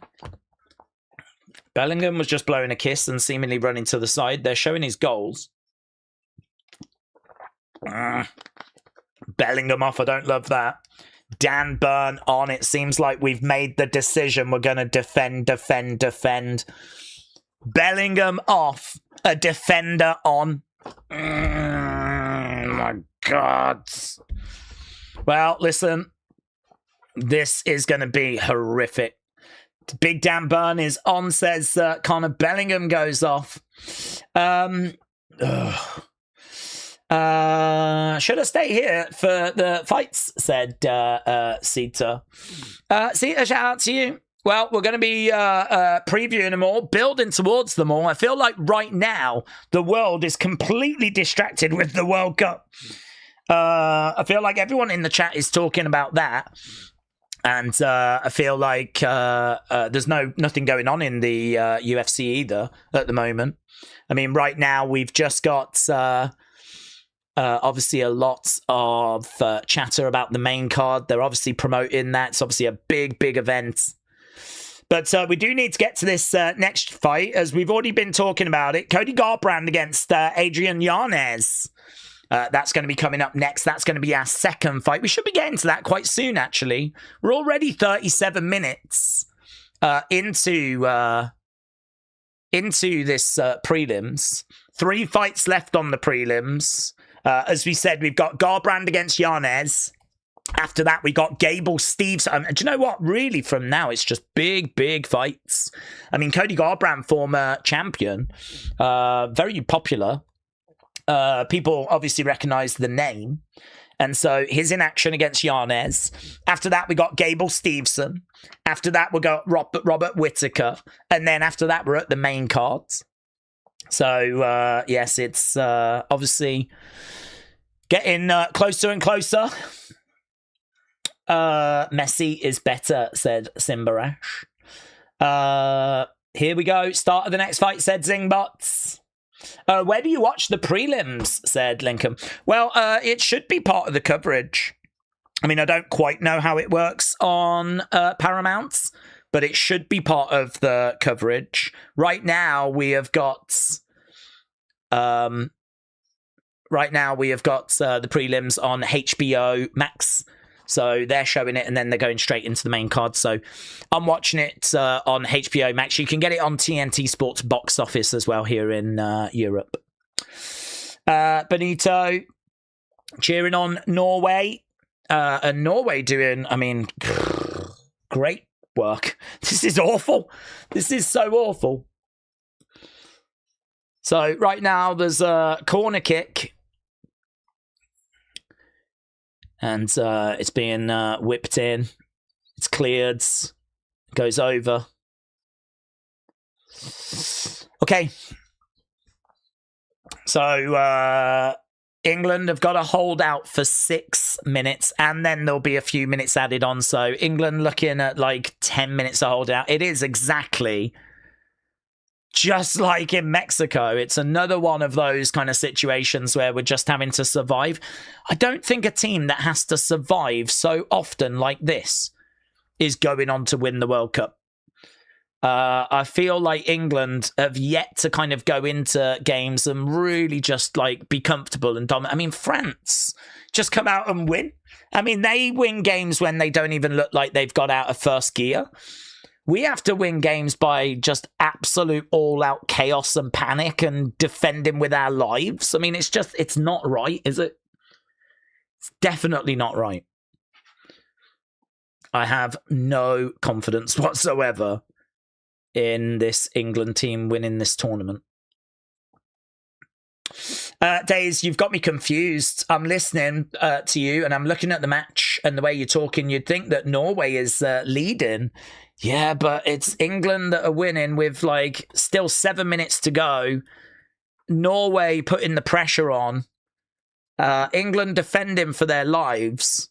And the games, to be honest with you, are only going to get more difficult. I mean, this is a Norway team that are good. But on paper, England should be better. England come into this as favourites. I don't know that England are favourites if they do get past this, then it's Argentina next. I don't think England are favourites in that game.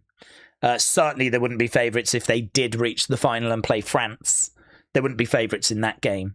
So England struggling in this game. Extra time, having to defend, see the game out, invite in pressure. Oh, mate. I mean, it's not doing my heart any goods. It's not doing my heart any goods. It's difficult to get the bunting out. Do you know what I mean? I haven't quite been reaching for the vuvuzela in celebration out of what I've seen here. What I've seen here is England having to flipping grind out a result so far, but it is just Norway battering England. Another free kick, whipped in. Pickford comes, punches it away. We are at commercial break at the moment. We're into the final 4-5 minutes. Pickford's down. Norway frustrated. Yellow card for the Norwegian player. Pickford is down at the moment. They're just checking on him. Are you all right? It's probably a little bit of sportsmanship on display here. Yeah, he did collide into his own player there, Pickford's. I mean, blimey now, look what we're doing now. We're wiping each other out. Now we've got goalkeepers and defenders colliding into each other. What the flip? Come on, England! Oh, my God. I'm so glad I got UFC. If I was having to watch this without a distraction, I think I'd be passed out by now. I think I'd be done. I'd be done. I'd be on the floor. I'd be needing oxygen. Jesus. I'd like to officially let the world know it is not coming home.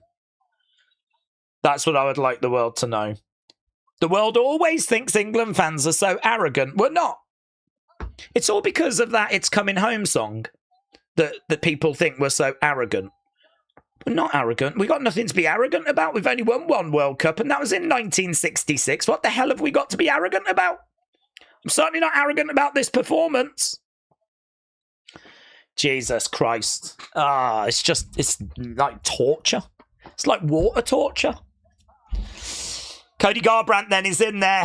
You're not missing any MMA action. If you're like, this is meant to be a UFC stream. Yeah, but there's no fights. We had a first round finish. Yeah. We had a first round finish, so we've been waiting ages to get to this next fight. Oh, God, Norway have got the ball again. Just give him a goal. You might as well just give him a goal. Okay, here we go. About to get underway. I flipping need this fight to start now. I need this distraction. Here we go then. About to get underway. England holding on by an absolute thread. I think that might have been Haaland's sister that they just showed. The Lions aren't looking so... Oh, big knee there by Cody. Cody Garbrandt coming straight out of the gates. Cody Garbrandt, okay, we got something to distract. Kane's gone down. He's clutching his head. England trying to take a bit of the sting out of it. Referee telling Kane to get up. Cody Garbrandt backing up a little bit there, circling rounds. Yanez in the centre. Garbrandt on the outsides. Yanez in white. In the centre. Cody Garbrandt on the outsides. In purple.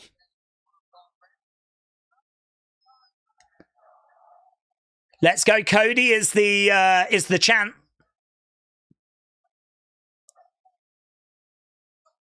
Swinging away there, Yanez. Ball goes out of play. We're almost at 120.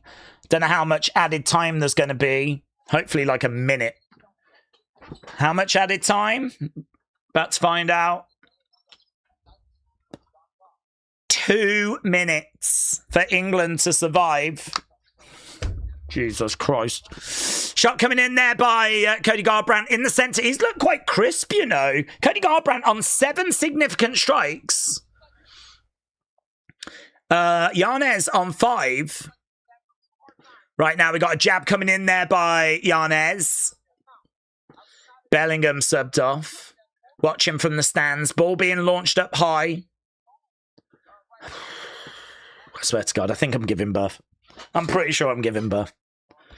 Jab coming in there by Cody Garbrandt. Yanez in the centre. Jab coming in. Hook shot there by Yanez. In the middle. Oh, that hook shot by Yanez. So nice. That looks so good. Yeah, good work. Trying to grab a leg. Right now, we've got Cody Garbrandt. Shot coming in. Garbrandt on wobbly legs. Down he goes. Referee steps in. Oh, my God. That felt a bit early. Oh, my God. It didn't distract me long enough. What the flip? That's not what I needed. Oh, Jesus Christ. Well, it's a first round finish. Get it away. Oh, my God. Yanez getting the job done. Cody Garbrandt put away. Need to see that finish again. There was some lovely exchanges. Kind of felt like Cody Garbrandt was getting the better of the fight, you know. There might be a free kick here. The Beach Kevin said it's coming home. Ball is kicked and it's done. Oh, Jesus Christ. Jesus Christ. Jesus Christ. Well, I would just like to congratulate England. Congratulations. Getting knocked out by Argentina in the semi-finals. I mean, there's no shame, is there? There's no shame. There's no shame making it to the semi-final of the World Cup, but getting eliminated by Messi.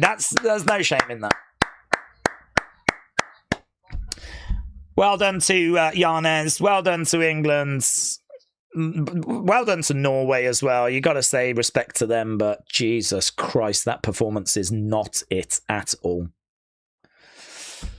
Oh, God. Wow, this has just been awful. Football sucks. I'm going to start getting into basketball. I'm going to start supporting a team that wins all the time. I'm going to support the men's Olympic basketball team. That's going to be my new team. I'm giving up on England. I'm giving up on Man United. They've broke my heart too many times. But I feel pretty good that going forward, I'm going to support the men's American US basketball team. So that's a big announcement I've just made there. That's a big announcement. I think we stand a great chance at the next Olympics of getting gold. I'm very excited. Okay, we're getting... I can breathe again now, said James. Garbrandt, Yanez. It's Yanez that got the job done in round one. He couldn't even flipping help me get through the end of that match.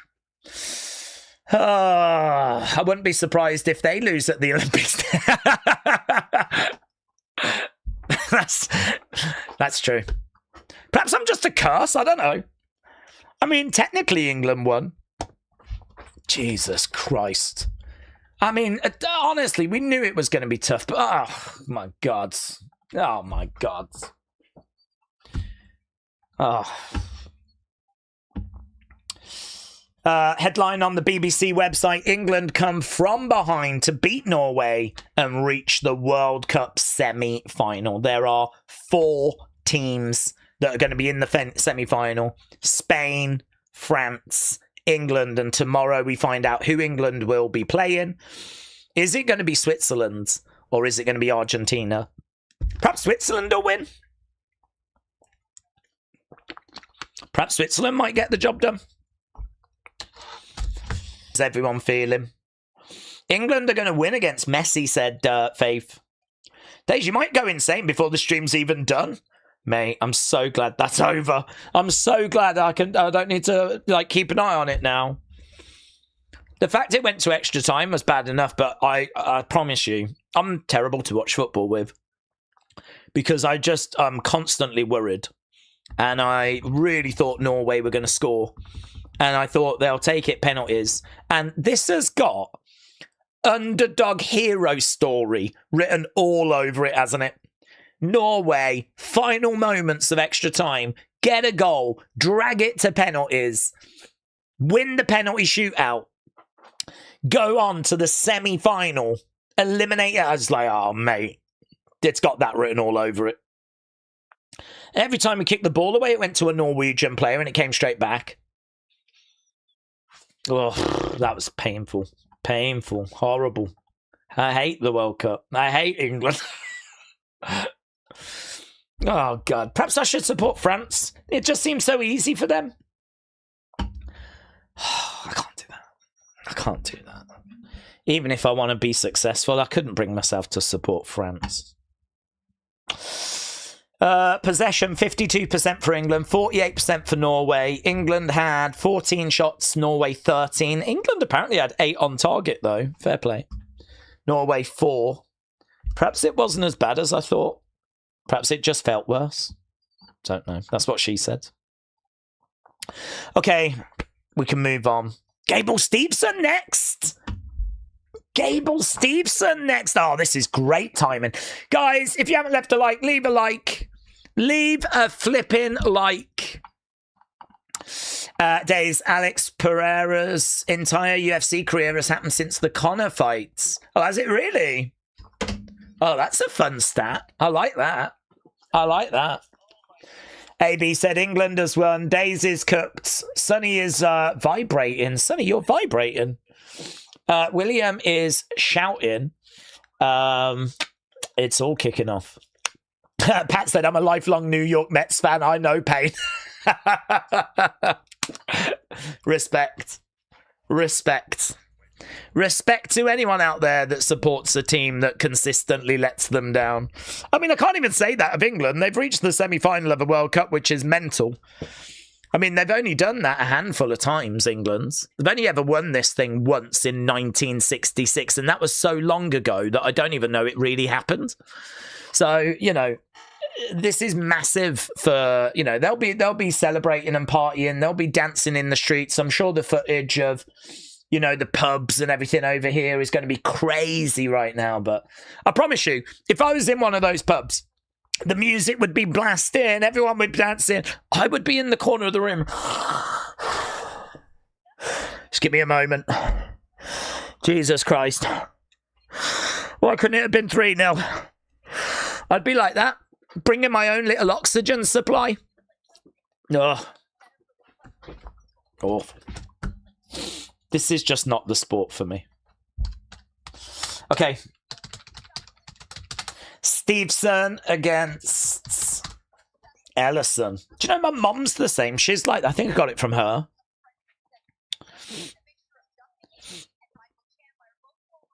Okay. They're just showing us some Paddy Pimblett footage. Not sure why. Gable Stevenson up next, though. Very excited for this. We were watching Gable Stevenson when he was... Well, we watched him win his gold medal. We did Olympic streams where we saw Gable Stevenson win his gold medal. Then we watched him when he was competing in WWE. He wasn't in WWE all that long. Well, he spent a bit of time there, to be honest, but they didn't use him much. I think he was struggling to pick things up. Crowd really turned on him very early as well. I mean, he gets booed out the build, and there were allegations made against him, though, about like a sexual assault. I don't know what came of those, so I can't comment. I genuinely don't know. I think it might have been settled, but I don't know. And so, anyway, you know, I think the fans caught wind of that. The fact then that he was not that impressive in ring as well, it just made it very difficult for fans to root for him. But he's come over to MMA. He's, you know, put the work in. He's got an Olympic gold medal wrestling foundation, right? So this guy is young. He's 26. Olympic wrestling. He's added striking. He trains with John Jones. He's got 3 wins on his record. This is his UFC debut. And, yeah, he's going to win. I mean, there's no doubt that he's going to win. He's minus 3,000 favourite. That means that you have to bet $3,000 just to win $100. Spurs, shout out to you, my friends. Let me get to your comments. Spurs 24601. Appreciate it, Birds Their Days. You are the ultimate essential worker. Thank you for your service. Thank you, my friends. Yes, I massively appreciate everyone joining us tonight. And this is essential work. You know, people have obviously got things going on in their lives. They need distractions. There's clearly no one else that's going to be doing UFC watch-alongs, you know. So we are an essential worker. This is essential work. And, you know, I was quite happy to sit here and even sacrifice missing the England game for you guys. That's just my gift to you. Yeah. So we're just seeing some footage of Gable Stevenson getting his wins. There's John Jones enjoying what he's seeing out of Gable Stevenson. He can go all the way. His striking is really good. Don't know about his kicks.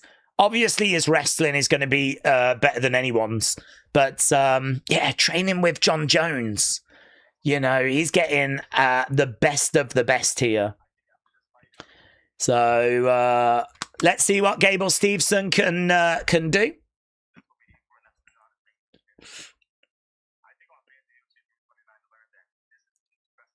Fans are going to learn that I am a new specimen in the heavyweight division. Gotta tell you, man, Gable Stevenson representing the USA. USA might have a big heavyweight monster that they can get behind here.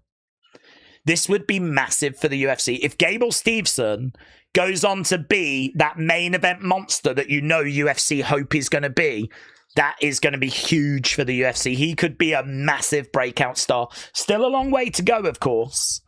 Long way to go. But I've got no doubt he wins easily this fight. First round finish. Is Conor going to be on later? Conor's on later. Conor's going to be not for a little bit, though. We're probably looking around about 3 hours till we get to Conor. We've still got A couple of fights to go on the prelims. We're halfway through the prelims. And then, of course, we'll be at the main card. So if you are watching and you've not left a like, leave a like. We're desperately fighting, trying to battle our way to get to 500 likes. So, yeah, if you've not left a like, leave a like. And we are going to be just a commercial break. When we come back, we'll be going to the Gable-Stevenson fight. Ian said, did you know when I used to see your clips back in the day, I wasn't a fan due to the way you said, oh my God. I think it's your accent. Now, however, you're my Wonderwall. Oh, Ian, thank you. That's strange. Oh my God. That's strange, isn't it? There is quirky little things like that, though. I mean, I get it. I'm sure that there are people that have got many interesting issues with me, things that I would not even consider.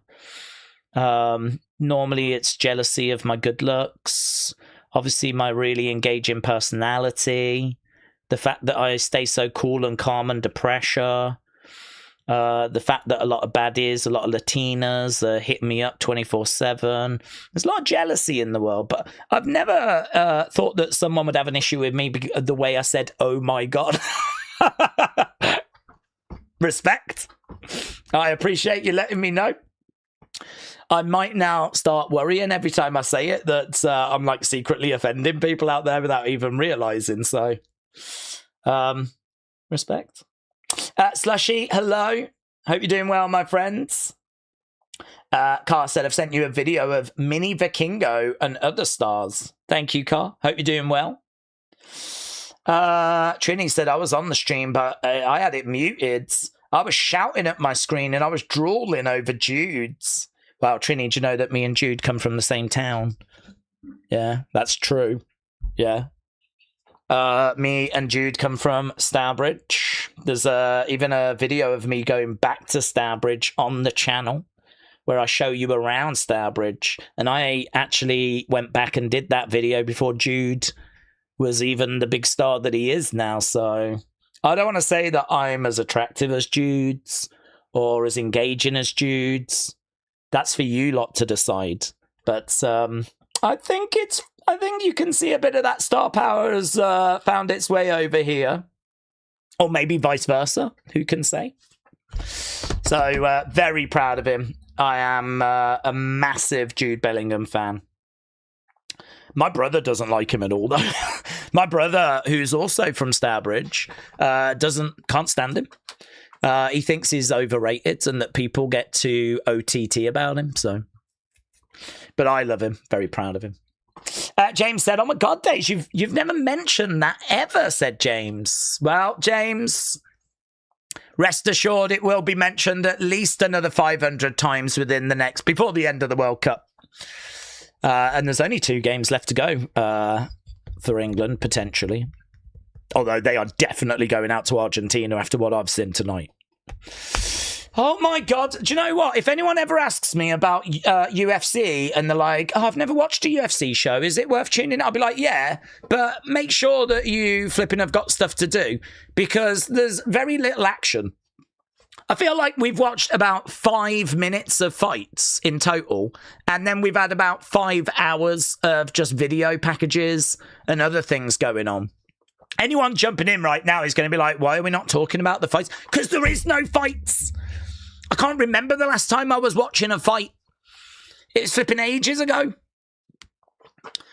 We're just waiting for this Gable-Stevenson fight to get going. To be honest, we have had a lot of first-round finishes on this card. A lot of finishes in general. And that has resulted, obviously, in a lot of this cards just being filled out with video packages. So, to be honest, I mean, I've got round 1 finish written for this next one. Gable-Stevenson, round 1 finish. 96% of people have got him winning.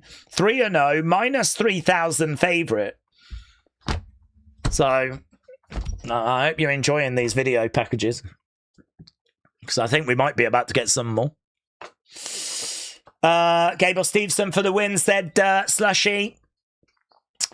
Days, just put collision on, says Almighty. Almighty, I don't believe in self-harm. Thank you. But, no, that's a slippery slope. I don't believe I'm still watching UFC due to the UFC 250 final and the ref allowing a 4th round when Topuria said he couldn't see out of his right eye, says Ian. Yeah, he did allow it to go on, didn't he? That has been debated as to whether that should have happened or not. But, I mean, he went on to lose anyway, so. Do you know what I mean? I've got both on, says Cooper. All I can think about, says Pat, is penis. Yeah, respect. Whitaker, said Adil. Whitaker next, but... So 2 fights left on the prelims. Gable Steveson against Ellison is next. Ellison, Norton won in the UFC. And honestly, I don't have any notes because he's got a puncher's chance and that's it. He is basically a warm body for Gable Steveson to get in and, beat. That's it. We've got Krylov against Whitaker after. That's going to be the main event of the prelims. Really looking forward to that as well. Whitaker moving up to light heavyweight should have a speed advantage. I think we are seeing a decline though. I mean, he has lost his last 2 fights. And the thing is, once you do start losing as well, I mean, it's all right if you lose once against a high name, whatever. But I mean, if you do start losing, and certainly he did not look good against Derrida. So the manner of the loss is concerning for Whitaker as well. We all remember what happened to Tony Ferguson. I mean, Tony Ferguson was flipping king of the world, about to fight Khabib, and then all of a sudden goes on just the worst run. So I don't know. I'm not saying that that's going to be Whitaker. I do think this is going to be a big test for him, though. Moving up in weight, taking on a very, very credible fighter in Krylov. Krylov, who's coming off a win as well in January. So he's going to have confidence. He's going to have momentum. I do think Whitaker should take it, but there's big question marks about, where he is. Is he declining? Okay, here we go. We're coming back from commercial break. We're coming back from commercial break.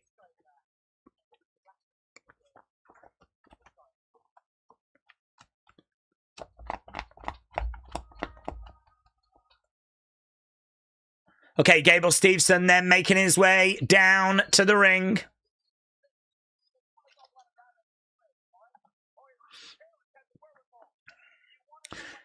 '20 Olympic freestyle wrestling gold medalist.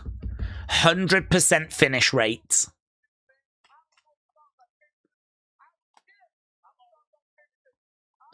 Two-time NCAA Division I National Wrestling Champion with Minnesota.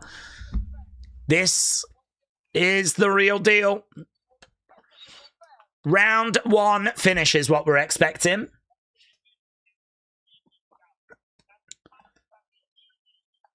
The heavyweight division is extremely shallow, says Joe Rogan.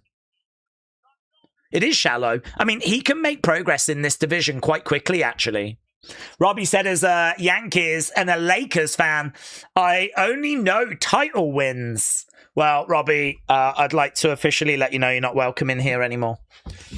This is a live stream for people that don't enjoy success.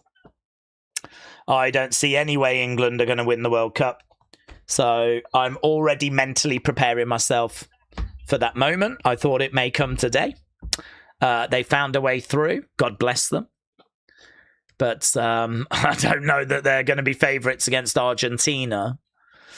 I genuinely don't know, actually. I mean, Argentina haven't been looking that great. But, I mean, they do have Messi. God. Well, we don't even know if Argentina are getting through yet. They've got to play tomorrow. But, stupid World Cup. Bruce Buffer then. Doing Bruce Buffer things. I'm not answering nonsense anymore. I'm not high enough to be patient, says Trini. Days, if England wins the cup, you will have to go 1 year streaming without a hat, said Mr. Full D. I really don't know how those two things kind of marry up, to be honest. A grey beanie. I missed the black one, says Ian. This one. To be honest, I've got a couple of black beanies around. I've got another one over there, but I always take this off, and it's always the first one I see. So that's always why I wear it. I probably should mix it up, though. I should have worn an England one, really, but I don't have one. But I could have bought one. Gable Stevenson, then. We're about to get underway. Hello to everyone that's joining us. James said exactly all they've got is Messi. James, I wish I could have some of your confidence. I have none. My confidence is completely gone. Okay, here we go then. We're about to get underway. Let's go. Gable Stevenson. This is one that really jumped out to me. I was really looking forward to watching this. And, you know, after a few hours of streaming, we're finally there. Gable Stevenson makes his UFC debut. And we are underway. Obviously, Ellison is not going to be here to just be a warm body to be beaten. He's going to try and give it... Oh, Gable slipped. Kick coming in. He gets right back up, though. Ellison didn't capitalise, couldn't capitalise. Side kick there by Gable. He tries to come in with a jab. Big shot coming in there. Couple of shots coming back by Ellison. Gable on the front foot. Kick coming into the midsection. Another kick coming in, looking for a takedown. Ellison looking for a guillotine. Gable Stevenson backing up a little bit. Couple of jabs coming in again there by Stevenson. He's all over Ellison. Big hook shot there by Stevenson. Swinging for the fences. Knee down the middle. We've got a bit of Muay Thai. Bang, bang. Ellison over by the side of the cage.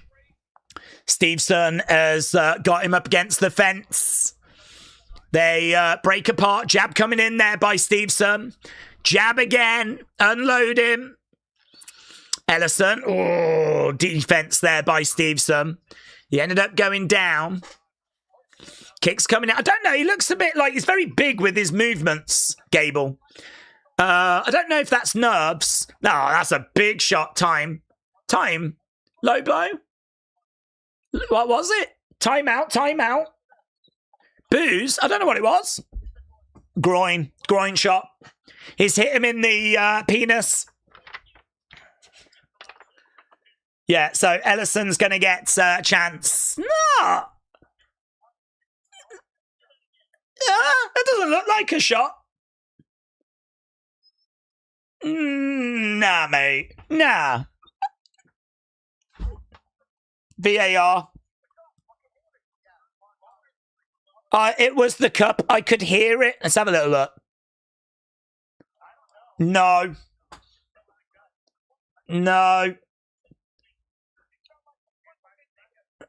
He said he could hear it. Oh, my God. What's going on? We need VAR.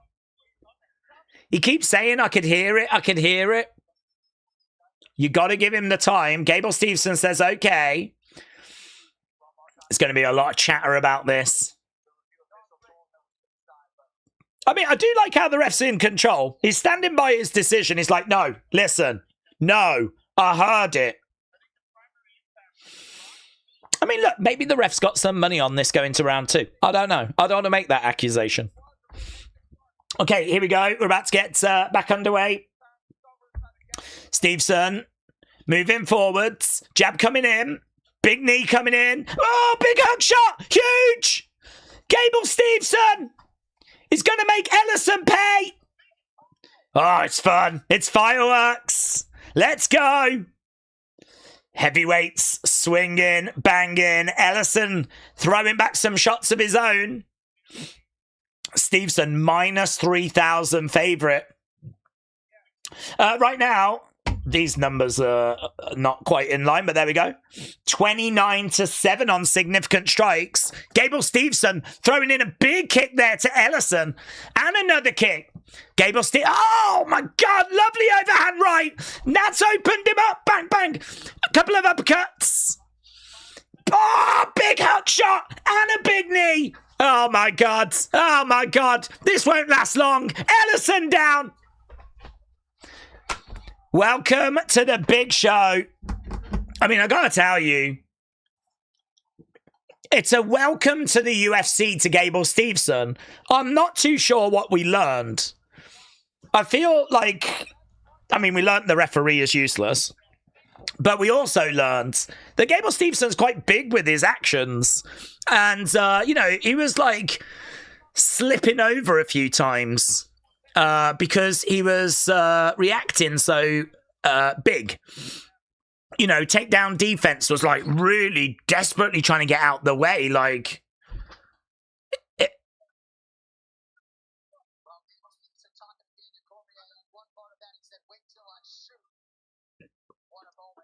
Gable Steveson just having a word with Daniel Cormier. I didn't know if he was being a bit heated with Cormier there, but I don't think he was. Cormier was just sort of looking up at him. I couldn't hear what was being said, but he did give a thumbs up.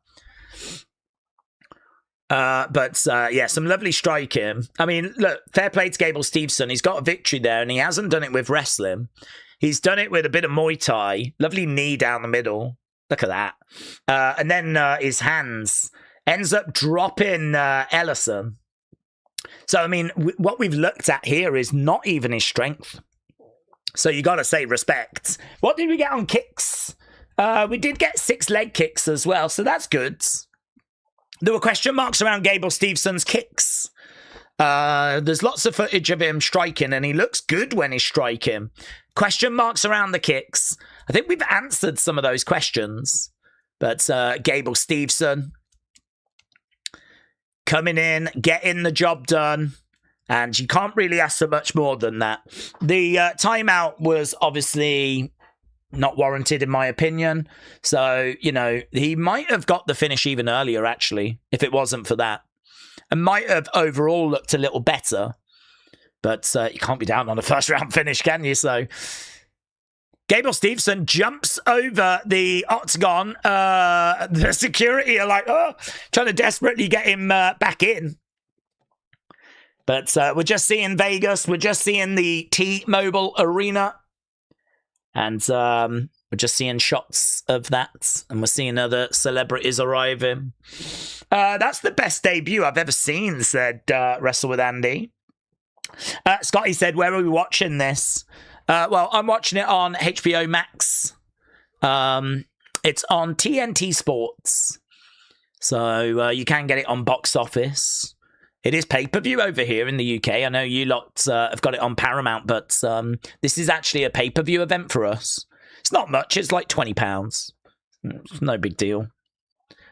But Gable Steveson gets his hands raised. Who dat Saints J? Hello. Said, I just turned UFC on. How's it been so far? It's been good. I've enjoyed it. I think it's been a really fun watch. And, you know, I've said before, it is always nice to kind of come back to UFC. I always enjoy it. And I do regret not being able to do it on a more regular basis. But, yeah, watching fights like that, Gable Steveson in full flow. Really, really good. He's finished all 4 wins by knockout now. 4-0 is his record. 1-0 in the UFC. And as we said, you know, his real strength is the wrestling. Dean said, Argentina, Switzerland are playing now. Are they? I thought that, don't they play tomorrow? I didn't think they played today.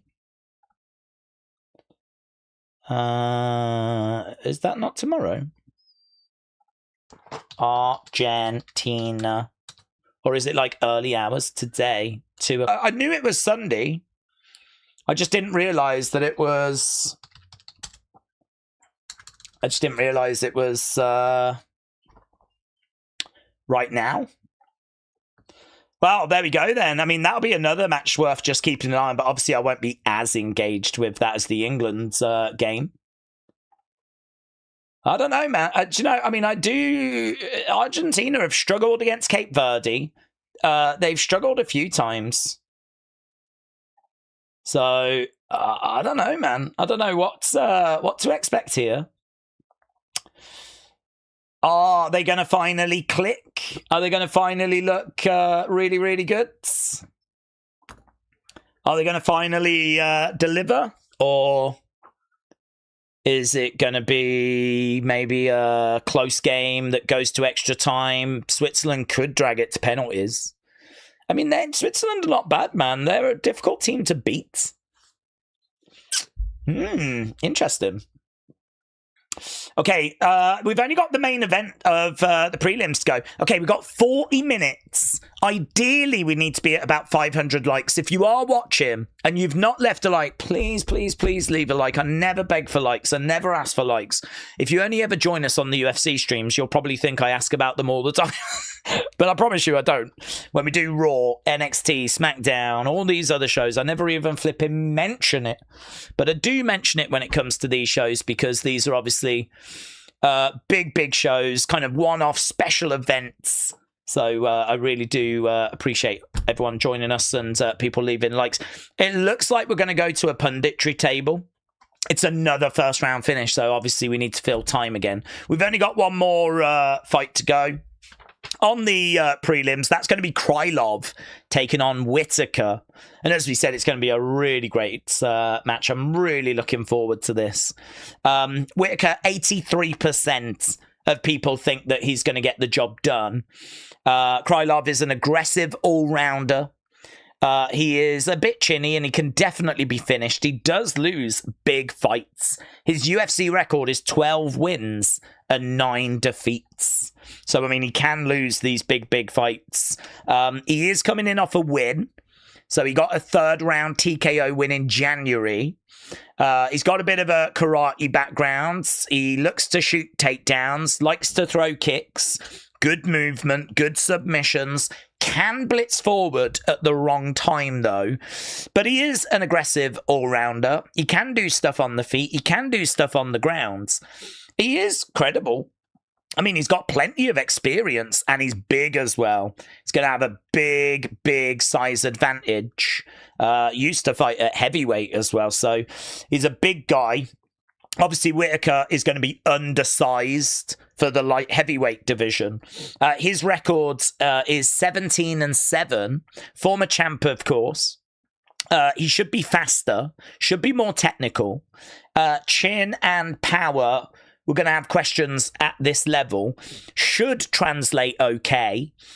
He did struggle against the Ridder. And I do think one of the stories of this fight is he going to struggle again here against an even bigger opponent? And are we starting to see him entering that sort of Tony Ferguson stage where you just drop off a cliff? You know, it happened to Anderson Silva as well.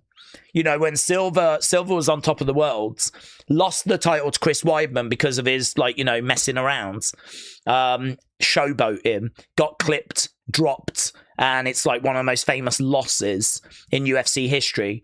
Rematch, everyone thought that Silva would just take it more serious and win the belt back. And of course, that's the one that he breaks his leg in. And after that, you know, he picks up a couple of wins, but he's never the same fighter.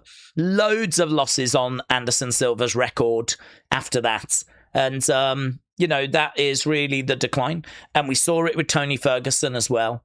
And potentially we're seeing it with Conor.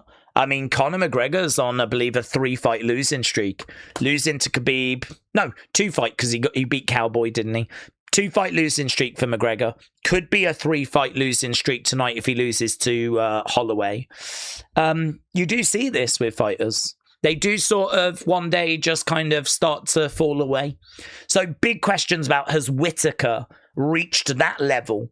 Is he now going to be starting to fall away?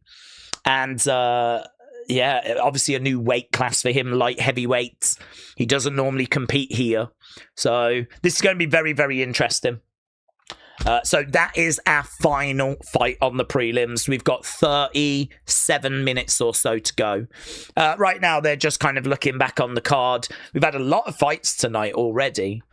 I can't believe, actually, how quick it's all gone, though.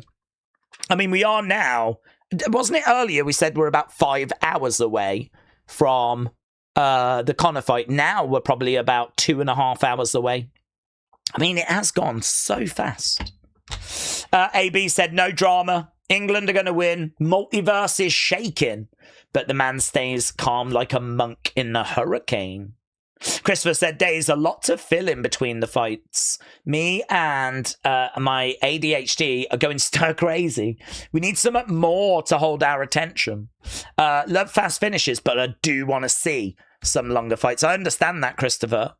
I mean, to be honest with you, I would like to see a couple of longer fights as well. I'd love to see a real battle, back and forth, getting stuck into the trenches. I mean, obviously, you want a mixture, really. I always think the best cards are not the cards that just have multiple first-round finishes, but you do need some of those.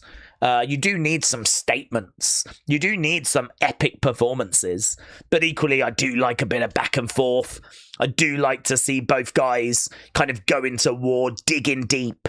You know, I think we just actually saw that from England-Norway, where it was 1-1 after full time, goes to extra time. England scored that goal early in extra time, and then largely have to survive, largely have to defend. I don't think they had too many chances in extra time. So, yeah, I think it's definitely, we've seen a battle, an epic battle go down there, but not too many of them in the UFC tonight. So, I don't know what to expect here. I think Krylov Whitaker is also potentially going to have a finish. I'm leaning Whitaker, but it might come. It might come a little later. I don't think this is going to be round 1, right? I think it'll be quite late, actually. So that kind of epic battle that you're looking for, you might be getting it next. Billy said, Days, I'm just getting on. What a game with England winning. I think they do have a great shout of winning it all. They're a solid team. Sadly, the USA lost our adopted country, Norway. I know. I think Norway were brilliant. And to be honest, there's a couple of teams there England have had to knock out that I really wish we didn't have to. But, if you know, that's the game, innit? I mean, Mexican fans were fantastic. All I've seen is Mexican fans coming up to England fans going, well done, you know, and wishing them all the best. I mean, that's classy. I like that. I've never been one that's gone big on banter, to be honest, right? Certainly not after a result. I might have a bit of fun with someone before a game, but after, whether we win or whether we lose, I kind of feel like if we win and you banter someone, you're a bad winner. And if you lose, there's nothing to banter about, is there? So you can't control if someone's going to banter you or not. But I always think, like, don't bring it on yourself, you know? If you're not going to really like it being bantered if you've lost, then don't banter people when you win. So, yeah, I kind of said that on the Wrestling Escape pod. I was like, I've got no desire to banter Mexican fans or Mexico. They've shown themselves to be so classy. And I think the same will be true of Norway as well. I really think the same will be true of them. I think that in the build, it was all respectful. It was all good-natured. They're kind of like a lot of people's adopted teams because of the rowing, you know, and Haaland's pretty funny on social media. So I think it's a real shame England have had to get past Mexico and then Norway. I don't think there'll be too many tears if England do knock out Argentina, if it's Argentina next. I don't think Argentina have been winning many supporters. I've seen footage, actually, of, their fans chucking beer over other supporters.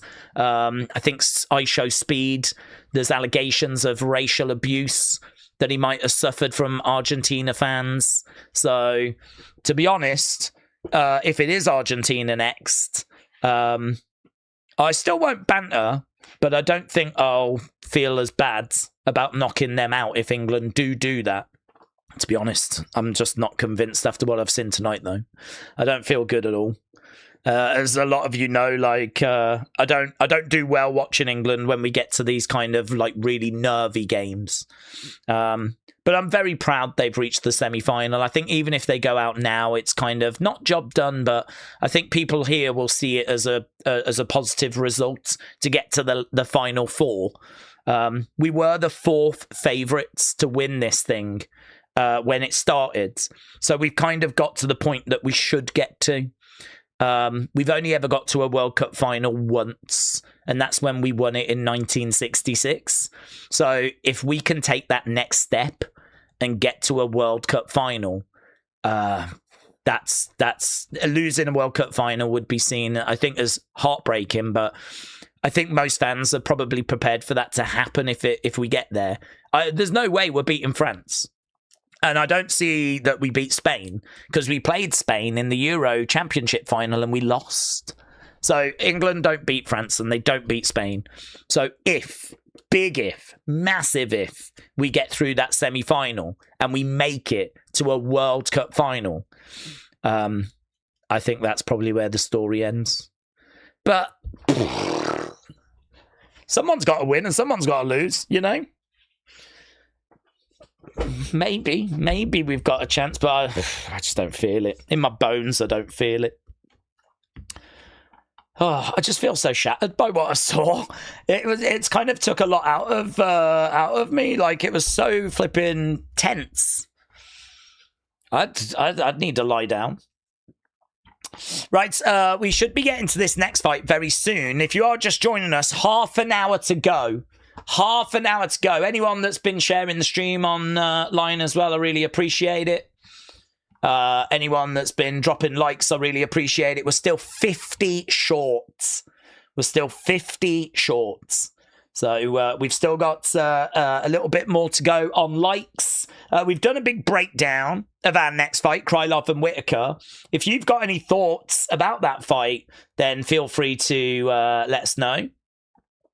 Feel free to let us know which way you think it's going to go. What are you keeping an eye out for? Do you think there's a factor that we haven't mentioned? So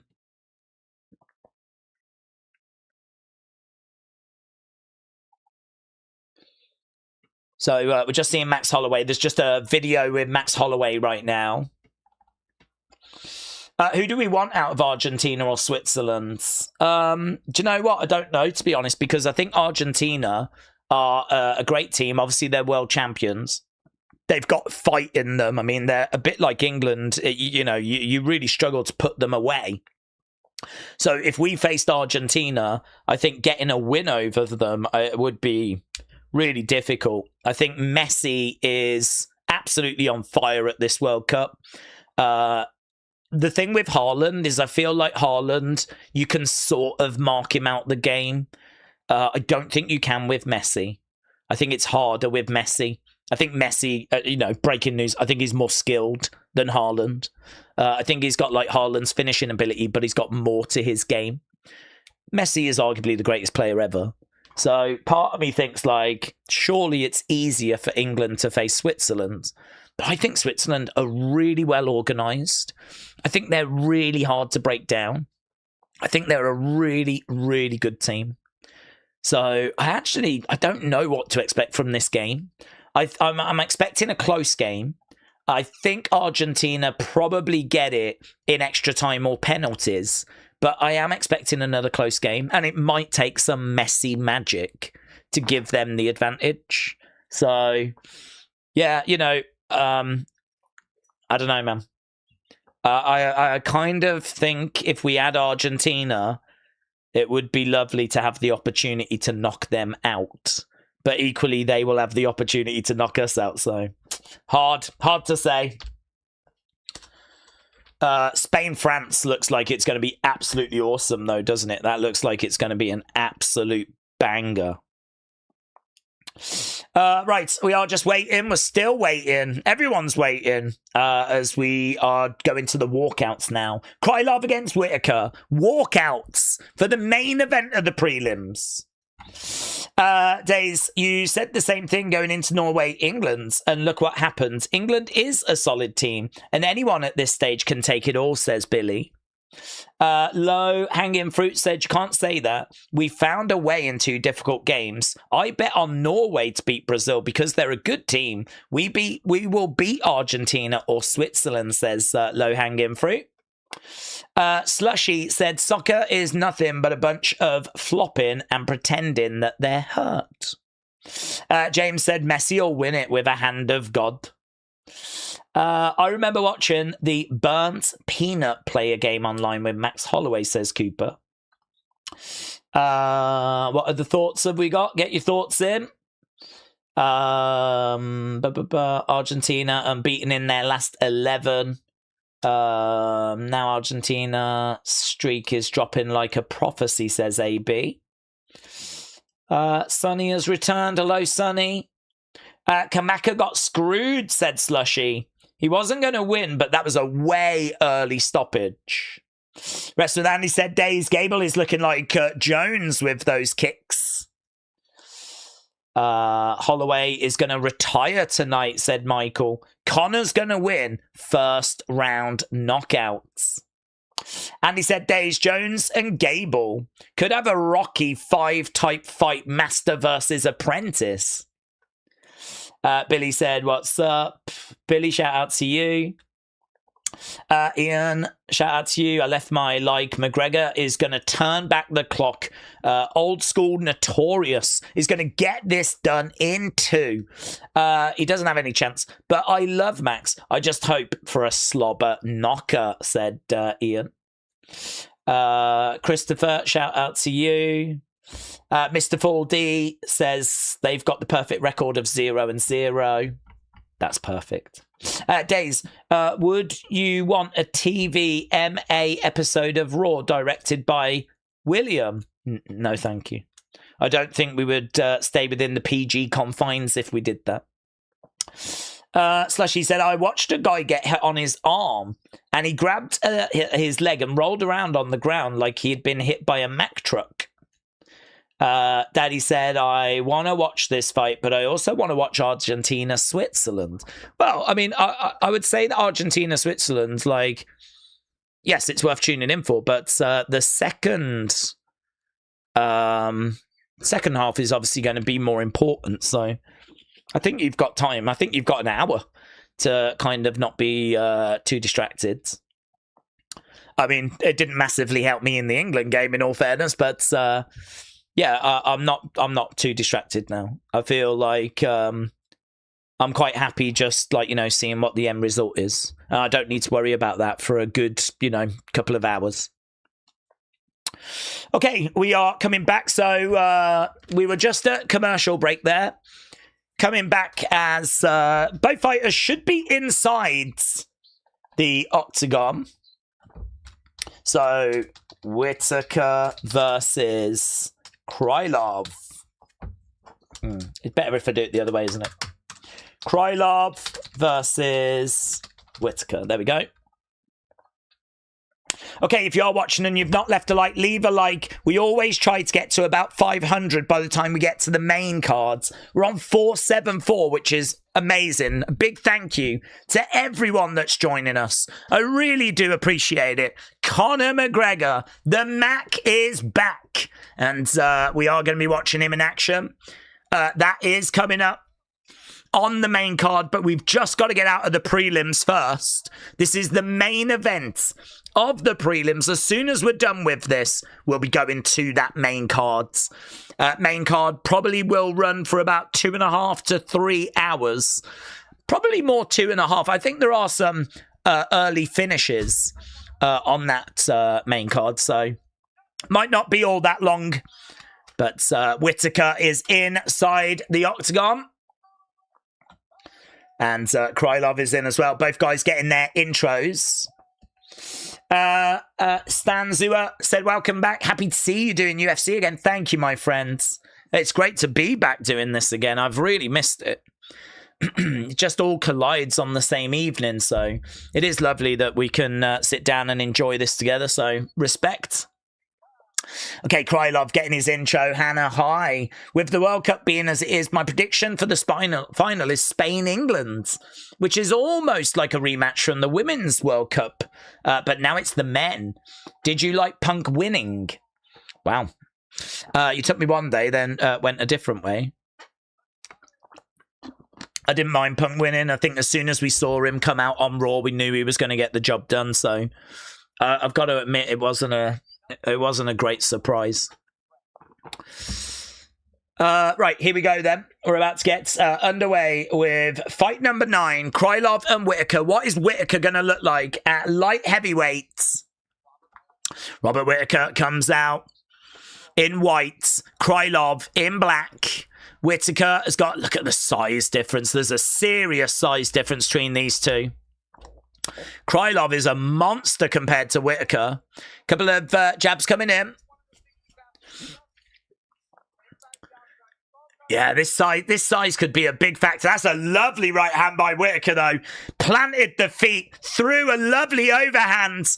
Whittaker doing great work. Krylov grabbing Whittaker, driving him back against the side of the cage. Whittaker taking a few deep breaths at the moment. Shot coming in, he breaks away. I mean, I think this is going to be really fun. The only thing I'll say is if Krylov grabs Whittaker, puts his weight on him, kind of tries to drain that gas tank a little bit, that could be a big problem for Whittaker. Right now, Krylov has got him up against the side of the cage. Krylov in control.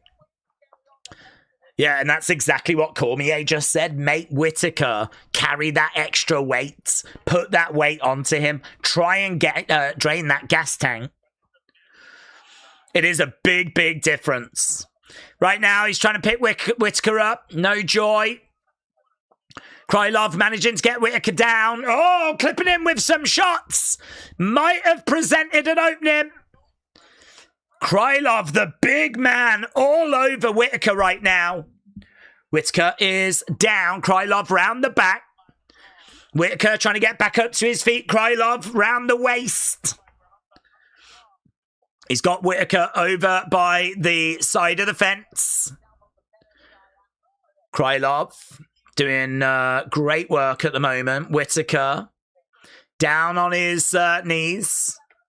He's trying to grab a hold of the wrist. Krylov round the back of Whittaker. Elbow coming in there by Whittaker. Shots coming in there by Krylov. Elbow there by Whittaker. Shot coming into the side of the head there by Krylov. He's trying to grab him. He's trying to drag him down at the moment. Doing good work here, Krylov. Hammer fist coming in as well. Yeah, I mean, this is a really good performance, you know. Really good performance by Krylov. He's all over Whittaker right now. All over Whittaker. Right now, Krylov on his feet, Whittaker. Okay, jab coming in there by Krylov. Whittaker. Oh, jab coming in there by Whittaker as well.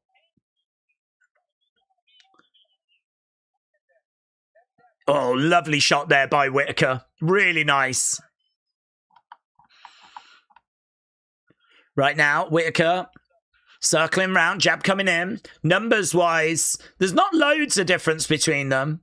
I think it's been some really good work by Krylov, though. I mean, he's really made Whittaker work. Managed to get him down. Whittaker survived that. 3 takedowns for Krylov. 2 minutes control time for Krylov. He's only a couple of significant strikes behind. Whittaker needs to give the judges something to think about here. Lands with a couple of shots. Another couple of shots by Whittaker. Good work, middle. Straight down the centre.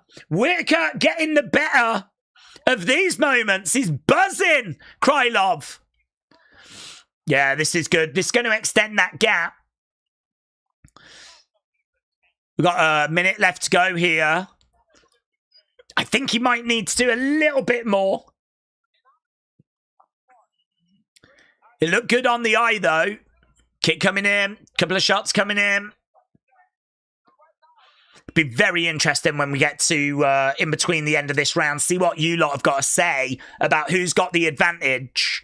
Who do you think has took the rounds? Whittaker is ahead on significant strikes, although Krylov just pulling ahead. Let's have a little look. Leg kick. Leg kick was good for Krylov. Jab miss. Drives him back against the cage. Crowd are booing. This is clever by Krylov, though. I think this is clever by Krylov. He grabs Whittaker, drives him against the fence, takes time out of the round. And there we go, end of the round. Right, get your thoughts in. What did you think about that round? Who do you think took it? 14-15, so Whittaker up by 1. Both actually threw 40 significant strikes. You can't ignore those 3 takedowns. You can't ignore the 2 minutes 10 control time. I think it's got to be a Krylov round. I think Whittaker has worked very, very hard, but I think it's got to be a Krylov round. Shout out days. Ads outdoors. Shout out to you, buds. Rob's looking a little bit sluggish, says John. I think Krylov is a light heavyweight, dropping weight to middleweight, picking on smaller guys, said Christopher. Well, it's Whittaker that wanted to move up. You know, he's moved up. They've given him a challenge. This is obviously a very, very good test. Maybe Whittaker should have had someone a little bit easier first. I don't know, but this is what they've done. So, right now, round number 2, about to get underway. KD, shout out to you, my friends. Ian said pizza for the football and fight night. I had pepperoni, penis, bracket sausage, and jalapenos. What's your pizza topping? I don't know, to be honest. I quite like a few different ones, but I think maybe like a nice rich tomatoey sauce with some chicken and sweet corn. Just keep it simple. I'm not a pineapple guy. I don't mind like a meat feast type thing. I don't really go for vegetarian options. I think I'm a chicken and sweet corn kind of a guy. Okay, Krylov, not moving with great fluid motion at the moment. Okay, right now, they're just showing us a side cast at the moment. We're just seeing some different commentators, including Theo Von. Right now, we got Krylov moving forward. Whittaker, that's a lovely shot there by Whittaker. Really nice. Right now, we got Krylov in the centre. Whittaker, he's trying to find an opening. Krylov just not being very committed. Circling rounds. Outside leg kick there by Krylov. Whittaker kind of trying to find a way of jabbing forwards. Right now, Krylov swinging away, going upstairs. Whittaker taking a few steps back. Whittaker standing in the centre. Oh, lovely jab. That is so quick. That jab is so quick by Whittaker. Straight down the middle. Looking really good. Couldn't connect with the seconds. Krylov kicking to the body. Whittaker, a couple of deep breaths there by him. Jab coming in again. Leg kick coming in by Krylov. I wonder if Krylov has given the best version of himself in the first rounds. And couple of shots there by Whittaker. Pop, pop. Going upstairs. We've not seen any leg kicks or anything. He seems to have got the advantage now. This is definitely a Whittaker round. He's winning the striking exchange. Yeah, this is the good banger we wanted. This is what we wanted. We've had a lot of first round finishes. We wanted a war. I think Krylov takes round 1. I think Whittaker's taking round 2. It's going to set up a great round 3. Whittaker, again, he's not carrying any of Krylov's weight. He's not being put under pressure. Krylov just doesn't seem to have the same amount of gas that he was showing in round 1. He looks for a takedown. Krylov doesn't get it. Lovely hook shot on the back foot there by Whittaker. He was backing up, but he managed to still throw this left hook, which looked really good. Krylov again moving forward. Krylov back against the fence. Couple of shots down the middle by Whittaker. Buzzing Whittaker. Krylov moving forwards. Whittaker having a little look. The arms are down. Whittaker landing 97% of his punches in this round. Not much coming from kicks. Not much coming from kicks. Again, going upstairs. So much going to the head. If you look at significant strikes, there's nothing to the body and nothing to the legs for Whittaker. It's 31 significant strikes and all of it going upstairs.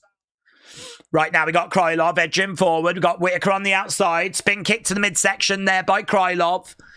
Krylov ranked number 12 in the light heavyweight division. A win here will definitely put Whittaker in those rankings. Outside leg kick there by Krylov, but it was laboured. Whittaker keeping an eye on Krylov. Krylov on the outside, circling round. We got 10 minutes to go till we get to our main card. 5 fights on the main cards. Paddy the Baddie on the main cards. Conor McGregor on the main cards. Max Holloway on the main card, of course. Jab coming in down the middle there by Whittaker. Krylov slumps against the fence. Whittaker did not follow up on it. Kick coming in there by Krylov. It's moving forward. Shot coming in there by Whittaker. Krylov moving forward. Outside leg kick there by Krylov. Couple of shots again there by Whittaker. And again, letting those hands go. Whittaker is looking good. Coming forward. Krylov looking like he was going to throw a kick, but no joy. End of round 2. It's 1-1. It's 1-1. Guys, get your thoughts in. We're over 500 votes. 500 likes. Massive thank you for that. We're trying to get to 1,000 tonight. So if you haven't left a like, leave a like. It's really, really appreciated. Even though we've hit that benchmark, we still want to be pushing it further. We're trying to get to 1,000. I promise, as soon as we get to 1,000, I will shut the F up. Right? That's what we're looking for. And we are on track at the moment, which is absolutely brilliant. I'll tell you who else is on track. Robert Whittaker is on track. I think he loses round 1, but I think he definitely takes round 2. It's a Rob round, said Ronnie. Almost 3,000 votes as well, said Cooper. Let's have a little look. Yes. Brilliant. We've not seen any movement, though. 61% of you still riding with McGregor, getting the job done. McGregor by finish. So, yeah, vote if you've not voted. Is that going to move at all? Or is it going to finish at being 61% McGregor wins by finish? Okay. It's really interesting how it's just not moved, even though it's gained like thousands of votes throughout the stream. Even when it had a couple of hundred votes, it was at 57% for McGregor winning by finish. Krylov then is thrown in a kick. Lovely. Went for a kick to the body. Whittaker goes upstairs with a jab. Right now, Whittaker in the centre. Krylov edging forward. Jab coming in there by Krylov. And right now, we've got Whittaker. Oh, 1-2 down the middle. Silly Goose has got Whittaker taking both rounds. So has Korean John. I don't know, man. I don't know. I think Krylov just edged round 1 for me. 2 minutes control time, but Whittaker... Oh, what's going on? He stopped him. He catches him. Krylov stumbles back. Then he kind of reaches up to his head as Whittaker was coming in. Referee jumps in, calls it. It's a late stoppage for Robert Whittaker. Gets the job done. 83% of people on Tapology thought that he would. 83% of people on Tapology were correct. It is a finish for Robert Whittaker. 83%. It was a big test. It showed itself to be a big test in round number 1. Big being the word as well. Krylov is huge. But it is job done. Robert Whittaker. He can put that loss to Derrida behind him now.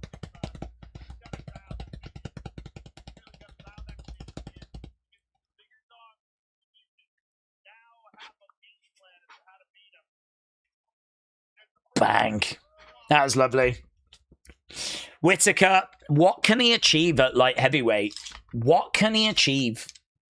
Ronnie said Conor could win. People are doubting this man who literally turned UFC on its head overnight in his prime. But it's an interesting fight nonetheless, says Ronnie. Do we think his jaw broke there, said Adam? I don't know, to be honest. I mean, he was doing that, wasn't he? So I don't know if it clicked or something happened.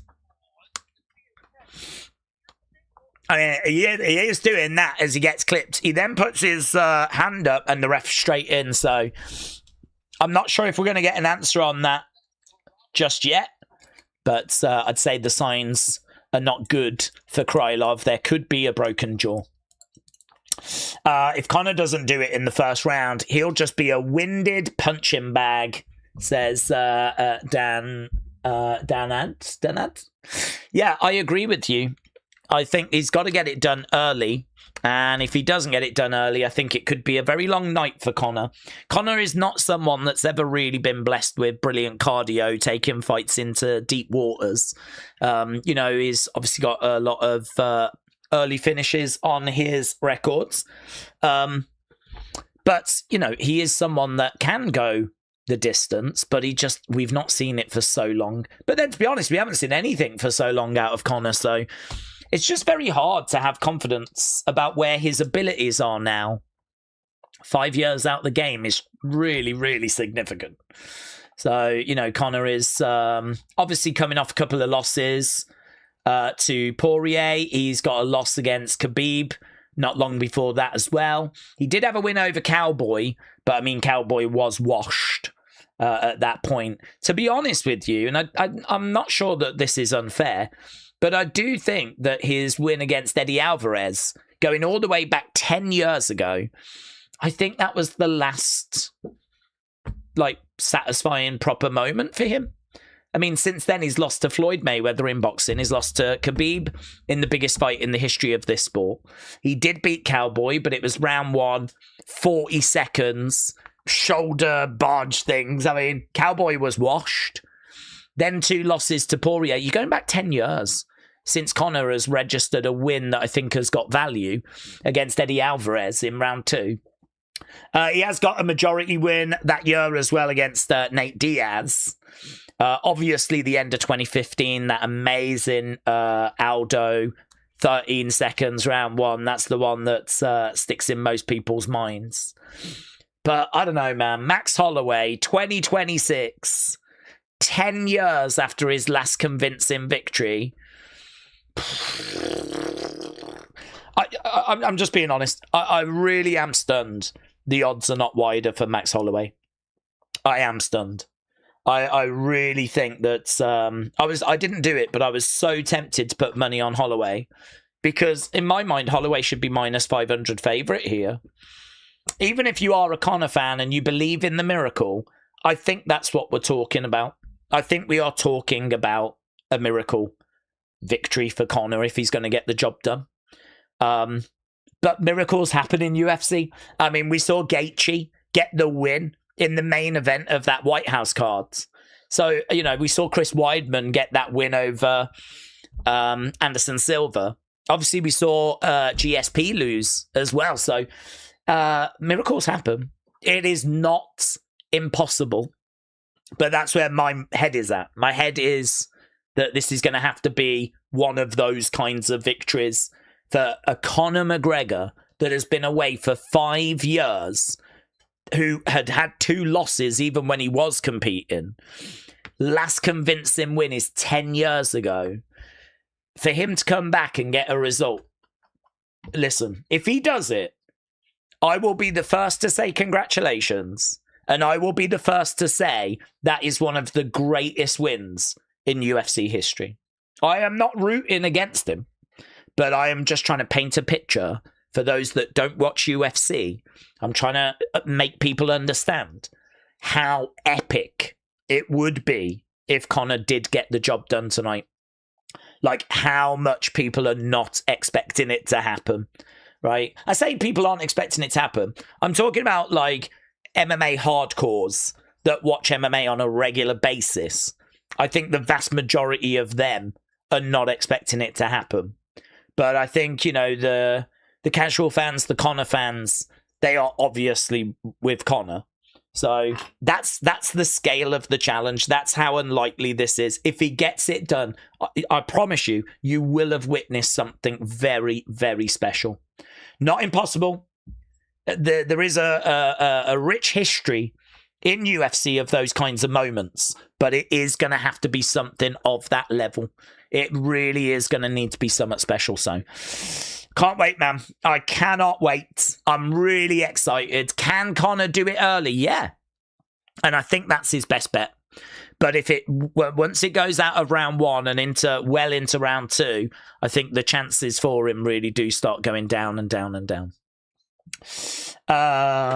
Days, for me, the real issue with Conor is not the inactivity. It's going to be coming back from an injury, like that says John Doe.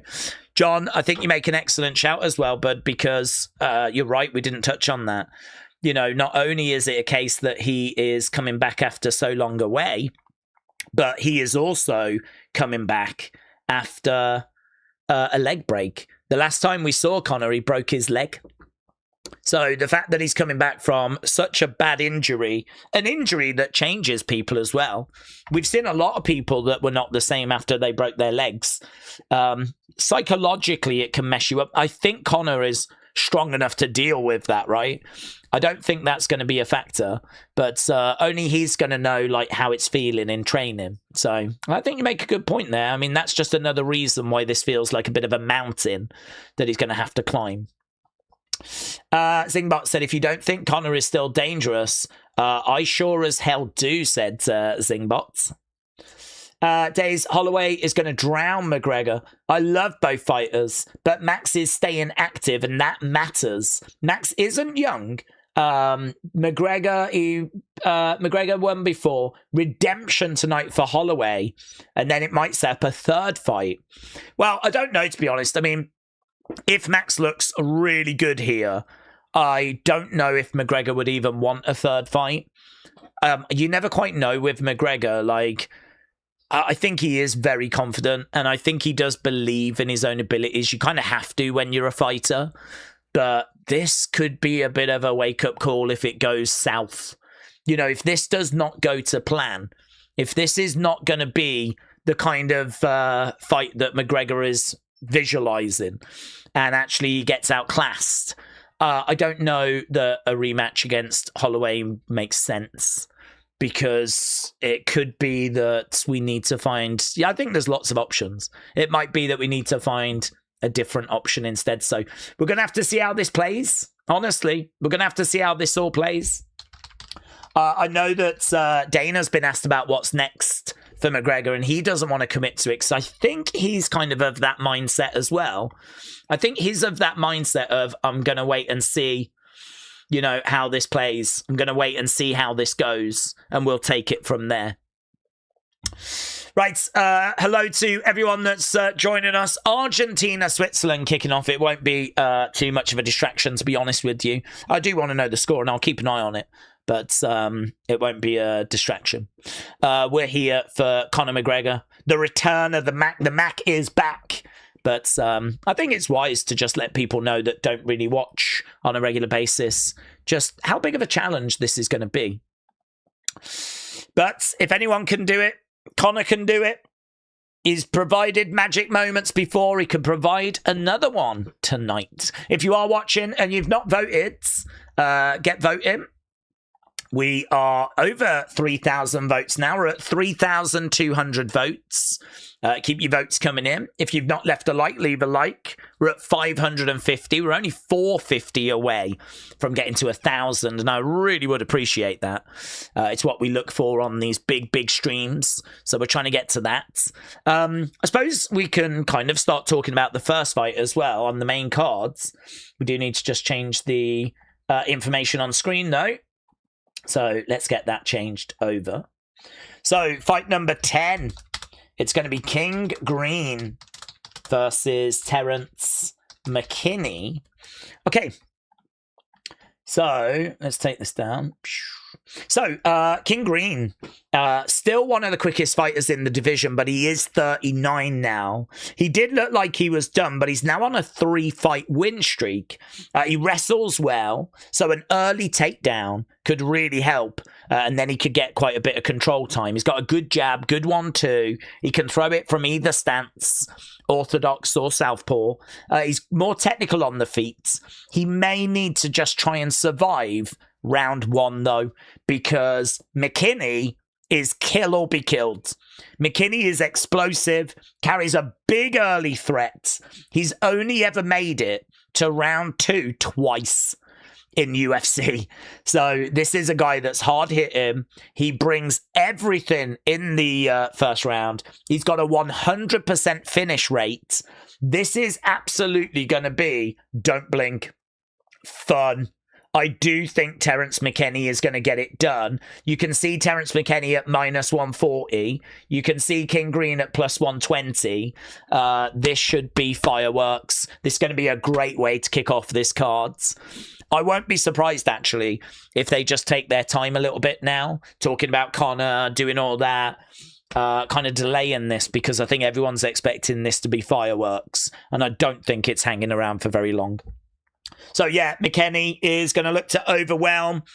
This is why if King Green can get a takedown, maybe take the sting out of round 1, then I think he'd be wise to try and do that. But I do think McKinney is going to need...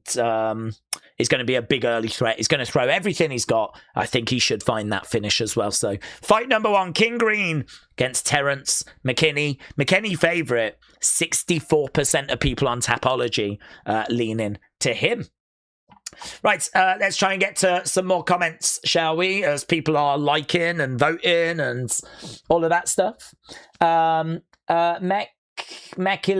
is that how you pronounce your name, bud? 3315. I appreciate it, my friends. Thank you for the support. Hope you are enjoying UFC tonight. Are we planning to do Saturday night's main event next Saturday, said Zingbots.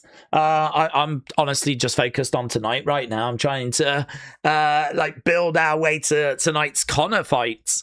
When it comes to UFC, I'm very interested in the big monthly pay-per-views in particular. And if I can find... what I want to try and do actually is sit down and look for those and see, if they're possible to get to. Because I've really missed UFC. I've really, really missed UFC. So, it's a pleasure to be here talking about fights, kind of having different conversations. I feel like with, because obviously we do a lot of pro wrestling. So with pro wrestling, we're having a lot of the same conversations because we do streams all the time.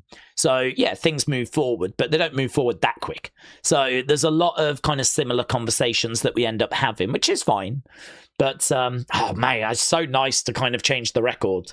It's so nice to kind of just not even think about that and to get stuck into something different. So I've really missed this. And do you know what? I think UFC has really missed Conor as well. There's an excitement and a buzz that only he can really bring. And so it's brilliant to see him back. It's brilliant to see him bring in that excitement back to the sport. And, UFC have got to try and find a way. And I don't think they necessarily do, but they need to find that next Conor. Conor's definitely at the end of his career. He's 37. He's got a 2-fight deal. It could be this and one more fight and he's done with UFC. And there's just not anyone that can really deliver those pay-per-view numbers. Not that they need to worry about pay-per-view, but there's not really anyone that can bring the eyes that Conor brings. This is their biggest gate ever tonight. Even now, Conor is breaking records. This is 25 million that they've made from 20,000 people in an arena. Every ticket, on average, is about $1,200. Every ticket. They've sold 20,000 tickets at $1,200. Obviously not quite like that.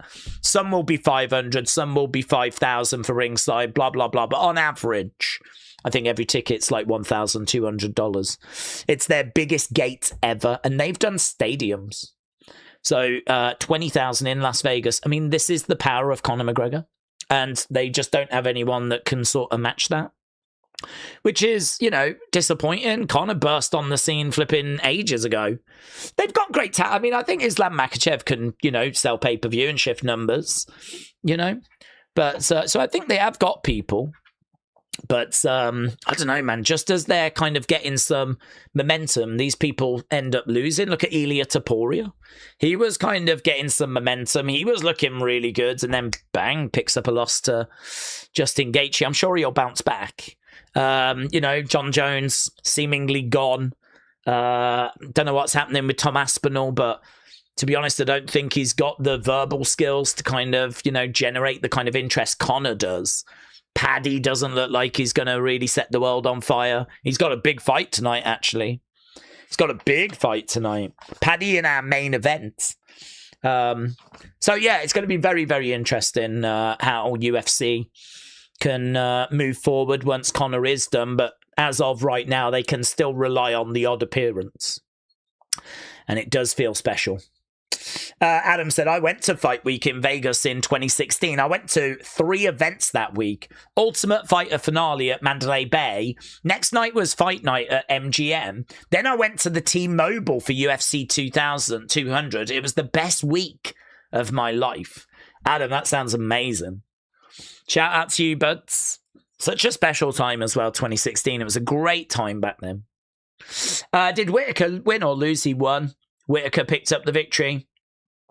Jaden said this was all planned so that Paramount Plus can experience some of that Conor McGregor viewership draw. He could have come back a while ago, but they just waited until the Paramount deal happened. UFC doesn't want a star like McGregor because they have to pay them. They want you to see the UFC brand. The fighters are inconsequential as far as they're concerned, says Pat. Mikkel said, loving the sports. Djokovic and Sinner at Wimbledon. The Springboks in Scotland. England, Norway. The McGregor fight tonight. What a time to be alive. Big weekend, innit? Big weekend. Yeah, there's lots of great sport going on at the moment. And, yeah, you're right. We're blessed, To have England in a quarterfinal of a World Cup and, going through. And then, literally a few hours later, I'm about to watch Conor McGregor return after being away for 5 years. I agree. It's a pretty special evening. Days, in your opinion, what's your favourite year for UFC? What's your favourite UFC fight of all time? That's a great shout. That is a great shout. I've got a few favourite fights. One of them, is Silva Bisping. I don't know if you've ever seen that. I love Anderson Silva, so a lot of my kind of favourite moments have come from Anderson Silva. But I think, if I think about, great fights, I think about, big dramatic moments. So, I don't want to say Conor Khabib because that's really obvious. I think a lot of people might reach for that. Obviously, we've seen some Poirier, Gaethje, amazing battles. There's loads of great fights and loads of great stuff. But for me personally, if I want to give you some a little bit outside of the norm, I would go Anderson Silva against Michael Bisping. I believe it was at the O2, and it was an incredible fight. There is a moment where we actually get Anderson Silva knocking Bisping down. Anderson Silva thinks he's won. He goes and starts celebrating. Bisping is down, but at no point did the ref say the fight was over. So actually, Bisping just gets back up. And Anderson's corner has to tell him the fight's still happening. And he's like, what? And all of a sudden, he goes from thinking he's won and celebrating and jumping on the cage to then having to go back into a fight with Bisping. And, the momentum shifts and it's a real battle. It's a real war. And Bisping, obviously I'm from the UK, so Bisping means a lot to me, he really kind of broke the doors down for UK MMA, achieving what he went on to achieve. And so I got a lot of affection for Bisping. Anderson Silva's probably my favourite fighter ever. So I think them two meet him and it being such a dramatic fight, and that moment in particular, that is the one that kind of jumps out to me.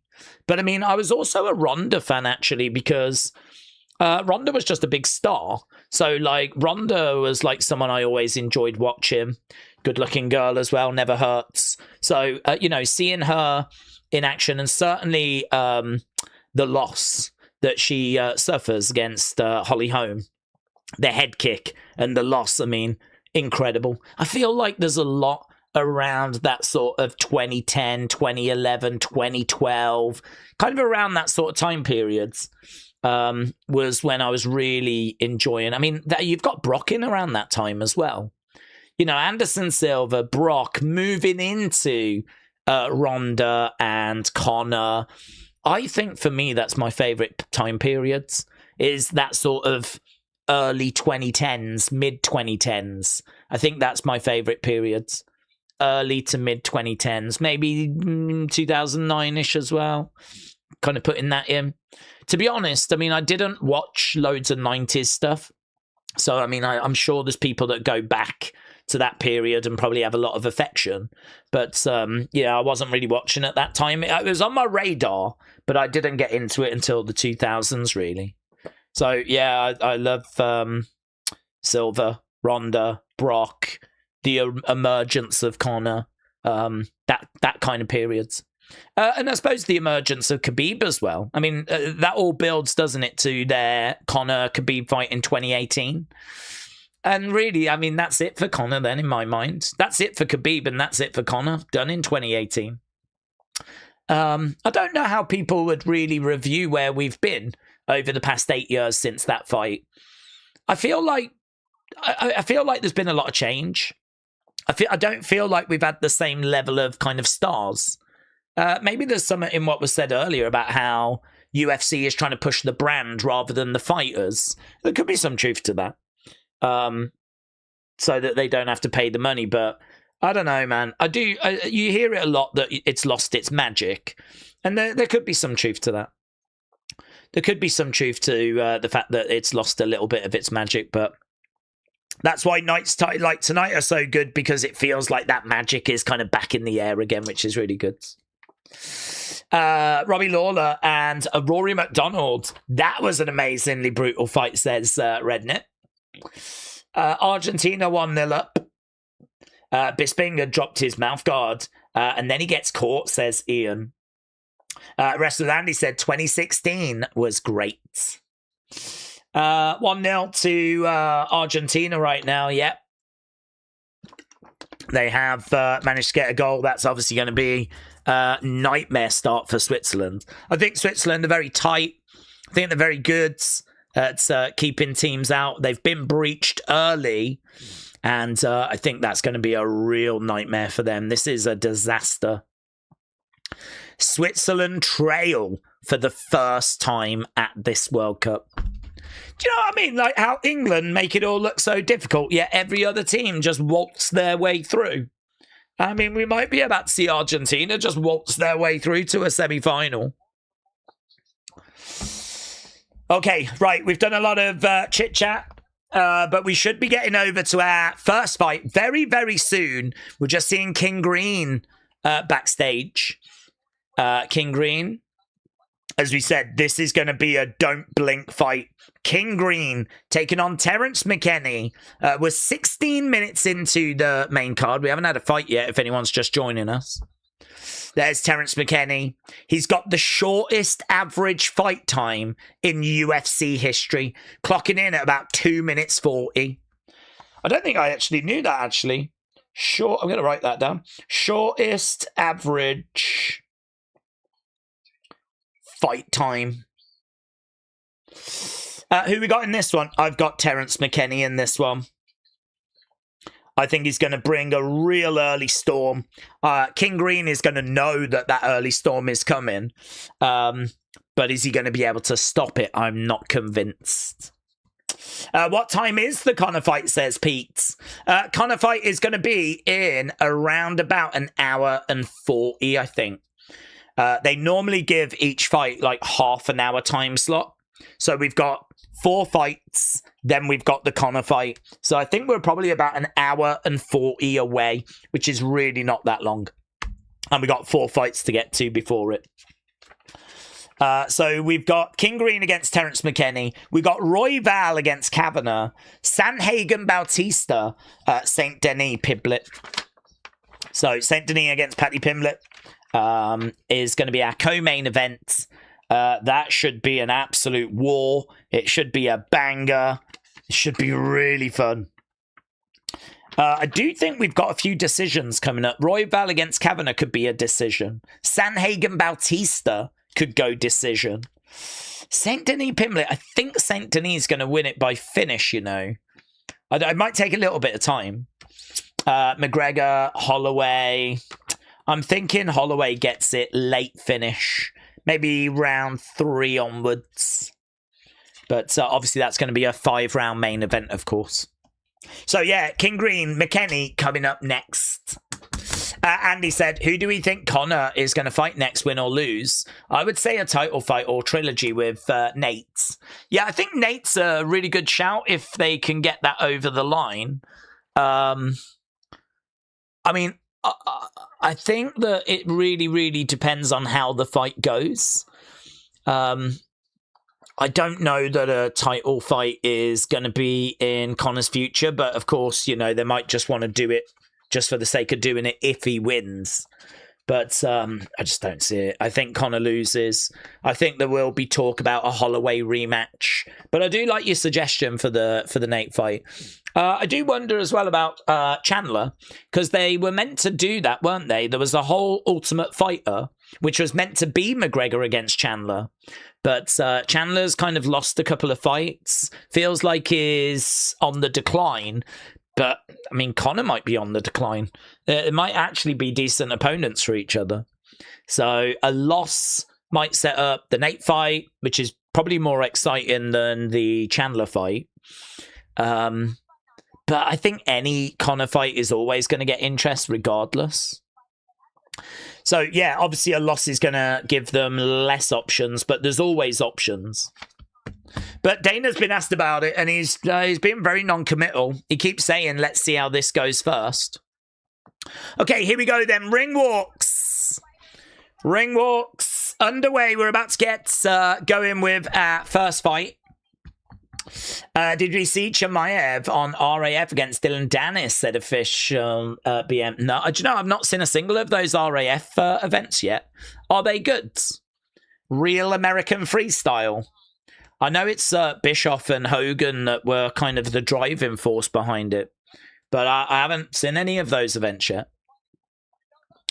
Are they good? Presentation-wise, does it feel big time?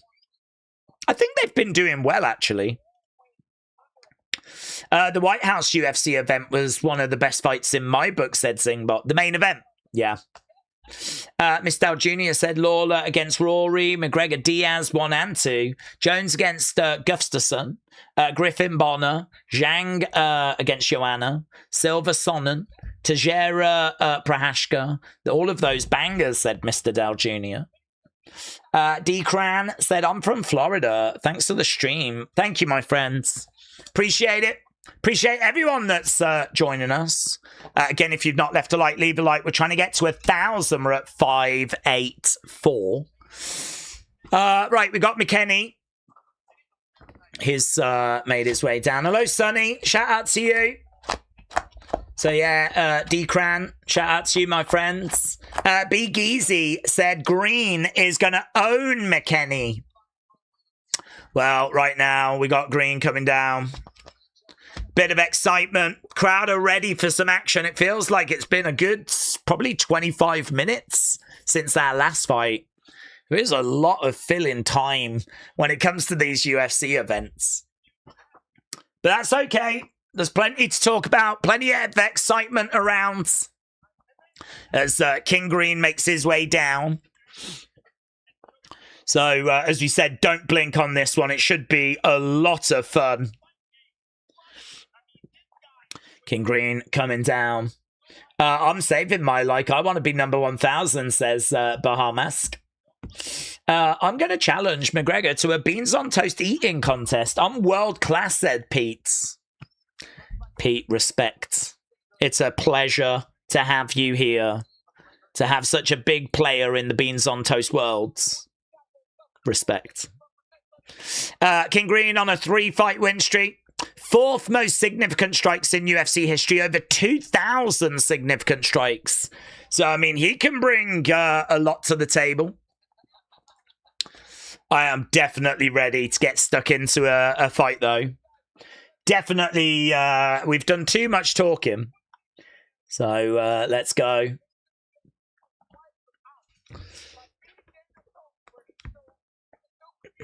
Okay, King Green has made his way down.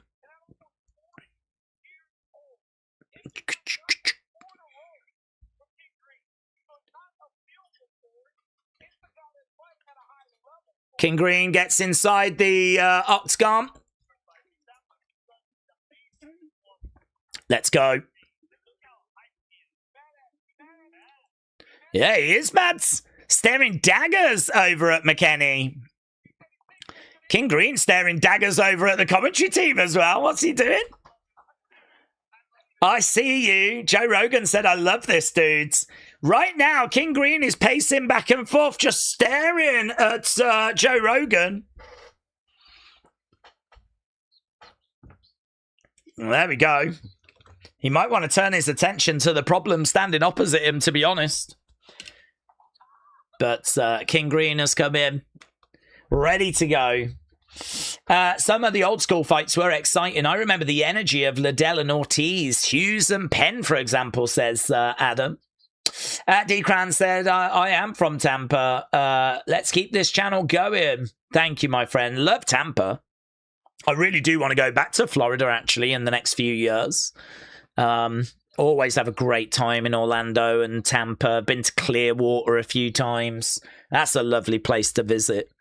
So shout out to Florida, shout out to Tampa. What do people think of the hydration break, says Pete. I don't think there's too many fans, to be honest. Although I got to tell you, England are in a lot of close games. So I must admit, I do find myself, like, when we go to the hydration breaks going, do you know what, good? They sort of give our manager a chance to talk to the team. So I don't actually find myself getting frustrated. If we were a better team that were dominating teams, winning comfortably, then maybe I'd find hydration breaks frustrating.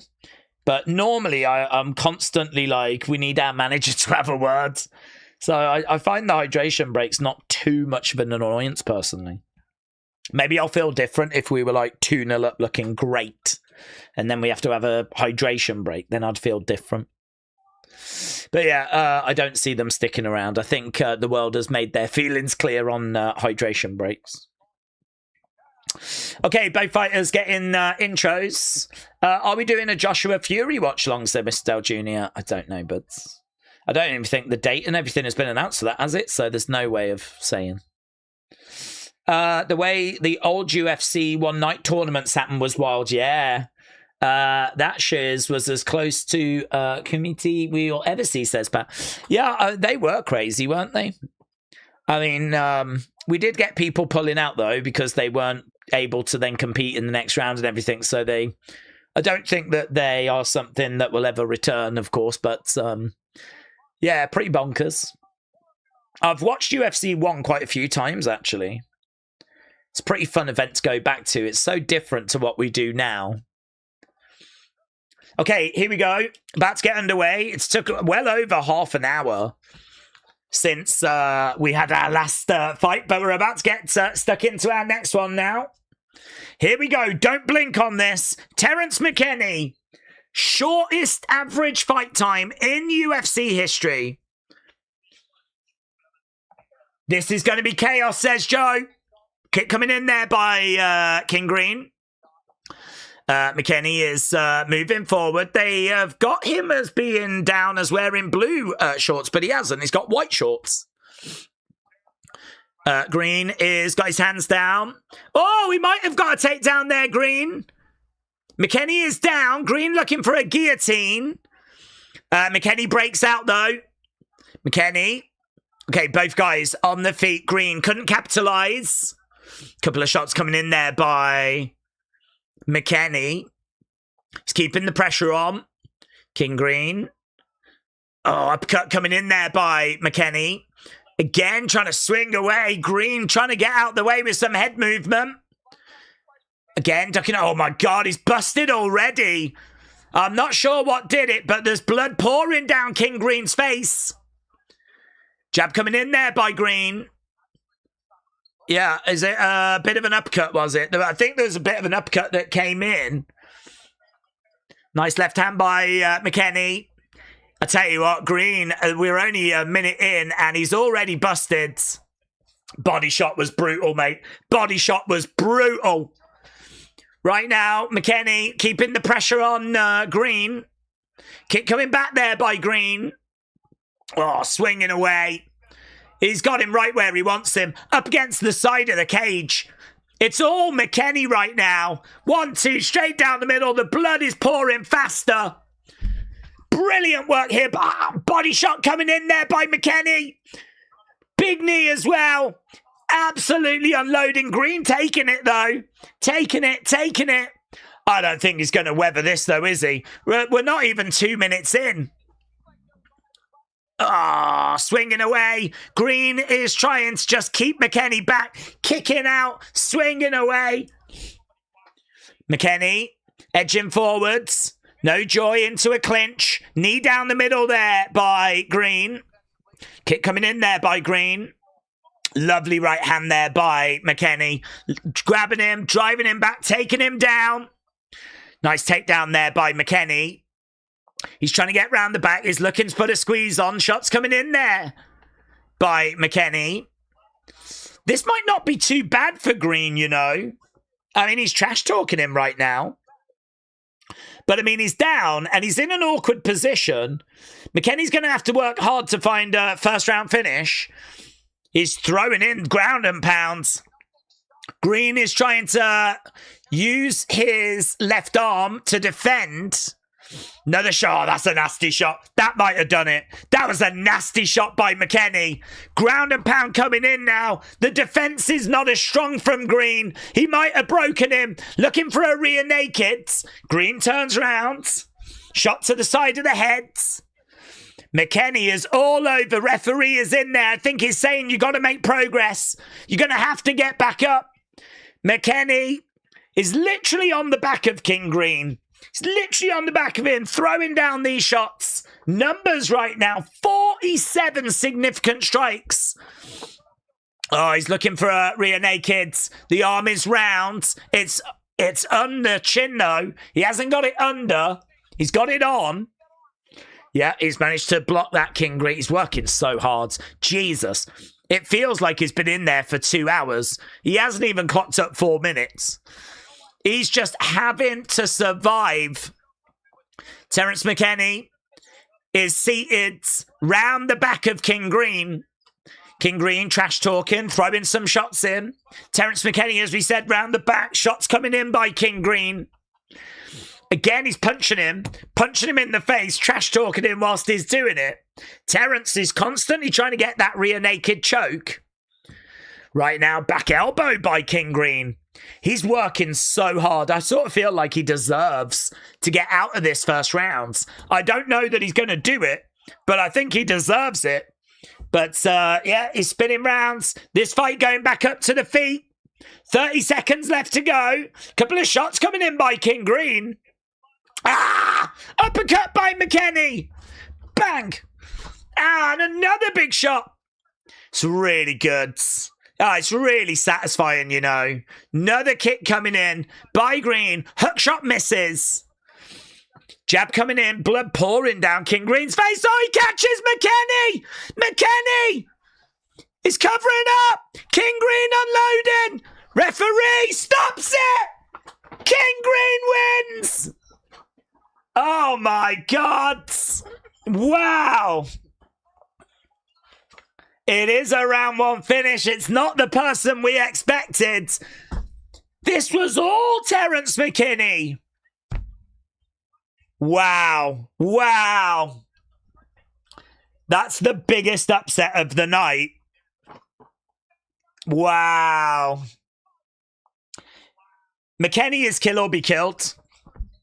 And they're saying that he tired himself out. King Green.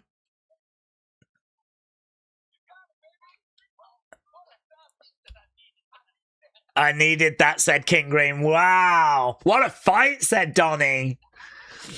That is crazy.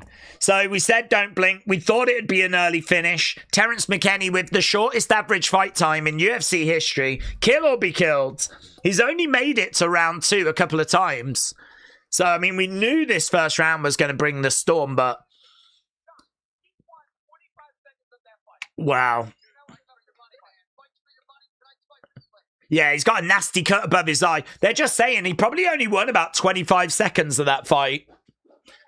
Let's have a little look here. There's a kick there to the body. I wonder, it doesn't look like that, was it? Shot comes back there by Terence. Hook shot doesn't really land. Body shot. Oh, it's a body shot. Wow. I gotta tell you, man. I mean, Terence is looking all right. King Green then lands this body shot. And Terence just sort of crumbles. Terence McKinney just goes down. I don't know if he was maybe gassed. Maybe he gassed himself out.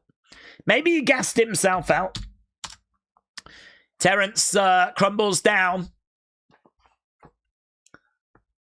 And, yeah, King Green gets the shock win, which is incredible.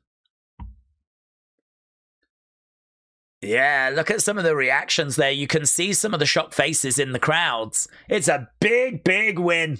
It's a great result. Body shot, that's what hurt, said James. Green is a veteran, said K-Dub.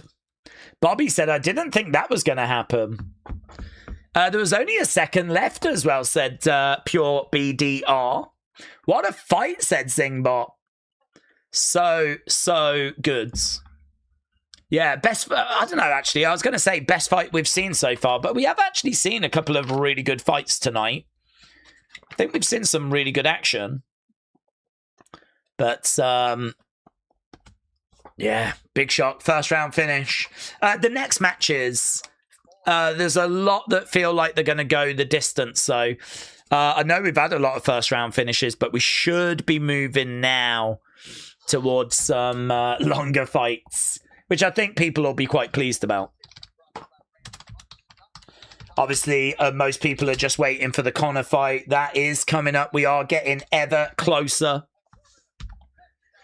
14 fights are up to fight number 11. We're probably about an hour and 25 minutes from the Conor fight. Oh, hello. Water spit there by King Green. Channeling his inner Triple H. And right now we got Joe Rogan just having a words. McGregor's getting dropped in the third round, said TJO. Sometimes being able to take punishment is more important than being able to dish it out, said Adam. That made McKinney look so bad, in my opinion. Spartan, hello. Shout out to you, buds. Mr. Full D said UFC is so unpredictable. Body shots are no joke, said Ronnie. Hit an organ, said Expert Assassin. And if anyone's going to know, it's going to be Expert Assassin. Days, what a fight, said Scotty. Really good. K-Dub putting praise on King Green. King Green now is right in the mix for most wins in lightweight history. Is on 16. He's only slightly behind Cowboy and Dariush. What time do we think Paddy's fight's going to be on? Could it be about an hour? Yeah, I think it'd be about an hour. They tend to give each fight like a half-hour time slot. So obviously we're like 36 minutes into this. We're done with our first fight. I'd expect our next fight to kind of be done by the time we get to the end of this hour. And then we've got, you know, and the next two fights in the next hour. And Paddy should be kind of the tail end of the next hour. So, yeah, 2 more fights to go till we get to Paddy. So I think we're probably looking about an hour. It's not an exact science. But there we go. They did delay the start of this. There was a lot of chatter, a lot of like video packages and everything before we got to this. I think they knew it was going to end early. Michael Chandler's there. Joanna is there as well. She's always at these events. She loves it. So Joanna is there. Charles Oliveira in the house. Former UFC lightweight champion, BMF champion, Justin Gaethje. The UFC lightweight champ, Gaethje, is in the house. Joanna is in the house. Plenty of stars out and about tonight. Okay, McGregor for the win, said Young Jedi. Well, we've been getting votes all night. We are now over 4,000 votes. And you lot have said McGregor by finish, 62%. So you lot are firmly behind McGregor getting the win. The second most popular is Holloway by finish, 20%. So, yeah, you lot are with McGregor. Thinking he'll get the job done. Let's get 1,000 likes in here, said D-Cran. D-Cran, thank you. We are at 617, so we've got a little bit more to go. Let's have a look, shall we, at Royval against Kavanagh. So Royval has lost his last 2 fights. He needs to use his reach to his advantage. He needs to keep an eye out for counters as well. Several years since he won by a finish, a stoppage. He is a volume striker. He's a very tricky opponent. He can be a bit chaotic. He does keep his hands low, which is a bit of a problem. But he does push a really good pace as well. So his record is 7 wins, 5 losses, and he's lost his last 2 fights. 1 win by knockout, 3 by sub, 3 by decision. 33 years old. He's getting on a little bit. He's ranked 4th in the flyweight division. He is the underdog. He is coming in at plus 185. He's taken on Kavanagh. Kavanagh's 3-1. All of his wins have come by decision. Kickboxer, very athletic. He's got good speed, good power. He will be in title contention if he can get a victory. I think he's about number 6 in the rankings. So it's like number 4 against number 6. A lot of people are looking at Kavanagh as being a potential future champion. Really seeing some good stuff for him in the future. Certainly if he can get the win here against a very, very credible Brandon Royval. But I don't know. I think that for me, Kavanagh should be able to get the job done. I don't think it's going to be easy. He might have to just win rounds. It could absolutely be a case that this is going to be a decision victory. But I do really like what I see from Kavanagh. As we said, kickboxer, athletic, good speed, good power, decent takedown defense. Will look for takedowns himself. Likes to maintain distance. He's got very powerful kicks. When anyone gets close, he's always looking to counter. He can slow down in fights when he's being pressured.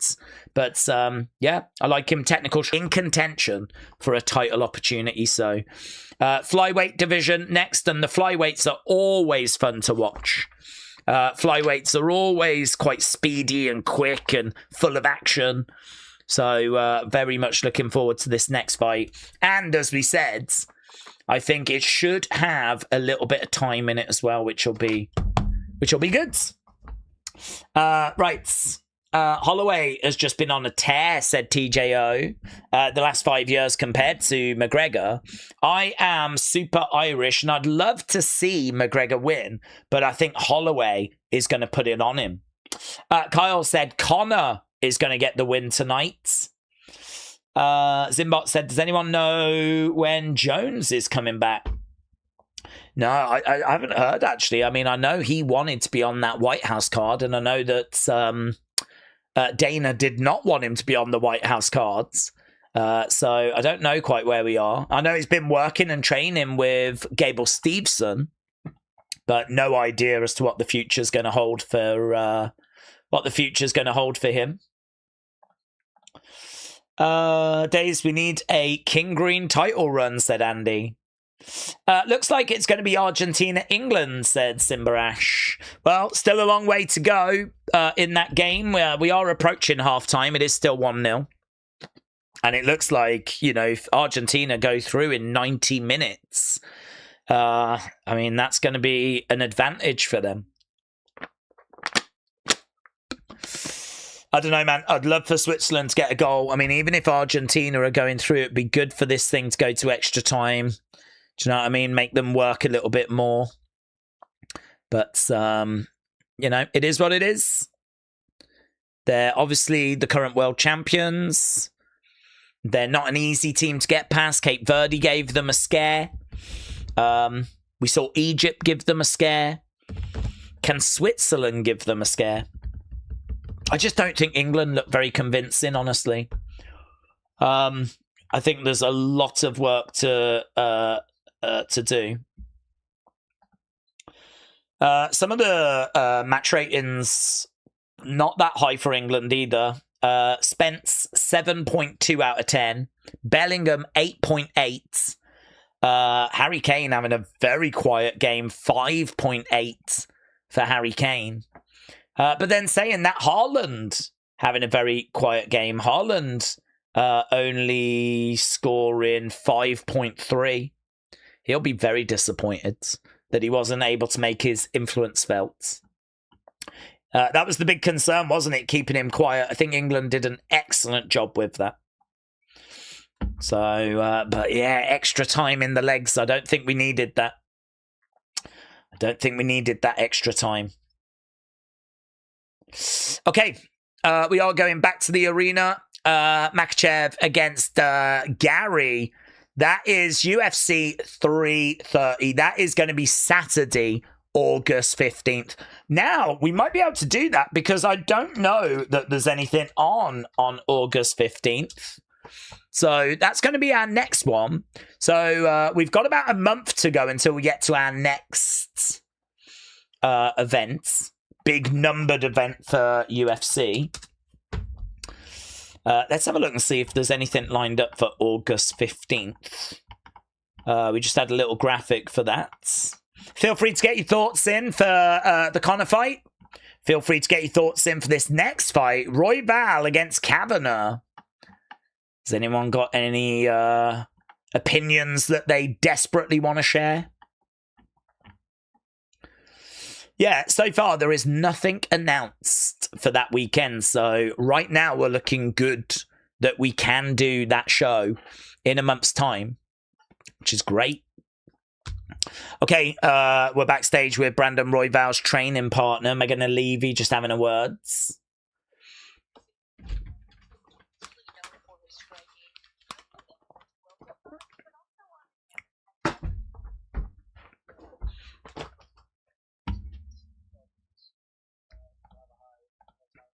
Okay. Kavanagh at 220 is clean, sharp, veteran, brain lean. He has a maiden, a leaden right hand. Kavanagh can perform the performance, says AB. Lewis said, did Messi get the first goal? No. McAllister got the goal, but Messi did provide the assist, apparently. Days, is there any truth of a Days head in the crowd at my out? You'd have to ask... You'd have to ask Wrestle with Andy. I think there's a couple of those floating around in the world. Messi didn't score, said Josh. Are we doing the Katie Taylor fight in September, said Declan? Honestly, buds, I just take it a weekend at a time. I can never really commit to anything because there's so many shows that clash with each other. So, you know, it's so hard to commit to things. So I really just worry like a weekend at a time. So my focus for this weekend was this show. And then anything beyond that, I'll worry about in the future. I actually don't have a schedule. I really do need to set that up where I sit down and, like, you know, map it all out. But, yeah, I'm just pleased to be able to do this. It was great being back doing the White House show. I'm pleased to be doing this. And I would say things are looking good for UFC 330 as well. Chris said, I believe a true guy makes every fight happen is Hunter Campbell. Dana is the mouthpiece, but behind the scenes, it's Hunter that makes the fights happen. Would we like to see more passion from Dana? Would I like to see more passion from Dana? Not really. I mean, I feel like UFC has got problems. But I don't know that, like, passion from Dana is necessarily one of them. I think people are quite happy with the fights that are being made. I think one of UFC's problems is, you know, I think there's not really, like, a talent agency. I sort of feel like what UFC do is they find great fighters and they bring them in. I don't know how much work they actually do with them in the sense of, it's been spoken before about media training. And Dana's answer is a fair answer. He always says, if you media train everyone, everyone's going to seem the same. We don't want that. There's no point in having everyone just being the exact same. It's better to just let people be themselves. I think that's perfectly fair. But maybe there's the odd person that you might want to do a bit of work with, because I feel like if someone has got like the right ingredients, that they're going to be a big, name in the sport, they're a great fighter, maybe UFC could just give them a bit of a hand with kind of bringing out the personality a bit more, because I think there's a lack of that in UFC. WWE learned a long time ago that it's not really wrestling quality. It's not match quality wrestling matches that really kind of drive the business. It's just the aura of like the performer that is more important. We've got someone in WWE right now called Obafemi. Big guy, looks amazing. Just beat Brock Lesnar at WrestleMania. And he's kind of seen as that like Brock Lesnar replacement. He's going to fight him again, actually, at SummerSlam. And I don't think you would say that his matches are classics. His matches he doesn't wrestle that often. And when he does, they're relatively short. But it doesn't matter. Everyone freaks out when he comes down. So it doesn't really matter about your match quality. It's about your connection with the audience and your star power. And obviously, Conor worked that out a long time ago. The only thing was, Conor could back it up as well. Conor was a great fighter as well. So I don't think it's a lack of passion from Dana that's like the problem. I just think that, if they do find a couple of people every year that are really special, maybe they should try and work with them a little bit more to kind of bring that personality out. But, it goes back to that comment earlier, isn't it? That maybe UFC don't want to do that because they don't want to be like held ransom. So, yeah, I was just looking there at the forthcoming schedule. And as we said, we don't really have anything coming up that's going to clash with UFC. Okay, we've got Kavanagh making his way down. Spartan said, how's your day been? Well, my day's been focused on this, to be honest, but I'm here for this. I'm here for UFC. Obviously, I knew I wasn't going to be able to sit down and watch the England game, and I was kind of okay with that because I knew it was going to be nervy. I mean, it's going to be really flipping nervy when we face either Argentina or Switzerland. England have never been to a World Cup final in my life, and they're now one game away from a World Cup final. I mean, that's mental, isn't it? Right, we've got Kavanagh in there. And right now we are going to be bringing down Brandon Royval. This should be fun. Looking forward to this. If you are watching and you've not left a like, leave a like. It's greatly appreciated. As right now we've got Brandon Royval making his way down to the octagon. Let's go. Let's flipping go. Okay, get your thoughts in. What do you think about this one? Days, what are the chances of watching AAA after the Conor fight? Not good. Pete said, anyone else see Jake Hager getting knocked out in Power Slap? I did see that clip, yes. I did see that clip. Days, I saw Dana is more focused on side projects like Power Slap and Zuffa. When he comes to announcing upcoming fights, I think he could be a bit more passionate with selling the fights.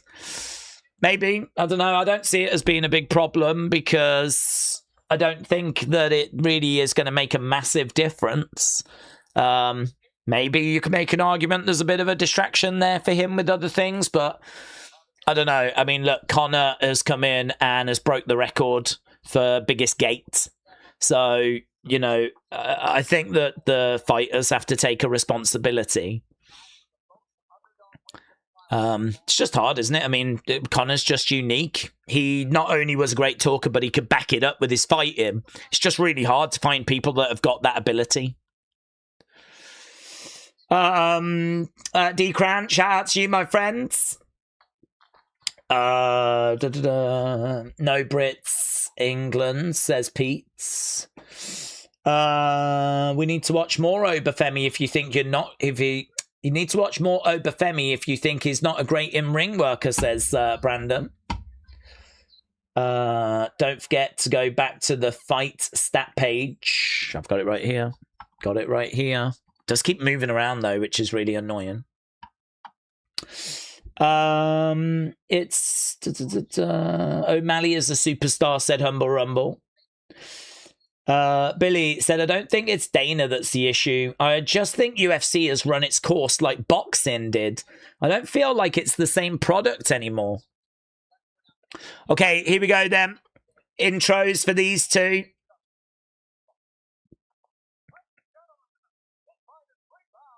Bruce Buffer in there doing Bruce Buffer things. Fighting!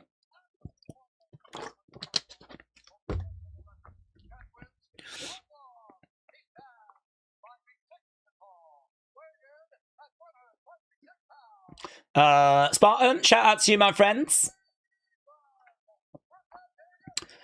Why can't we see that you saw get some wood and saw away?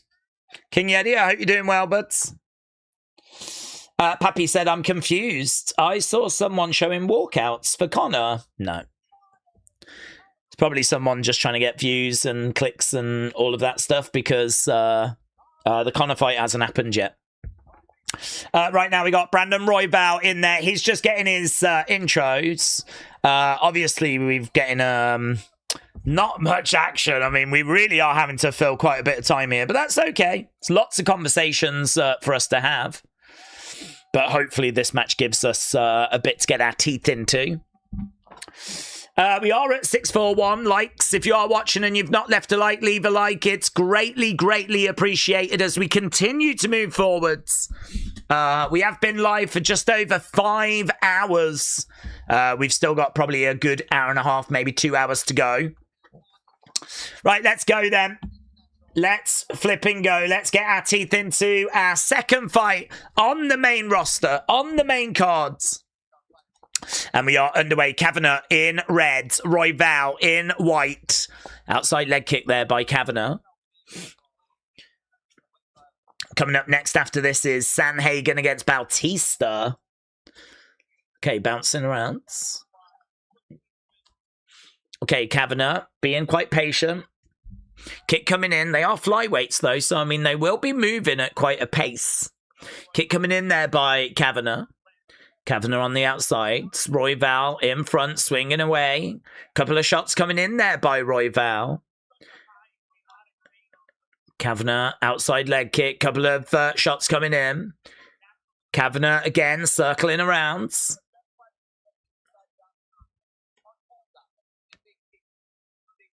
Inside leg kick there by Royval. Another shot coming in there by Kavanagh and another outside leg kick. Kick coming back there by Royval. Kavanagh being quite patient. Kavanagh only 27 years old. Royval 6 years older. Kavanagh trying to reposition. Kick coming in and that's blocked there by Kavanagh. Royval. It's a big test this for Kavanagh. Trying to throw in big right hands. Jab coming back there by Royval. Trying to get a bit of... he's keeping a bit of distance, but this is where the leg kick comes in for Royval. Nice jab coming in there by Royval. He's getting a bit of success here. It does feel like he's pulling ahead. Kavanagh, outside leg kick. Switching of stances there by Kavanagh. And again, another outside leg kick. Royval edging forward. Couple of jabs coming in. Oh, a couple of heavy-handed shots there by Royval, but they both fell short. Kick coming back there by Kavanagh. Kick coming in. Couple of shots there by Royval. Another shot coming in. Royval in the middle of the octagon. Again, Kavanagh circling rounds. Oh, heavy kick coming in there by Kavanagh. But it gets caught a little bit by Royval. Kavanagh staying on the outside. He's kind of backed up a little bit against the cage. Kick coming in there by Royval. It's been very calculated, this. Royval definitely getting the better of the strikes. Kavanagh just not really throwing enough.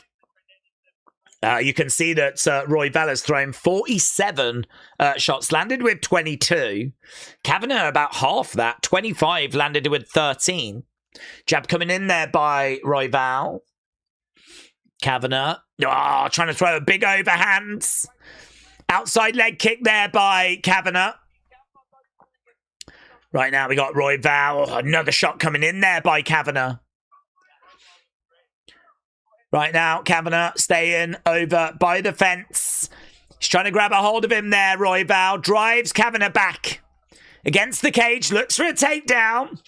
Okay, guillotine by Kavanagh, but he couldn't keep a hold of it. Kavanagh goes down. Royval has got side control. I think this is a really good first round, this, by Royval. I think it's a really good first round. So, right now, Royval winning with the strikes, getting the fight down to the ground. I think he's done a great job. I think he's doing really, really well here, Royval. We are into the final minute. Shots coming in. Redneck said, if we see Conor putting away Holloway, the next fight could be Chandler. Or does it have to be Chandler at that point? No, it doesn't have to be Chandler. Chandler is there, though. And, I don't know. I think there'll be a few options. UFC obviously went with Holloway. They believe it, of course, to be the more exciting match. Holloway has got a better recent record. Chandler feels like a fighter in decline.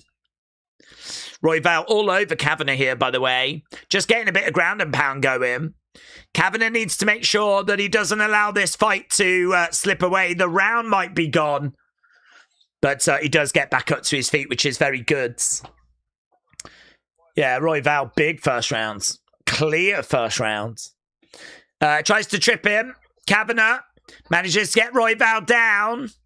But that's going to see us out of round one. Okay. Royval getting the job done in round one. Let's get into the chat.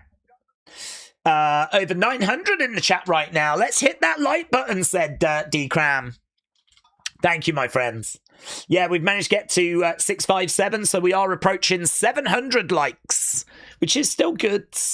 You know, considering we've got 3 fights left after this. But obviously, we're going to need to pick the pace up. Don't know how much longer this fight's going to go.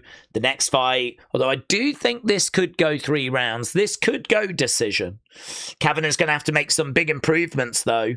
I think he was just largely outclassed in that first round. Chandler isn't retiring until Conor retires, says Nacho. Days, Conor is going to want to get a bigger name than Chandler. I agree, Chandler's on the decline.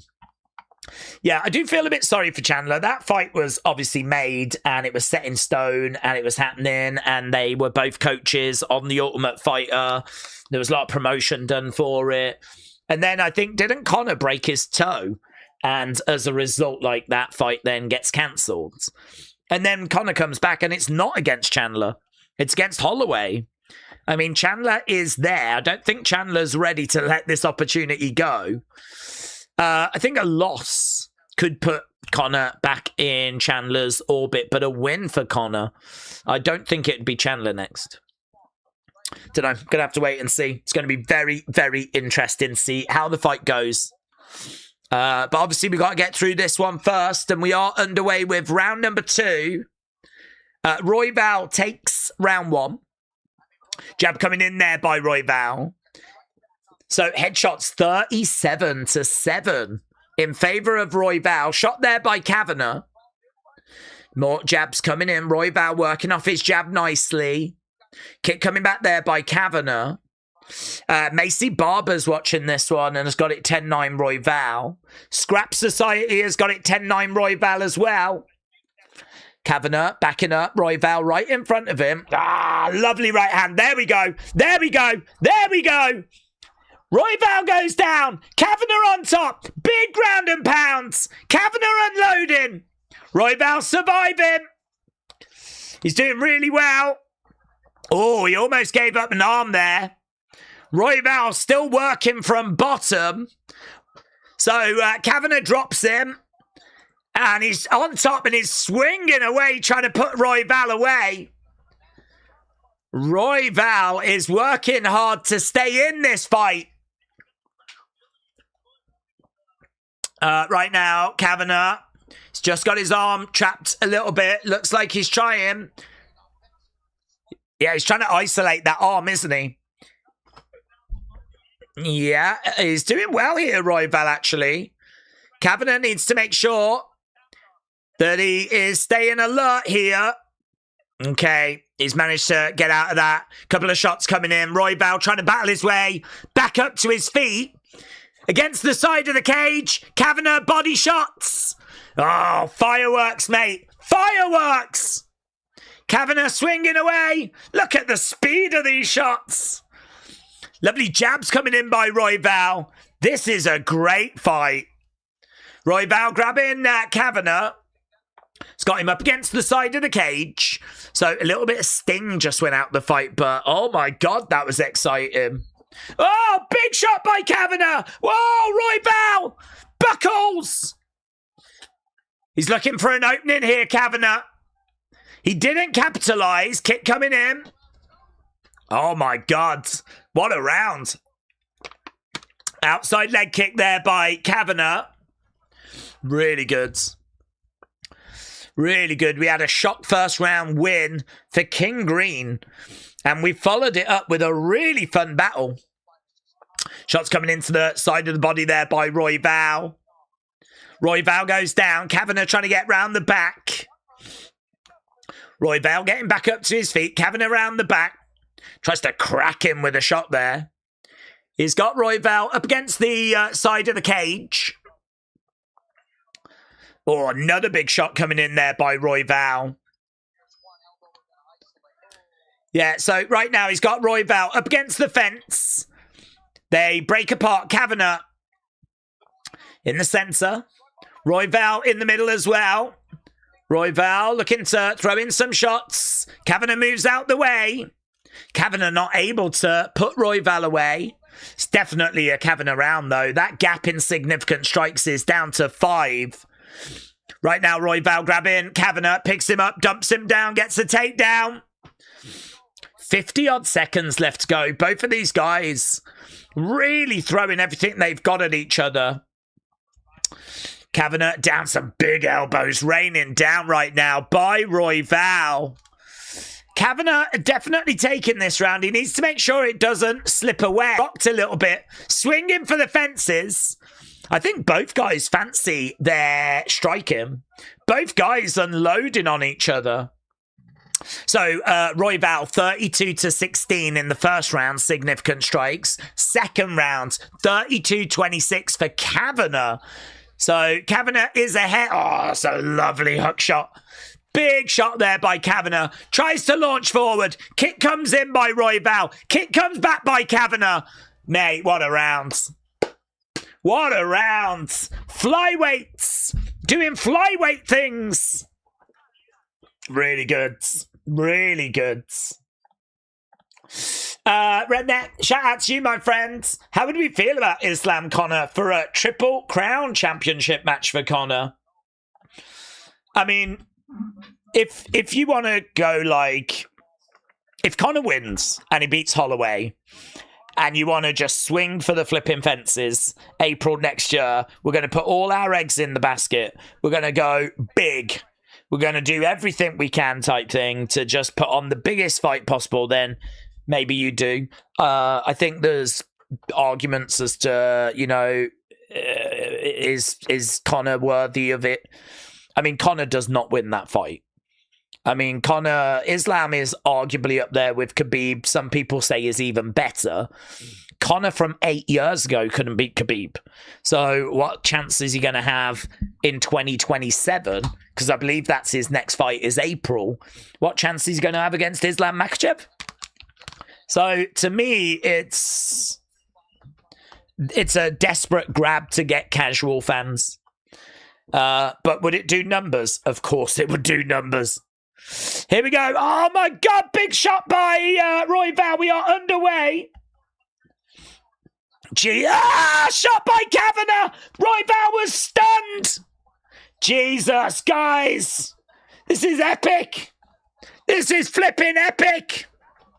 Right now, we got Royval charging forward, takedown defense, holds up for Kavanagh, but he does get him down in the end. Jeez, mate, some of these shots have been borderline nuclear.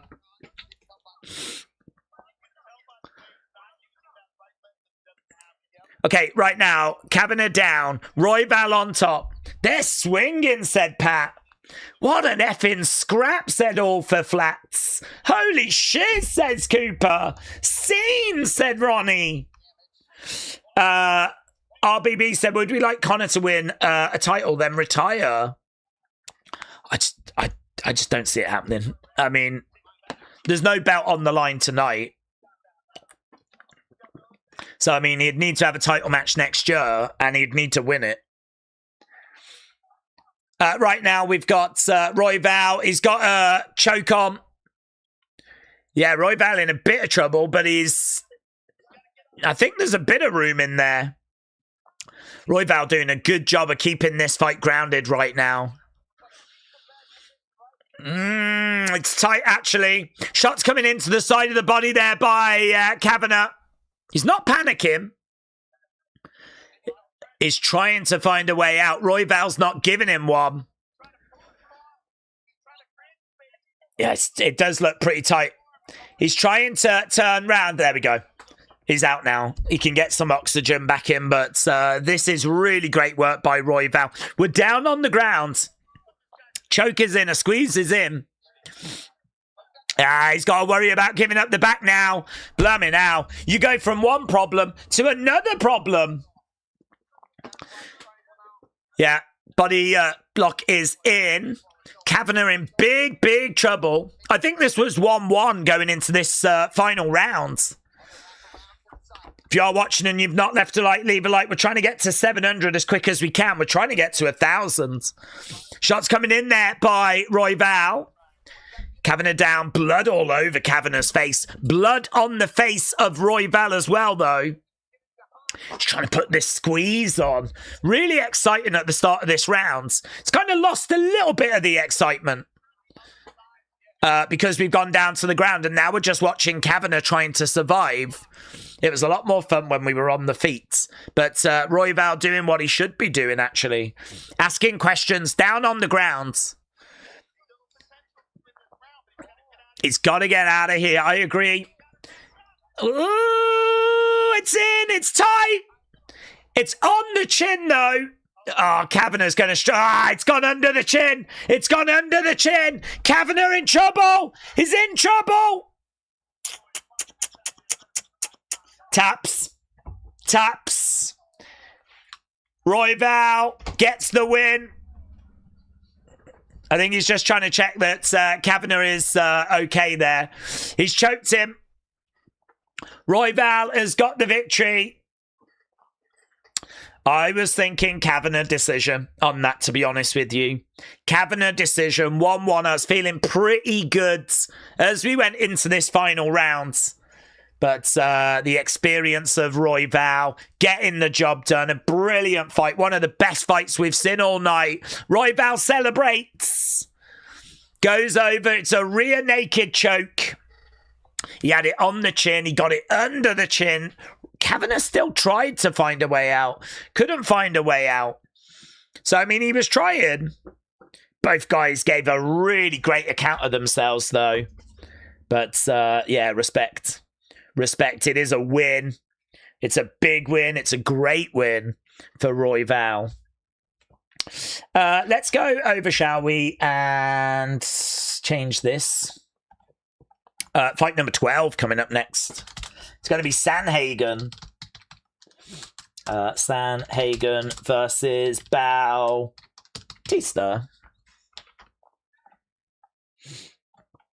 Okay. We've only got 3 fights left. That's it. 3 fights left. Sandhagen against Bautista, Saint-Denis against Paddy Pimblett, and then Conor McGregor against Max Holloway. Right. Decran, thank you, my friends. Tribeam user said, I was rooting for Lona, but that pressure from Royval was nasty. I went flawless till this fight. Not a bad run. Oh, no, you've done well, actually. You've done well. Christopher said, fun fact, any title McGregor ever won, he never defended. Isn't that crazy? Royval, a beast, said K-Dub. Royval, what a fight, said AB. That wasn't just a scrap. That was chaos. It was a certified war. The moment Royval started cooking, Sunny dropped her bologna sandwich. 2-0 on the main card now, said Jason. Well done. Well done. Well, let's see if you can go 3, because coming up next, and obviously they're going to make us wait a little bit of time, but coming up next, Corey Sandhagen is taking on Mario Bautista. 60-40 on Tapology. So quite close on this. Sandhagen, 6 wins by knockout, 1 by submission, 4 wins by decision. His last fight was a loss to Dvalishvili. He won by unanimous decision in October. He is a striker. He's quite unorthodox. He's got kickboxing, good jiu-jitsu. He is well-rounded. When he's on the offense, he looks to try and win the kicking game. His defense is not as good. He likes to use the jab to set up other strikes. He is going to have a range advantage. He's got a sharp jab. Takedowns should give him the edge. 60% of people think Corey Sandhagen is going to get the job done. He's taken on Bautista, who is 11-3. He won his last fight as well. Rear naked choke round 2. He needs to be positive, but not reckless. He's someone that's going to use combos to try and overwhelm. He is someone that feels maybe like he's just a little bit below Sandhagen's level. But, he's still going to be bringing in a lot of pressure. He's got really good wrestling. He's got a lot of experience. 14 UFC fights, 11 wins. I mean, it's going to be really good. This is number 4 against number 7 in the bantamweight division. They have fought before, but not for a while, and Sandhagen got the win. I think Sandhagen's going to do it again. I agree with Tapology. 60-40 in favour of Sandhagen. And as we said, should be a really fun fight. It might be similar, actually, to what we just saw, where it goes into the deep waters. And then after that, we got our co-main and our main event. After that, we got Paddy Pimblett. And we have got Conor McGregor. So lots to look forward to. Lots still to come. And we've got 3 fights left to go. Builds with Mooney. Shout out to you, my friends. Build with Mooney said thank you for the coverage. Great sense of humour. Build with Mooney, thank you, my friends. I really do appreciate the kind words. It's lovely seeing so many people around. Kind of really do regret, obviously, not being able to get to UFC on a more regular basis. Always enjoy it. We always have a great time with it. I think tonight has been excellent.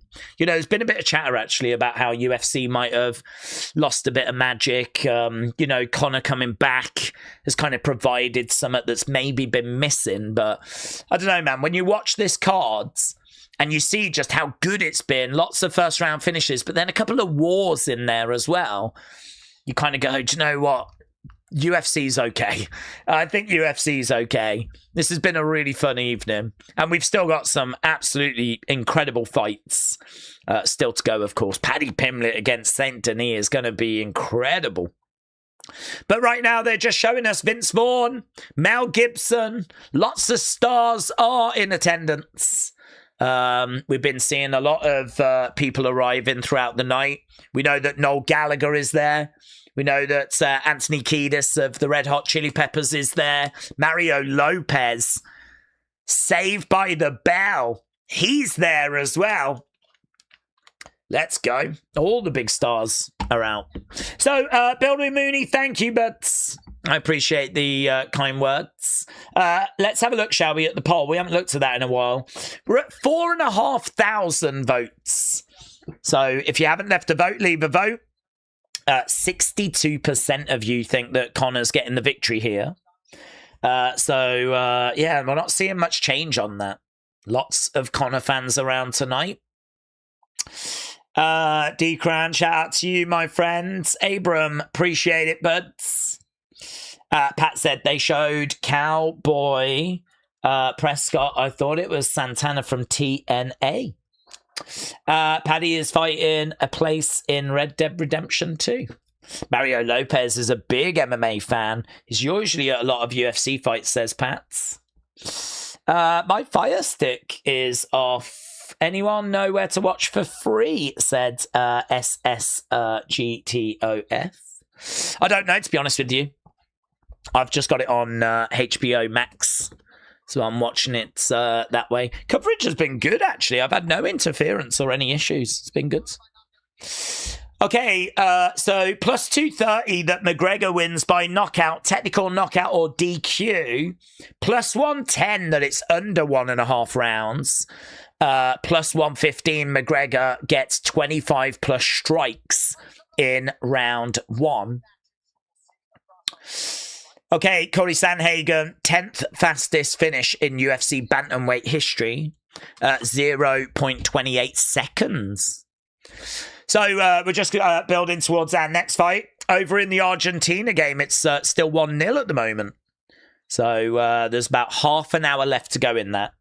So they managed to score in the 10th minute and they have not been able to follow it up. So Switzerland doing a decent job, actually, of just keeping this at 1-0. Whilst it's at 1-0, they've still got a chance to get a goal, get it to extra time. I don't really associate Switzerland with getting lots of goals, though. I don't really see them as being like great goal scorers. I think conceding really hurts. This could end 1-0 quite comfortably. So we are keeping an eye on that, but obviously it's not a distraction like the England game was. I've got Super Mario winning this one, said Jason. Conor's going to win by submission, says Betology. It would have been funny if Bautista came out to I Walk Alone, says Kane. His barber needs to be his next fight he takes. That is a truly evil haircut that they've given Conor. Well, honestly, if he loses here tonight, his barber might be his next fight. And even then, I don't know that I would fancy Conor winning. Who's going to win out of Sanhagen against Bautista? I'm leaning Sanhagen, but feel free to get your thoughts in. Jason said Conor with a mohawk. Let's go. Congratulations, Days. England all the way, said too broke to pay attention. Too broke to pay attention. Shout out to you, buds. Abram says England all the way. Well, I can honestly tell you that if you are a fan of underdogs, if you are a fan of a team not expected to win this World Cup, then England might be the team to support, because I have not been impressed with what I have seen from them. I do not expect them to win this World Cup. I don't think they're going to be favourites against Argentina. They certainly will not be favourites in the final.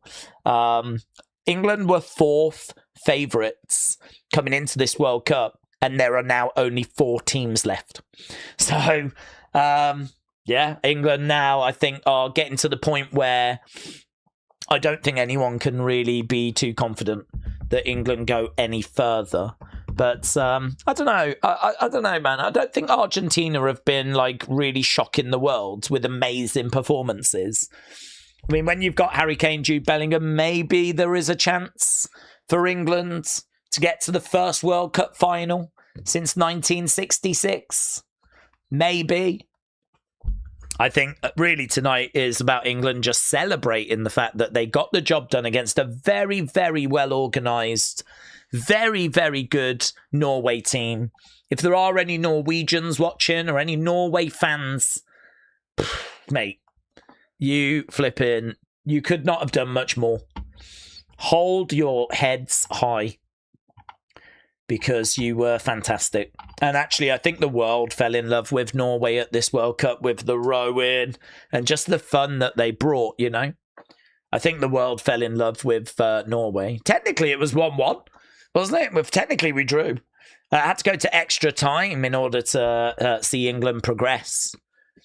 It was nervy. It was dramatic. But that's the World Cup, isn't it? And we are waiting to find out who England are going to play. We've got about half an hour left in Argentina against Switzerland.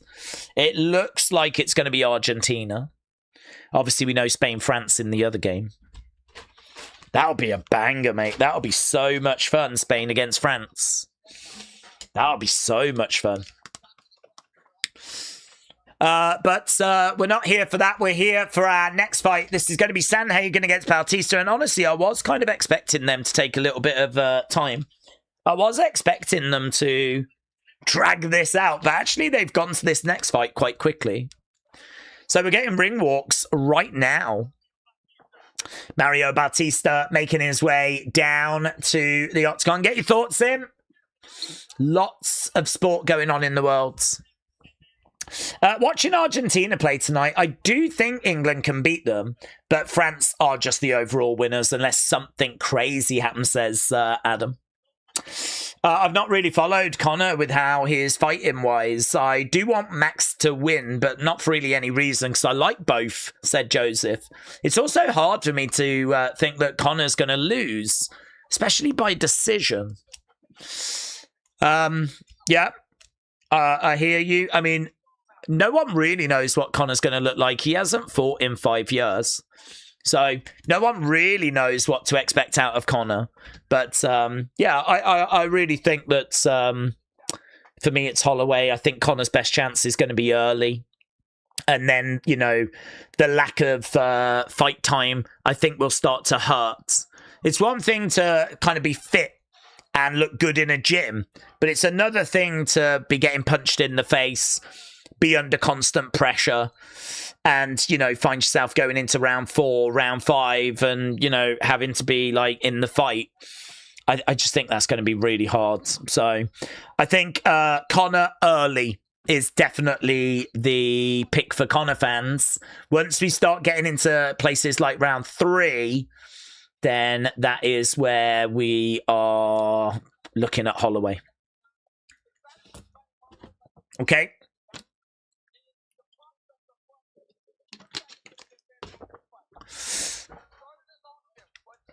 Okay, both guys have made their way down. We're actually going to be underway with this quite soon. Wayne Rooney has just put a message out saying he would rather have England face Argentina than Switzerland. He said, I think Switzerland are really well organised in how they play. That could actually be a really tricky game for England. So Wayne Rooney would rather be playing Argentina than Switzerland. Right.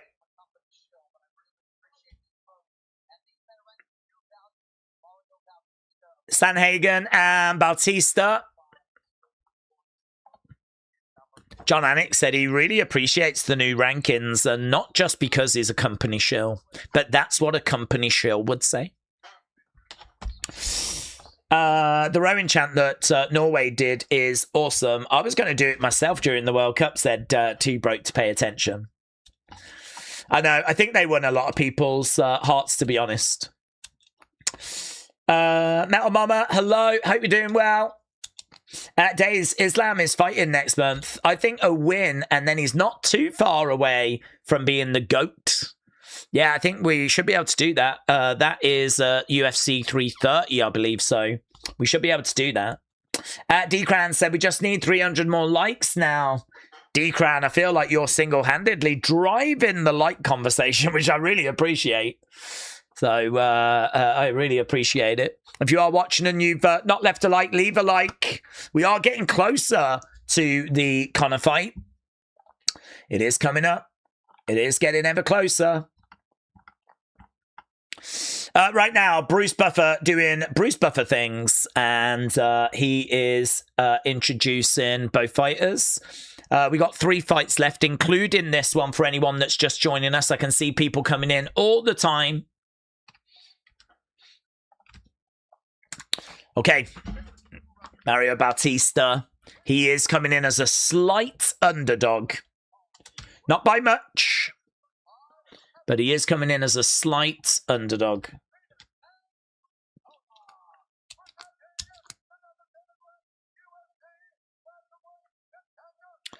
What? Mario Bautista. This, as we said, could go a little bit of time as well. Every chance that this goes quite deep. Shame that we haven't got Penis around. Penis was fighting earlier. I know he likes to go quite deep as well. I think Penis would be very good in this match. But it's not Penis. It is Sanhagen against Bautista. Just getting their intros. Who Dat Saint J says, come on, Switzerland. Yeah, I sort of do want Switzerland to go through. I think I just want Argentina to go home, actually. Here's... oh! Is that why you said it? Because they've scored? Wow! It just updated. When I looked, it was 1-0. Ooh. Well, I'll tell you what, Wayne Rooney's not going to be happy. Right, we are underway. Kick coming in there by Bautista. Oh, my God. Oh, yeah, take it extra time. Take it, penalties. Oh, God, I'm out of water. Okay, inside leg kick there by Sanhagen. Oh, my God. Switzerland score, and it doesn't look like it's getting ruled out. You never know. We're flipping VAR. Kick coming in there by Sanhagen. Ooh, Bautista rocked. Bautista rocked. Sanhagen right in front of him. Let's get the stats back on screen. Sanhagen looking pretty good here. Oh, Bautista coming forward with a couple of shots. Straight down the middle. Bautista grabbing Sanhagen. He's got him. He's trying to drive him over against the side of the cage. Bautista trying to get Sanhagen down. In a clinch at the moment. Bautista with Sanhagen. Again, they're clinching up. Knee coming in there by Sanhagen. Another knee coming back there by Sanhagen. Sanhagen in a clinch. Bautista up against the side of the fence. Sanhagen again trying to throw in a knee and another knee. He's doing well here at the moment. Bautista into the center. They're just in a clinch at the moment. They break apart. Sanhagen is circling round. We got Bautista right in front of him. Outside leg kick there by Bautista. Bautista trying to throw a kick down the center. Yeah, he's keeping an eye here on Sanhagen. Jabs coming in. Shots coming in there by Bautista. Jab to the body there by Bautista. Ooh, shot coming in and again unloading. Sanhagen moving forward. Couple of jabs. Body shot coming in. I tell you what, it's been a really engaging round here, you know. Really good stuff. Really enjoying this. It feels like it's quite close, and actually that is reflected in the numbers. It did feel that way. 13 significant strikes to 12. Another body shot coming in there. Like Bautista might just be starting to pull ahead. Kick coming in. Yeah, jab coming in there by Sanhagen. These two circling rounds. Shot coming in there by Sanhagen. Bautista in the center. Another kick coming in. Kick coming back there by Sanhagen. Shots coming in by Bautista. Oh, swinging away there by Bautista. Sanhagen again standing right in front of Bautista. Ooh, shot coming in again there by Bautista. Jab coming in by Sanhagen. Okay, where are we numbers-wise? 24-20. This is mental. 24-23 right now. It's very, very close. This feels like flipping Argentina, Switzerland. Right now, Sandhagen jabbing away. He's trying to get through with some shots. If we look at the numbers, you can see Sandhagen, 54 shots have gone upstairs. He's landed with 27. Lovely shot there. Hook shot there by Sandhagen. It's a few leg kicks by both guys. Hook shot back there by Bautista. And again, swinging away, takedown. Yeah, Mario doing great work. Nice takedown, jumping on the back. He's all over Sandhagen right now. He's grabbed the leg.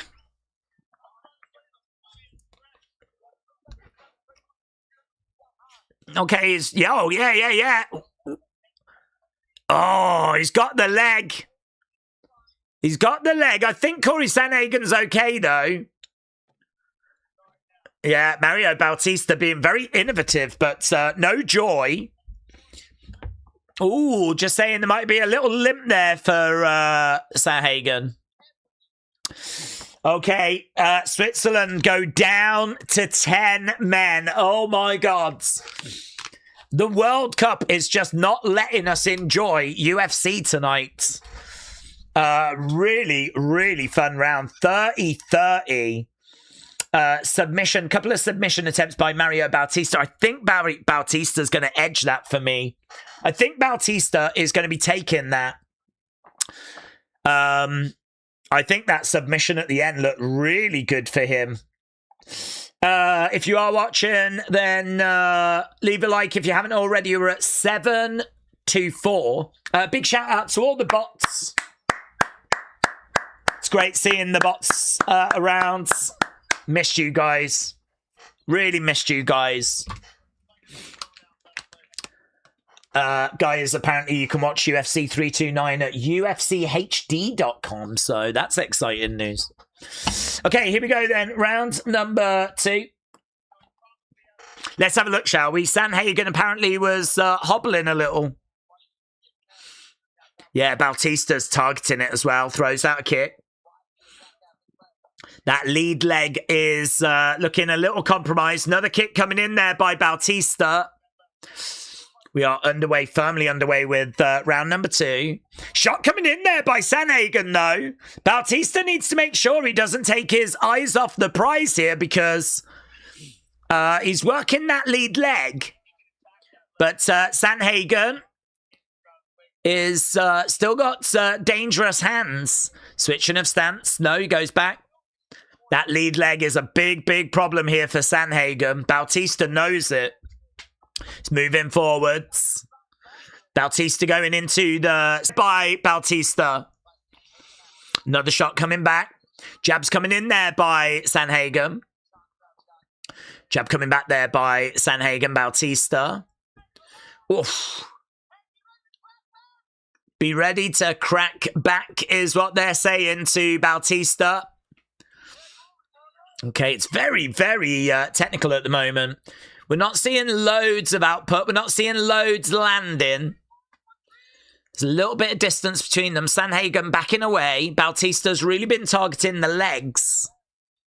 Moving forward, couple of shots. Hook shot misses there by Bautista. We're 1 minute 40 in. Leg kick comes in again. Bautista really working that lead leg. And again, another leg kick. He's really trying to compromise that lead leg. Bautista on the outsides. Sandhagen. Oh, into a clinch. Clinching up. They break apart. Sandhagen backing away. Couple of shots coming in there by Bautista. Oh, flurry of shots, but I think they're fairly well defended. I mean, if you actually look at the numbers, 44-41, 108 shots thrown by Sandhagen, but he's only managed to get through with 44. Right now we got Sandhagen on the outside, swinging away there by Bautista. Sandhagen again Trying to move out the way. It's scrappy. Feels very, very scrappy. Right now, we have got Sandhagen. Yeah, you can see there's a bit of a wobble there in his movement. His movement does not look good. Right now, Bautista swinging away. No joy. Sandhagen in there. Knee coming into the body there by Bautista. Body shot coming in there by Bautista. Oh, that's a lovely shot. Great work there by Bautista. Grabs the leg of Sandhagen. Right now, he's got him up against the side of the cage. Bautista in control. Sandhagen just throwing in a couple of elbows. Bautista taking his time. He knows he's got an opportunity here. But Sandhagen breaks away.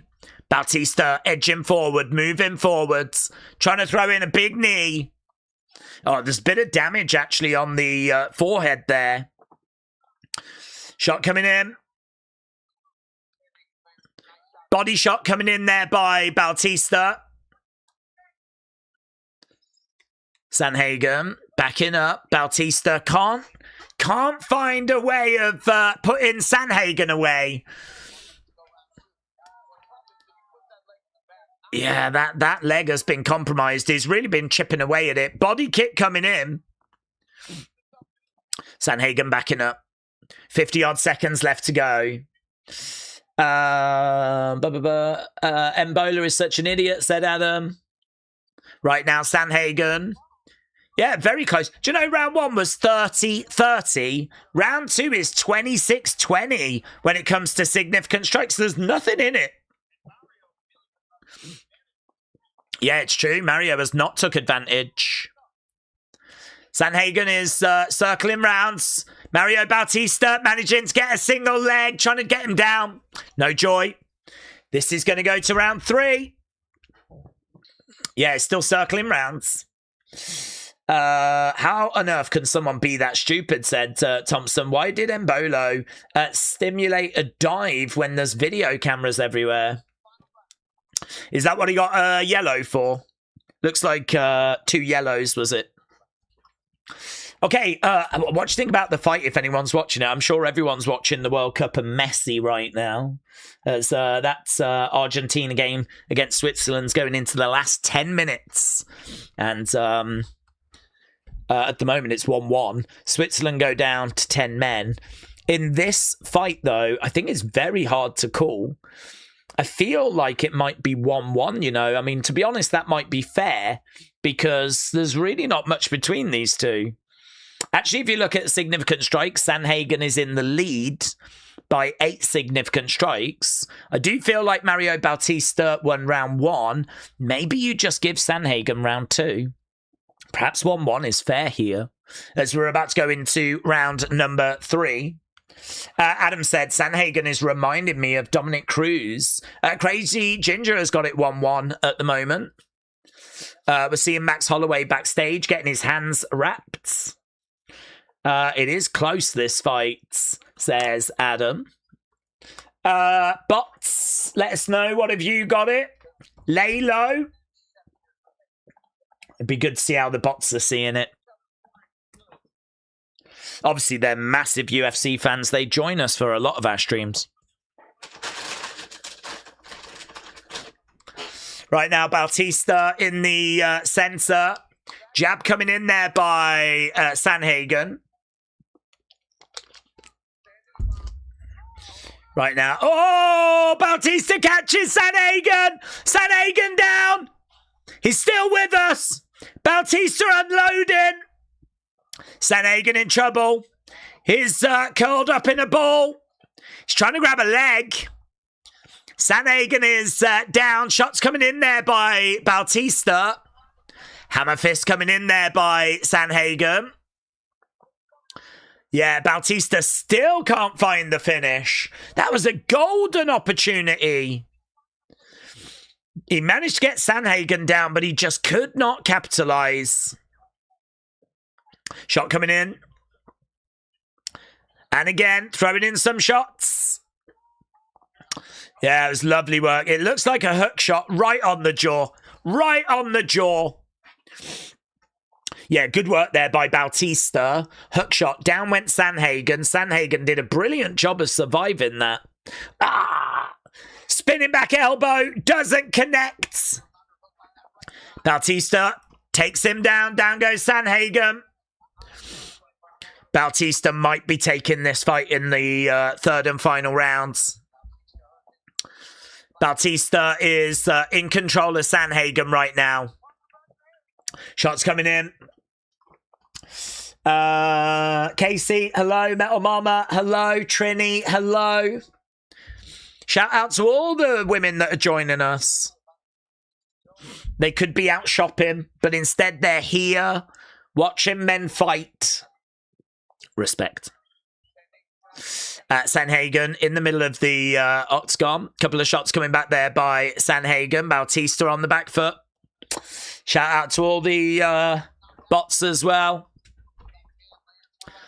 Swinging away. Shots coming in by Bautista. Both guys back on the feet. I think Bautista has managed to gain that advantage, and that is reflected in the numbers. 85 significant strikes to 67. Bautista round the back of Sandhagen, dragging him down. Dragging him down.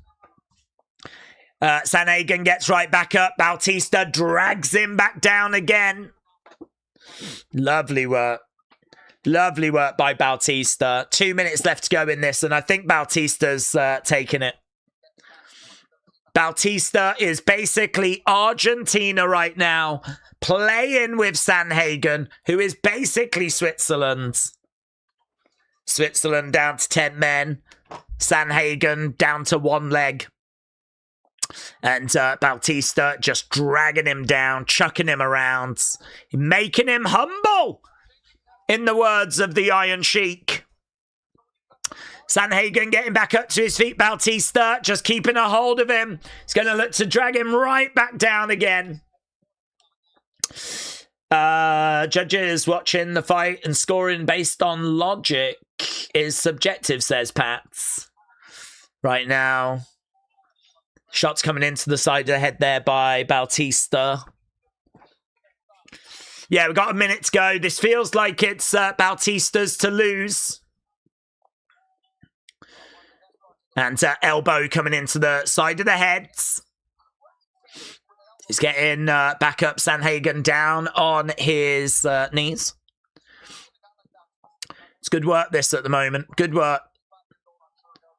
Right now, we've got Bautista up against the fence. Sandhagen has got him pinned there, but it feels a little bit late. I think he's going to have to really do something here in the final 30 seconds to take it. He's working. He's trying. Sandhagen has got Bautista. 20-odd seconds left to go. We're getting to the final stages of this fight. They break apart. 12 seconds left to go. Here we go. Bang! Sandhagen is unloading whatever's left. Bautista grabs him. Picks him up. Oh, I thought we were going to get a German suplex. He just picked him up and I thought he was going to drive him backwards, but instead he just chucked him down. I think that's Bautista. A bit of blood running down the face of Bautista, but I think it's a Bautista victory. 2 fights to go, friends. Coming up next, Paddy the Baddie. And then after that, the Mac is back. Conor McGregor back in action. I'd imagine the World Cup's proving a little bit of a distraction. 4 minutes left in that game. They're not showing it in Serbia, said Luke. Are they not? Racist. Feels like Bautista has taken that one. AB said Argentina are now down to 10 men. Are they? Argentina down to 10 men. That has not come through to me yet. I do not have that. I'll tell you what, that game just got a lot more interesting if that is true. Switzerland are down to 10 men. 4 minutes left to go. Messi almost makes it 2-1, getting a diagonal pass, chesting it down, chipping the shot straight at the keeper. Some late changes for Argentina. Man, you never know. With Messi on the pitch, he can create a moment of magic. He could win this late for Argentina. Maybe this goes extra time. Don't know. We need to find out who's won this fight as well. Come on, Paddy lad, said Robert.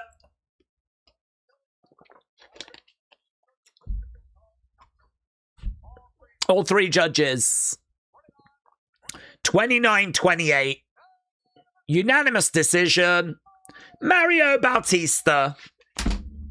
So, yes, we said after 2 rounds, 1-1 felt fair.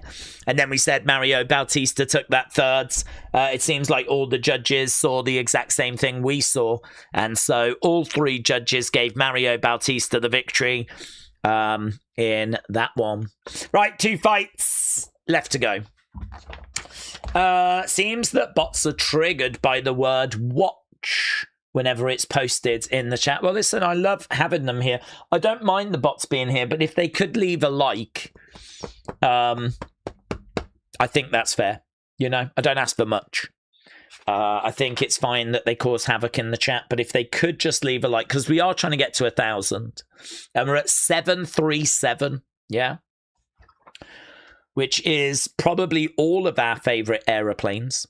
But we do need to try and see some movement there. But next up, we've got BSD taking on Paddy Pimblett. This is going to be a banger. One mistake could decide this. It's going to be very, very close. Saint-Denis is on a 4-fight win streak. He won his last fight in January. He's got relentless pressure, very strong wrestling, great momentum, very aggressive, is a heavy hitter. He can struggle when he's being controlled down on the ground. He's got a new coaching team and he may have gone to like a new level with them. He's very confident, very relentless, should do well at winning minutes rather than moments. He has got 8 first-round finishes. I don't think he'll get a first-round finish here, but this should be a banger. This should be a lot of fun. He is all about search and destroy. That is Saint-Denis. Paddy Pimblett, 7-1, coming off that loss to Gaethje. He's a tricky range striker. Excellent wrestling, jiu-jitsu. Quite big for the division. He's going to focus on counter-punching. He's going to be looking for top control. He might have the better cardio out of the 2 of them. He's obviously got great submission grappling. Both can leave themselves open at times. Both are very good on the offense, not so good on the defense. This is going to be a fun fight, man. I really do think that our main event is obviously going to be bringing a lot of attention, a lot of eyes, a lot of excitement. That's just going to be whatever it's going to be. I don't know if that's going to be a fun fight. It could end early. It could go a little bit longer. Conor could shock the world. I think the main event is going to be what the main event is. This is just going to be a fun fight. So I'm going to go Saint-Denis getting the victory. I think he will find a finish. I think Saint-Denis will find a finish. Paddy Pimblett, though, is absolutely going to push him to his limit. I think Paddy Pimblett has got a bit of a bad reputation. I think that loss, his only loss to Gaethje, actually does not look so bad now. That loss to Gaethje has aged really well, considering what Gaethje did at the White House. So I'm very much looking forward to this. We've got 2 absolute bangers coming up now. Is this 5 rounds or 1 round? I don't actually know. Sometimes the co-main events go 5 rounds, but I don't know if this one is. So I probably should have checked that beforehand, but I didn't because I'm a disgrace. Saint-Denis against Pimblett. Oh, it's all lowercase. They deserve caps. They definitely deserve caps. There we go. Right, Going Ghost. Hello, hope you're doing well. Iron Sentinel, shout out to you. This is Peak Days Football Energy. Well, I'm keeping an eye on the game, and it's we're in the 92nd minute, so we might be staring at extra time. I don't know how much added time there is. I'm not watching the game. I've just got like the score from the BBC. I love BBC. So if ever I get a chance to go on to BBC website, I'll always do that. So yeah, just 1-1 at the moment. Who's going to win out of Conor or Max? Says Chella Hero. Yeah, I've got Max winning. I think I'm feeling very confident, actually. Very confident Max gets the job done. I am a Max fan. I'm not saying that because I'm a Max fan. I just think that inactivity is genuinely a killer. Inactivity is a big, big problem. And I think that McGregor being out of the picture for 5 years and before that losing to a broken leg, you know, coming back from a broken leg is a big, big challenge. So I agree with what the chat have been saying. I think that if you're a Conor fan and you don't really watch too often, I think you need to know what he's up against tonight. This is a massive challenge. This is not like him coming back and just having an easy fight. Max Holloway is one of the best fighters in UFC. Big questions about if he's still the same fighter that he was. Are we starting to see a decline? What is Max going to look like at welterweight? I think all of these are fair questions. But yeah, this is tough. This is tough for a McGregor that's been out the game for 5 years. A McGregor that's had a lot of issues away from the octagon. A McGregor that last time we saw him, he'd broken his leg. I mean, even Dana said if he can come back and win, this will be the greatest comeback in UFC history. So, yeah, I've got Holloway. I just feel more confident with him winning. But you lot have been voting all night, and you nearly 5,000 votes, and you lot 62% are saying that it is Conor McGregor by finish. Conor McGregor by finish, 62%. Very good. I love the confidence from the McGregor fans out there. I'm here for it. I'm also here for Argentina 1, Switzerland 1, and the fact that they're in the 94th minute. Chella said, the king is back. Do we think Conor does first round? He'd get a title shot, said Jason. I think that's a very great question. Conor is such an exception. I mean, if anyone else had been away for 5 years, came back after a broken leg and won in the first round, I don't think they'd be getting a title shot next. But with Conor, yeah, to be honest, there's a chance. There is a chance. They're praying for that. They are praying for a victory here for Conor. UFC would love nothing more. Dana is going to be sat there with his fingers crossed because they're going to want that second fight next year to be the biggest thing possible. A win, and a lot of those casual fans will start to see where Conor really is. You know, a loss, sorry, and, you know, those fans will start to see that, you know, the show's over. Conor can't back it up anymore.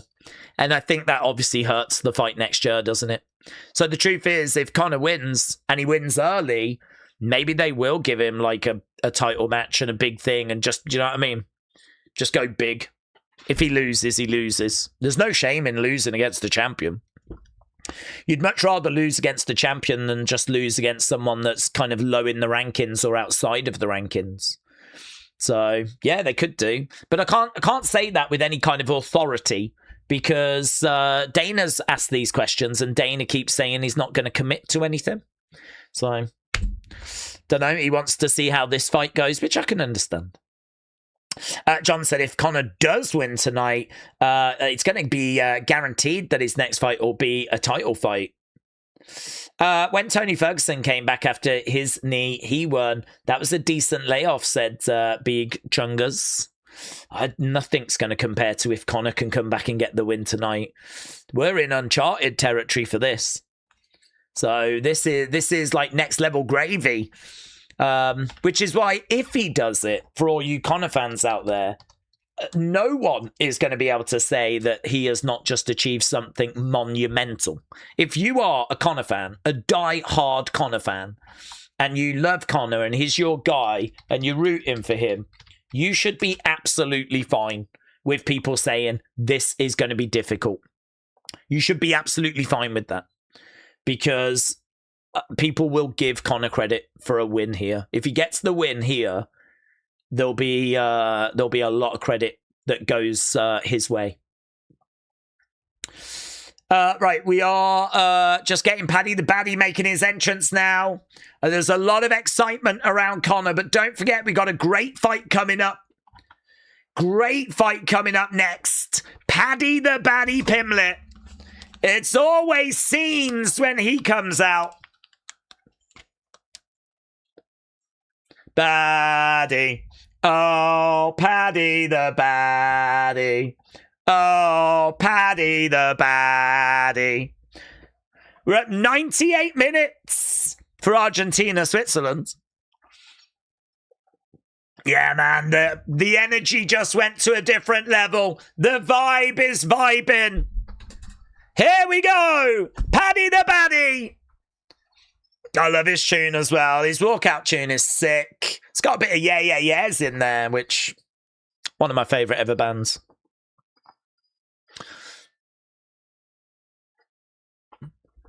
Dun, dun, dun, dun. The walkout is so good. Loads of energy. Dun, dun, dun, dun, dun, dun, dun, dun. It's a great tune. Crowd are applauding away. Which way do you think it's going to go? Get your thoughts in. Bum bum bum bum bum bum bum bum bum bum bum bum bum bum bum. Heads will roll. By the AAS off their album It's Blitz. Okay, we haven't seen Paddy yet. There he is.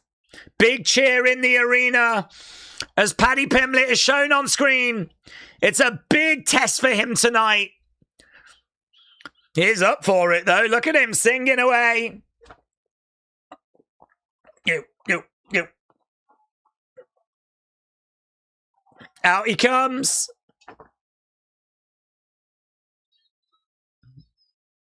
Oh, he's enjoying it more than anyone else.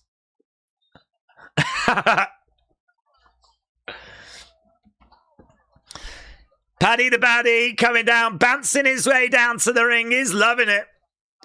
He is loving it.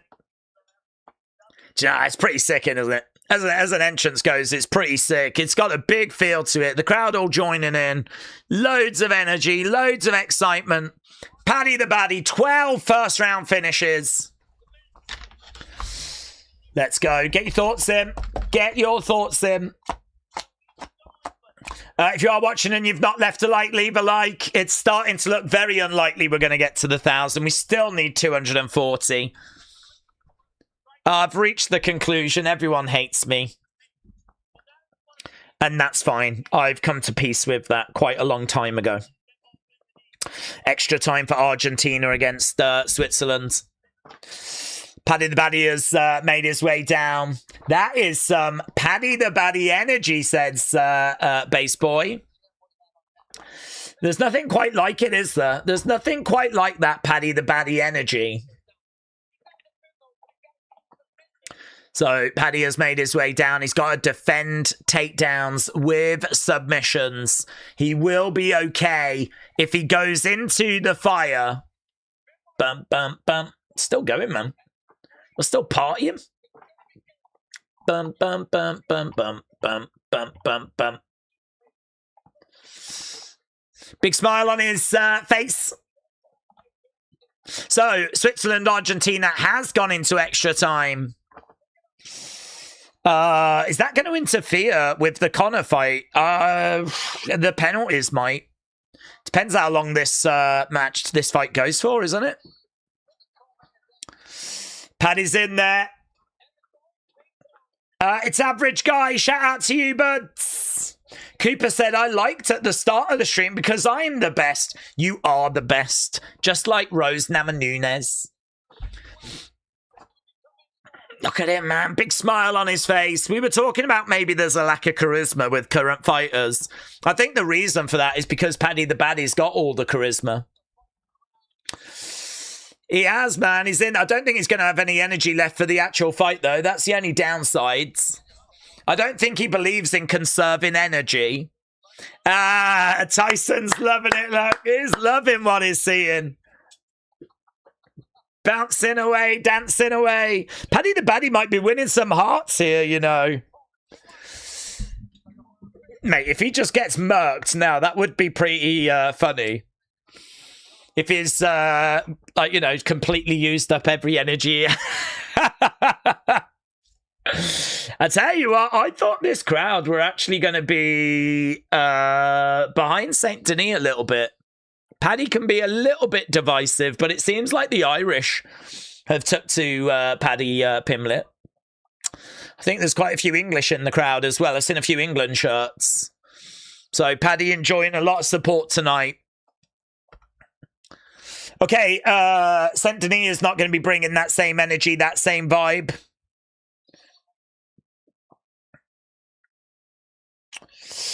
BBC said it feels impossible to call this. Switzerland are going to fancy their chances if it does go penalties. They did beat Colombia last time. If it goes to penalties, will Messi take one? Messi has been missing penalties, hasn't he? That is going to be a distraction, isn't it? Flipping World Cup quarterfinal, extra time, Argentina, Messi. Saint-Denis coming down. John said, days at least we're not exposed to a Mike Tyson ass in low res. Well, to be honest, John, I'm disappointed. It was the only reason I tuned in. But that was quite the moment, wasn't it? That was when he was fighting Jake Paul. We went backstage. He turned around. We got to see his bare ass. Maybe the greatest moment in combat sports history. Saint-Denis making his way down. Right, get your thoughts in, guys. Which way do you think this is going to go? Which way do you think it's going to go? This said, Days, you are liked. I'm watching with my sister, and she says that she likes your accents. Look at me, I'm such a player. This, shout out to you and shout out to your sister, yeah? I like her accent as well, yeah? Metal Mama said, thanks for joining us for this UFC stream. If you haven't already, please hit the like. Metal Mama, shout out to you. I hope that you're having a fun evening. I hope everyone's having a fun evening, and there's plenty of things going on. We got fight about to start. We got Argentina against Switzerland. We got girls hitting on me in the chat. What a time to be alive. Get your coat, Days, said Pete. Pat says, bodybuilding is worse. Those dudes are on the brink of death by dehydration. Two Broke said, English accents can be enticing. It's literally all we've got. There's nothing else going for us. It's literally all we've got. If it wasn't for the accents, we would have absolutely nothing. So, you know, just give us that. There's nothing else going on in this country. It's all going to hell in a handbasket. But at least we've clung on to the accent. Saint-Denis is all about pressure and pace. He's going to dominate the grappling exchanges. So BSD making his way down. We should be starting with this very, very soon. Girl bots are hitting on you as well, says Erwin. Erwin, I'll take them all. I'll take them all, whatever is coming my way. Female AI hitting on me, I'm here for it, yeah? To be honest, in the future, we all might be getting with female AI bots. Mightn't we? I don't know. Do we even need women anymore? Maybe we just get with female bots that have got, like, robot wombs and we just impregnate them and technology sorts out the rest. I don't know. I haven't thought it through. But all I know is whether they're real, whether they're AI, I ain't turning anything down. I was not brought up that way. Yeah, you take what you can get. And I hardly get anything. Okay, here we go. We are about to get underway with our co-main event. Both fighters are inside the octagon. Saint-Denis, Benoit Saint-Denis from France. Please do not hold that against him. Taking on Paddy Pimblett from England. Do not hold that against him either. As we're about to get the intros. William said, I'm not AI, I'm flesh. I know, yeah. You're the one that I would be nervous about, to be honest.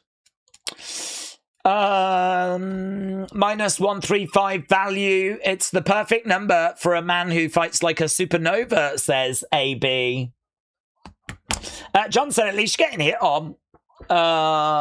John, your time will come. I'd hit on you, John. No problem. I think you're looking very fetching this evening, John. Shout out to you. Guys, if anyone wants to hit on John, I think John's feeling a little bit lonely right now. Oh, big cheer for Paddy. Paddy at plus 110 underdog. So, Tapology, it's about 50-50 on this. 52% said Saint-Denis. 48% said Paddy Pimblett. So, very, very close. Paddy, the baddie. Look at that. Paddy the baddie locked in, staring over at Saint-Denis. Don't forget, we still got Conor coming up after this as well. This is only our co-main event. Booze coming in for Saint-Denis. Going Ghost said, what have I just walked back into? I think you've walked into an orgy. And to be honest, I've always wanted these UFC streams to get to that level. So this is a red letter day for us. We're just waiting for this thing to get started. Days, even one of the hardest strikers in Gaethje couldn't TKO Paddy the baddie. Saint-Denis is going to have something special to get the win here. I think Paddy gets the win. Christopher, shout out to you. I think it's going to be a real barn burner. It could go either way. One mistake could decide it. I really do rate Saint-Denis. Who's that woman?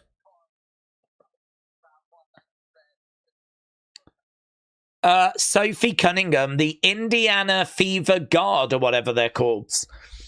So some untrained. You can't just have anyone holding the cards. She's had no training. Okay, Paddy straight out of the gates grabs a hold of Saint-Denis. He's already managed to get him by the neck, you know.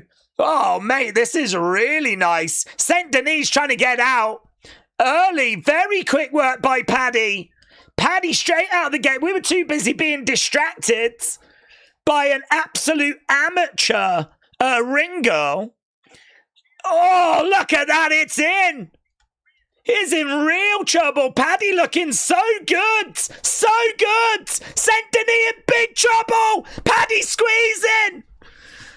Can he see? Can he check? He's out. Paddy wins. Dudes.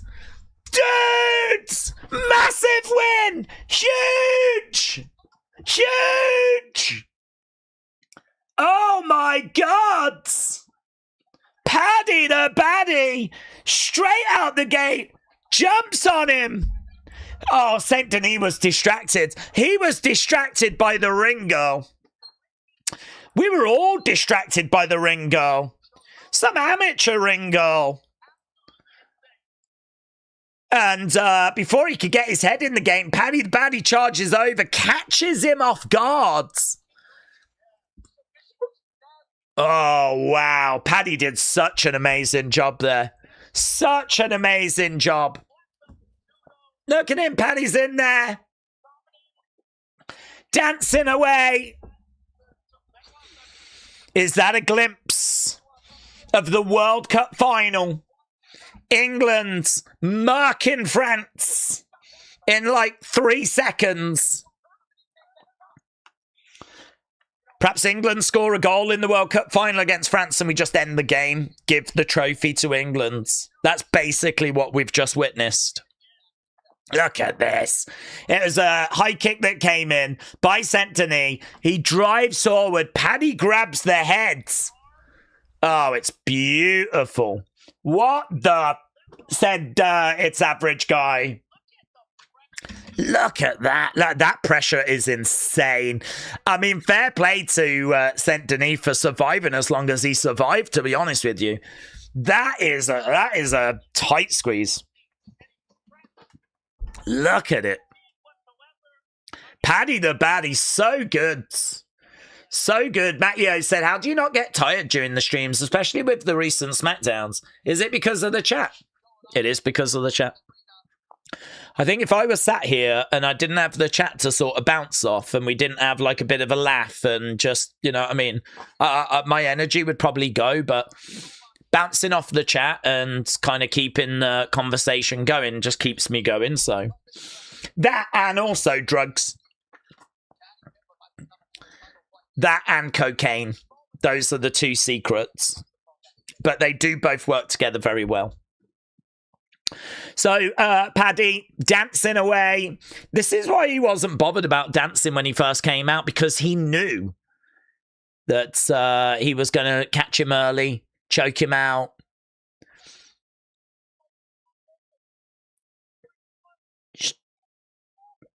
Oh, she's there. Who's he looking for? She was in the front bit. He's waving to someone. I don't know. Oh, there's Saint-Denis. Saint-Denis goes over, shakes hands with Paddy's trainers. Tight squeeze. That's my missus's nickname, says Pete. I know, Pete. Yeah, we know. All of us in here know. Saint-Denis is the worst fighter in my list from now on, says Roy.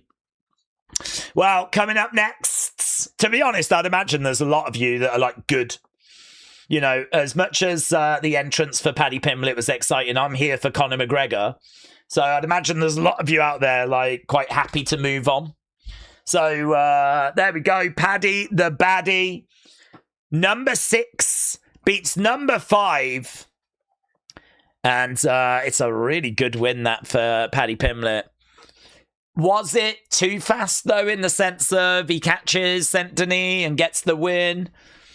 I think I would have liked to have seen him going into a bit of a war, a bit of a battle, emerging victorious that way, ideally. Some people might see that as a bit of a fluke. He saw an opportunity, he took it, he gets the win. I don't know. For me, it's a brilliant result. He moves forwards. You've got to think that the UFC are absolutely thrilled with that result as well, because Paddy is such a big star for them. But he ain't on this level. He ain't on the level of the Mac.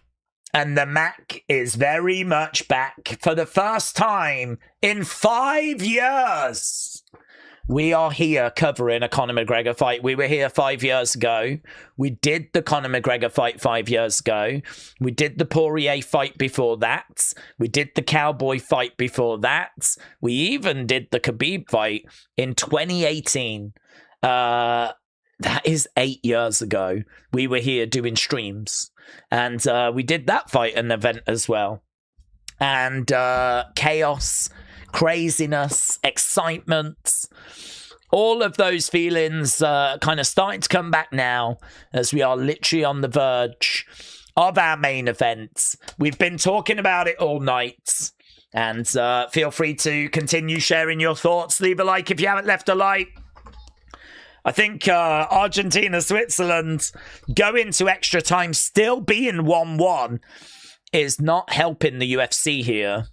There's 50-odd thousand on the BBC website keeping an eye on the score.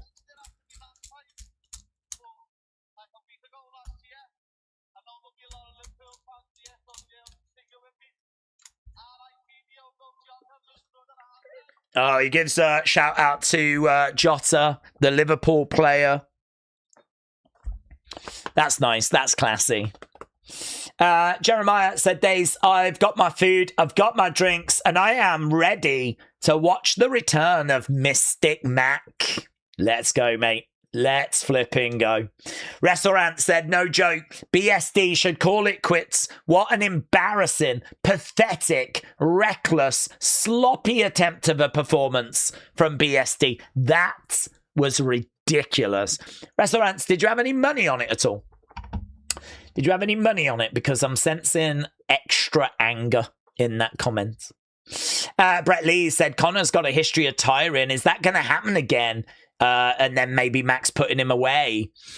Yeah, it's an excellent point, actually, because Conor's never really been known for his cardio. And I think if Conor's going to get the job done, he's going to have to do what Paddy's just done. And that is kind of catch Max cold early and stun him and catch him. And listen, Paddy's just shown Conor the template. He's just shown exactly what needs to be done, you know. Kurt Stevenson, Noel Gallagher is being shown as well with his boys. So there's Noel Gallagher. So he's here to watch Conor in action. So yeah, lots of stars. We got Drew Brees, Diego Lopez. I certainly know who that is. And all the stars are out for our main event that's coming up. I think Conor in his prime, said Bamboo, would be a slight favourite. But now Max is a massive favourite. John said, is BSD that bad? Or is Paddy that good? To be honest with you, I don't even think really it was BSD being bad. I just think that he got himself caught. I think if he was to obviously do the fight again, he would be a lot more cautious about going for that takedown. I mean, he kind of tried to get Paddy round the waist, take him down, and Paddy just grabs the head. And the problem is that from there, you know, Paddy is so good with his submission grappling. He's obviously got great jiu-jitsu that, I mean, he was able to find that DOS. So, I don't know, man. You'd think BSD would have been better prepared. No, maybe not to put himself in those situations. BSD is still a fantastic fighter, though. He was on a 4-fight win streak. I mean, this is not a washed performer. He's actually younger than Pimblett. Pimblett's 31. BSD was 30. He's on a 4-fight win streak, BSD. 9-3 in the UFC. He won back in January as well. So, I mean, Saint-Denis is, you know, is a great fighter, but, I mean, he is someone that has shown in the past that he can be careless. I've actually got it in my notes. I've got it in my notes and I've got it underlined. Can be careless. So, you know, BSD, very close. One mistake could decide it. And to be honest with you, I did not expect that mistake to come as early as what it did. So, can be careless. One mistake can decide it. And it just turned out that it was BSD that made that mistake and made that mistake early. So, you know, it is what it is. Paddy Pimblett wins. Think UFC will be thrilled about that. I think they'll be really pleased with that, that he's managed to pick up the victory. And yeah, I'm excited to see what they've got next for Paddy Pimblett. You know, that loss against Gaethje, I mean, as we said, it's really not aged badly. I don't know what we're going to do time-wise here. I don't know how long we're going to take before we actually get to our next final fights. I think they're probably going to just take a moment, aren't they? Build it up. They know that people are hearing, right, you know, we're at the Conor fight now. People are probably jumping in. We got the graphic up on screen for it as well. If you've not left a like, leave a like. We're at 809. 809. Michael said, Scousers don't get KO'd, mate. I knew that Paddy would trash BSD. Oh, I was not expecting him to get knocked out. I thought that BSD might find... I was thinking there could be a TKO referee stopping in type thing. Yeah, I didn't expect that. Brilliant result for Paddy. Would we say Paddy is the new version of Conor as charisma skill? He's probably one of the closest. Yeah, it's probably one of the closest. I mean, he's a pretty good trash talker, but I mean, he just doesn't feel Conor level, you know. Maybe he can build and get there. I mean, wins like this definitely help. Seeing Mike Tyson smile away as Paddy's dancing his way down, stuff like that's gonna really help. Okay, we're just seeing the video package.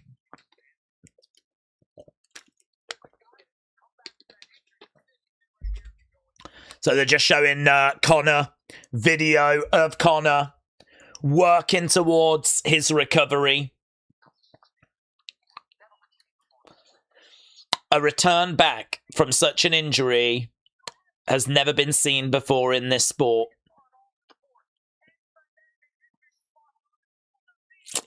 This is going to be amazing if he can get it done. Absolutely amazing. Let's have a look, shall we? We've had over 5,000 votes.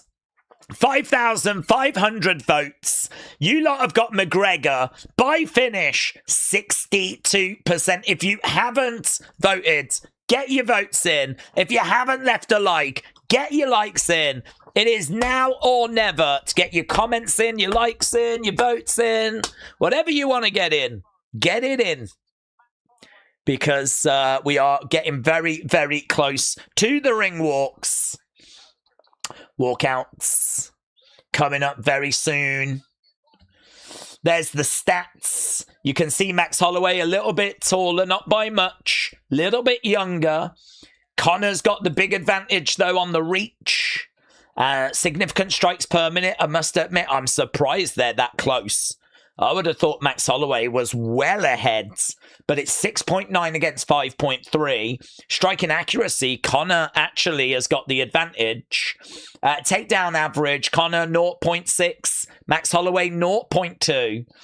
Takedown accuracy, 53% for Holloway, 55%. Very, very close for McGregor.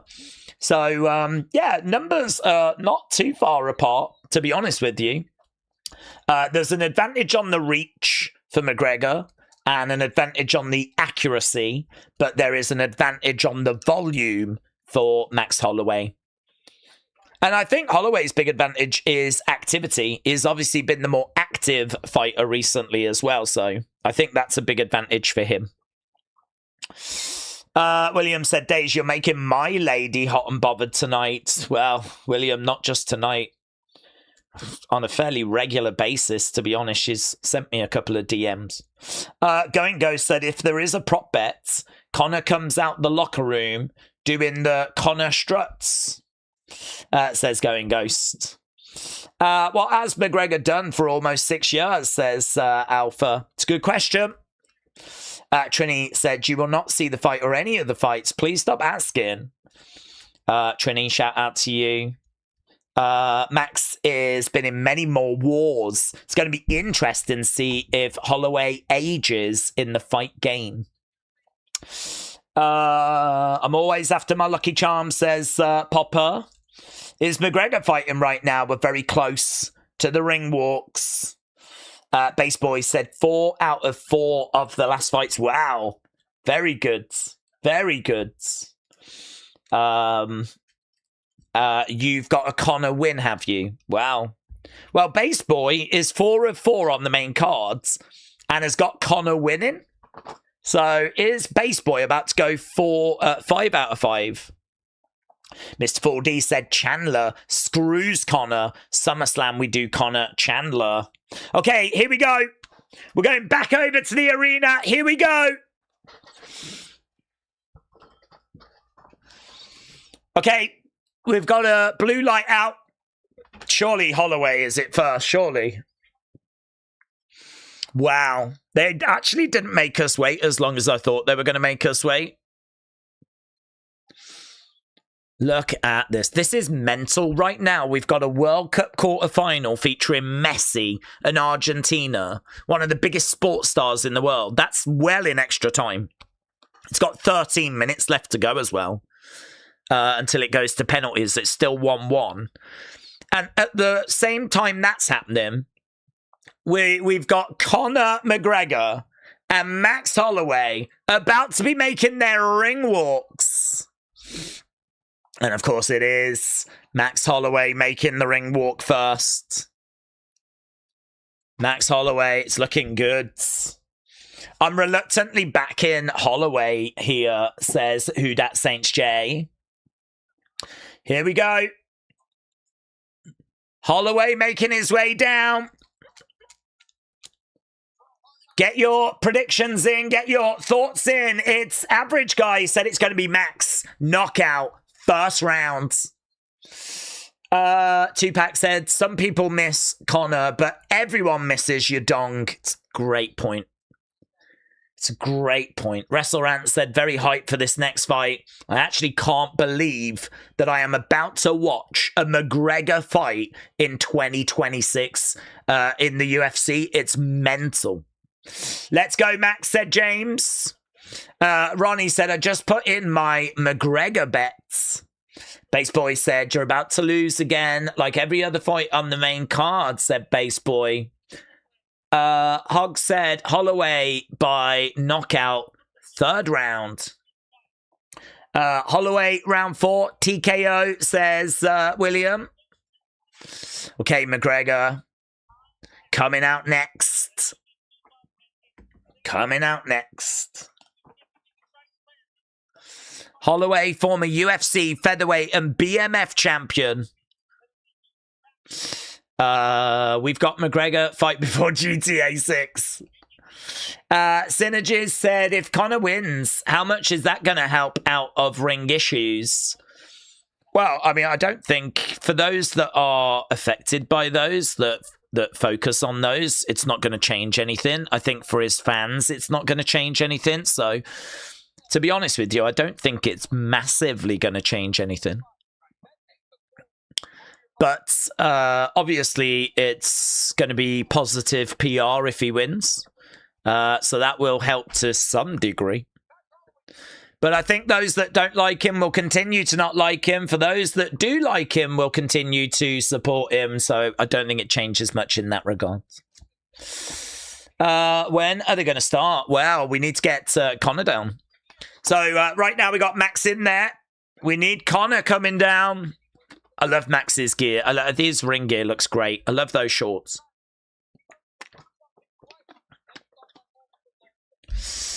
Okay, Max Holloway then is in the octagon.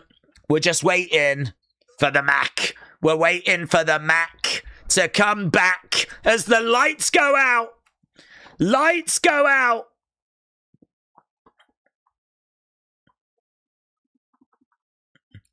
Here we go. Here we go. We've got the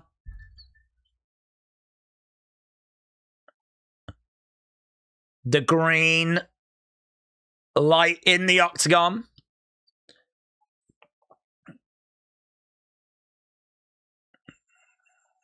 Look at that. We got smoke all in the octagon as well. Smoke machine is working overtime. Got the Irish flag on the screens. On all of the screens around the arena is the Irish flag.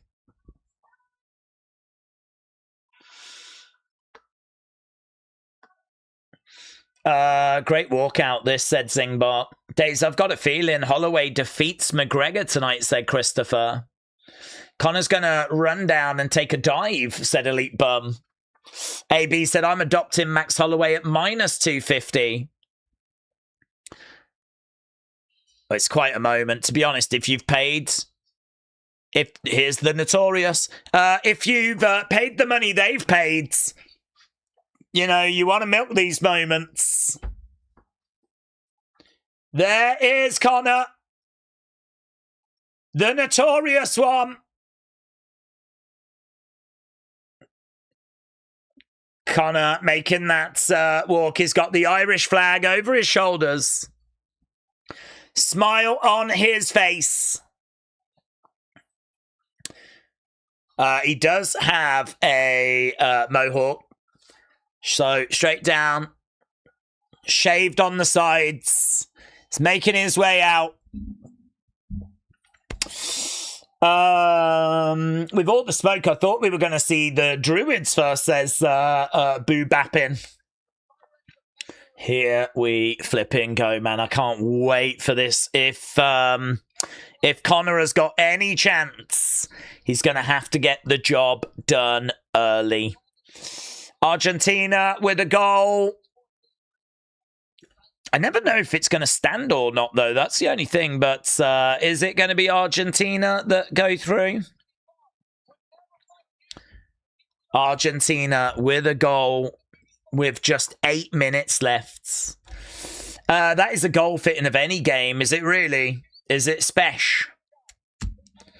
Oh, wow. People are loving the goal that's just been scored. Argentina scoring. It's not Messi. It's Alvarez that's got it. And they're loving that right as Conor is making his way down.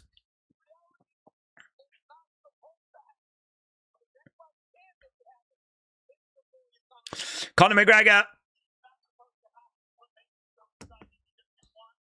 has made his way down. First simultaneous 2-division champion in UFC history. When's the fight starting, said Zades. It's going to be starting real soon, but both fighters have made their way down. We just got to do the intros and then we'll be underway. If you listen, the Conor fans now, said Singbots. Max blessed Holloway at -215 is a cosmic contact. It's going to be England, Argentina, a replay of 86. Jesus. Oh my God. Well, I don't know, man. Wayne Rooney said he'd rather face Argentina than Switzerland. Whoever you're going to get is going to be tricky. Any team making it this far is going to be good. There we go. Does the walk. Conor gets in the octagon. Does the Conor struts. Big cheer from the fans. It's all part of the show. It's all part of the show. Right, we're going to be underway with this very, very soon. If you are just joining us, Conor McGregor inside the octagon. He's looking very relaxed. Very relaxed. Just taking on some water. So good, says K-Dub. So there's Holloway. That is the strike of the World Cup, said Alpha. I really want to see this goal. Danny said France is going to win it all. Well, they got a tough test against Spain. I think if they get past that, then they're going to be big favourites in the final. Conor and Max. Tailor the tape. Okay, get your final thoughts in. Get your final thoughts in.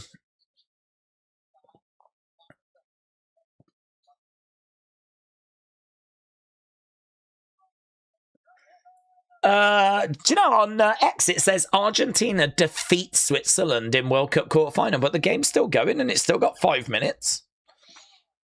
So I think they've got a little bit ahead of themselves there. I mean, they probably are going to win, but... Okay, Bruce Buffer is doing Bruce Buffer things. Let's go, guys. Let's go, said Zingbots. Spain ain't winning this, says M-Tipper. Future Synth said, I'm watching this from The Matrix. Conor was good, but that was years ago, said Galactic Conqueror. I agree with Rooney. Argentina has struggled to beat Cape Verde, Egypt, and 10-man Switzerland, said Who That Saints at J. Yeah, but they keep getting the job done, don't it? And when you've got Messi and Alvarez on the pitch, like, you just... They're very similar to England, actually. Struggle in their games, but they just keep finding ways.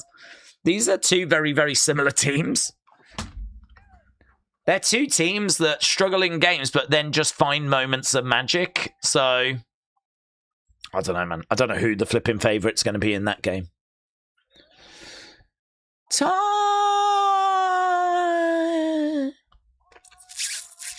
Let's go.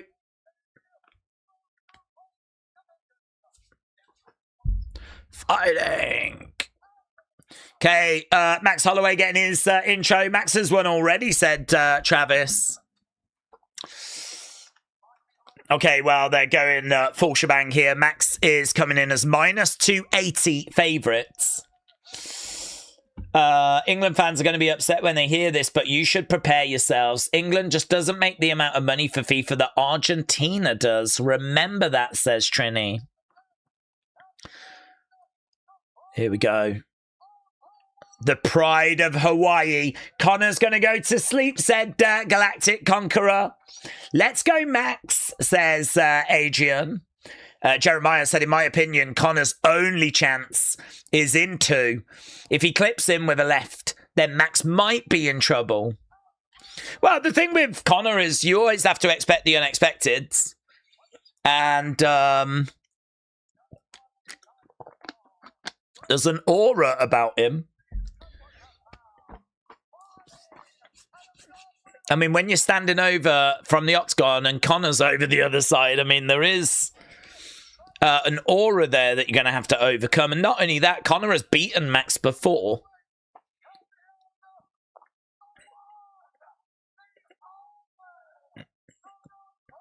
The notorious Conor McGregor steps forwards.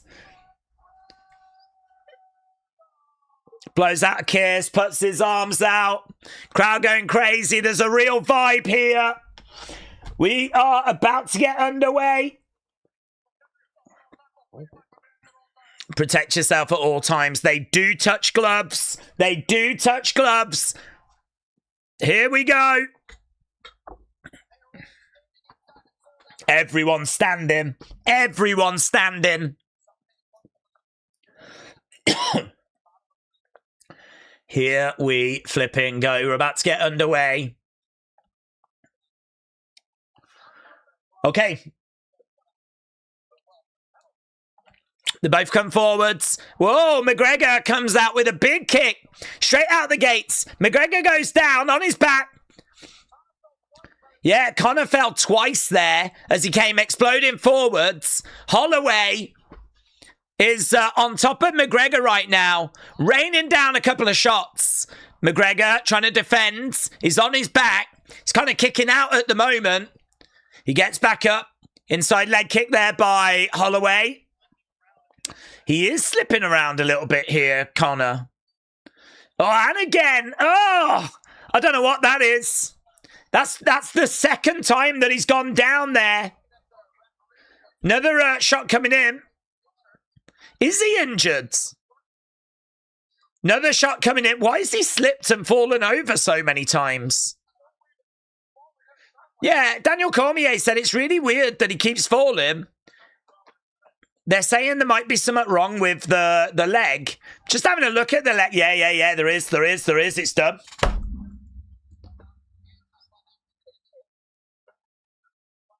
There's an injury.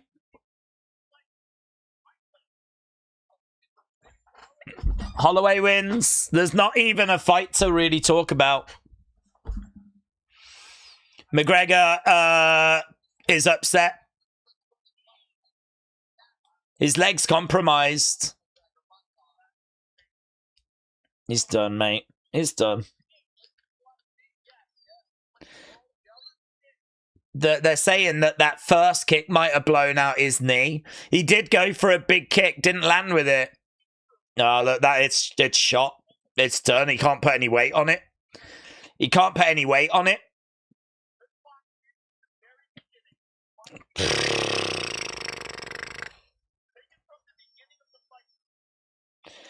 Unreal, says Pat. All night we have built up to that. It has lasted all of how many seconds? I mean, he comes out, look, they're showing a slow-mo replay.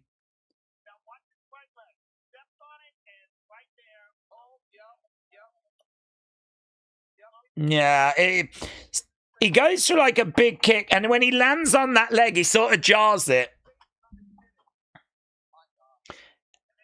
And then he tries to throw kicks, but the leg just buckles underneath him. So he wasn't slipping. It was just that leg couldn't take any weight. Wow. Absolutely unbelievable. Unbelievable. Metal Mama said he tried showing off right away. The idiot. Karma prevailed. Argentina find a third. They're definitely going through. Oh my God.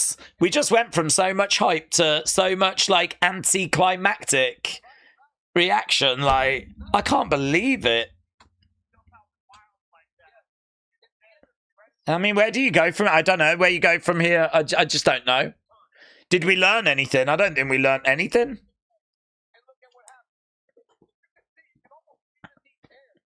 Holloway gets the win. People paid to watch that, said Joseph.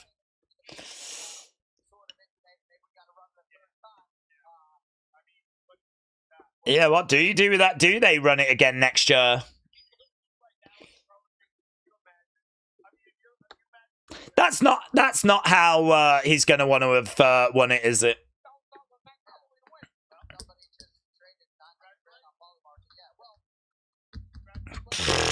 McGregor needs to retire, said Travis.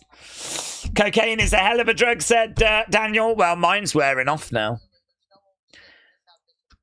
Everyone's disappointed. I'm disappointed. I'm sure you're disappointed. All the hype. I mean, the clock's still going. If this fight was still happening, we wouldn't even be at round 1.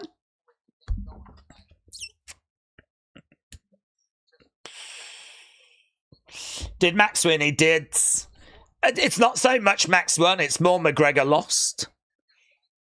McGregor throwing out a kick right at the start. As he landed on his right leg, it buckled. Didn't look that bad. Even on the replay, I don't think it looks that bad.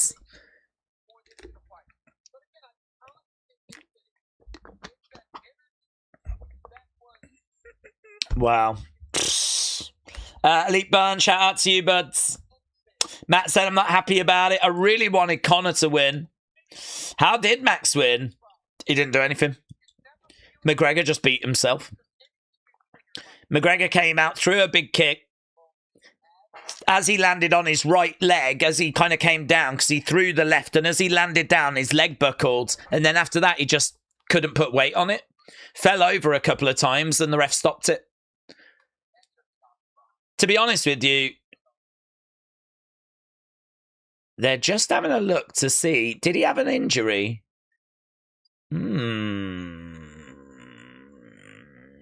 Was there an injury that was already there for McGregor?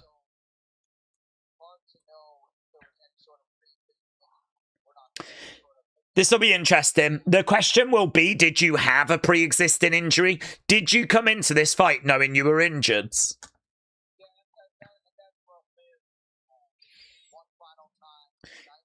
They just showed a replay of him taking his shoes off. He kind of stumbled a little bit. I don't think you can read much into that, but people will. Boos. Boos in the arena. Understandably so. Max Holloway gets it. OTMKE said that leg is being held up by feathers at this point. I know you didn't want to win that way. Oh.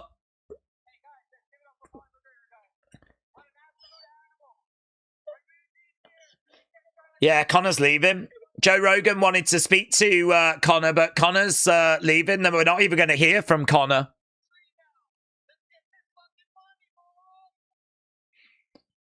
Conor walking away.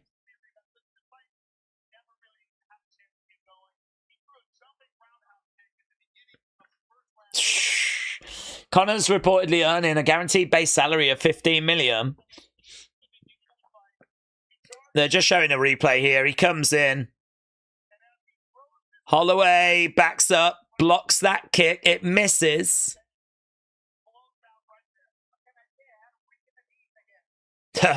Holloway says, what can I say? I must have had him weak in the knees.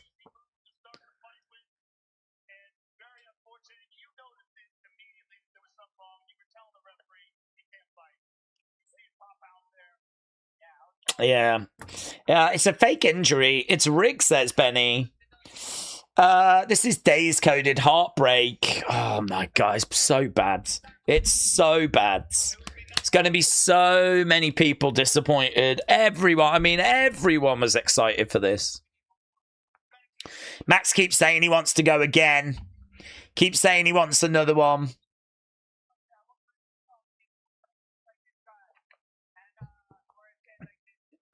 Max said he worked his ass off to get to 170 to fight this guy.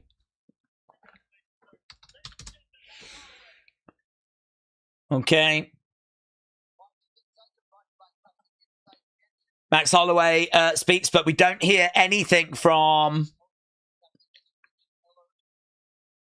Conor. Conor leaves. There's just nothing you can say, is there? I don't even know what UFC are going to do here. I think it would be good if Dana got in, actually, and said a few words. I know Dana will speak at the press conference after, but just sort of feels like, what do you do now if you're in the arena? You just leave, do you? That's it. That's the end of your evening.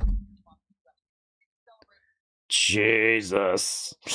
Days, want to fight Max so that we can have an actual fight? I'll give it a go, buds. I'll give him a go.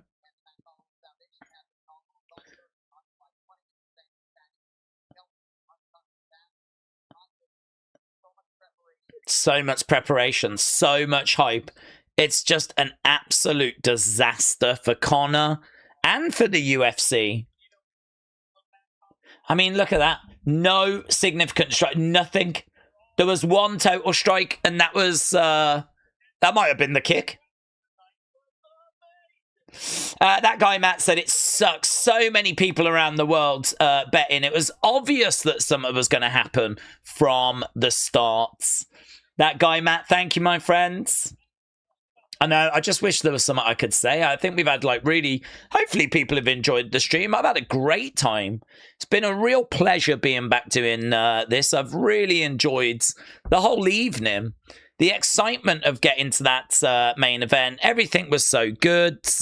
And it's just so disappointing. It's so underwhelming.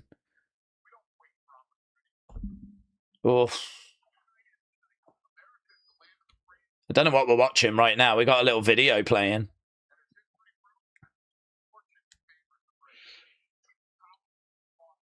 Fortune favors the brave. Happy 250th America. Okay, they're just playing that.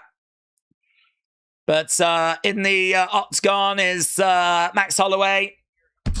Hogs, shout out to you, buds. Coming up over the next few weeks, they've got Duplessis against Usman. They got Ankalaev against Roundtree Jr. They got Medic taking on Rodriguez. A couple of good-looking fight nights there, actually. McGregor and UFC need to refund, everyone said Alpha. Oh, God, it so sucks. So bad. It's bad. Yeah, you could hear Joe Rogan as well. Joe Rogan just went, oh...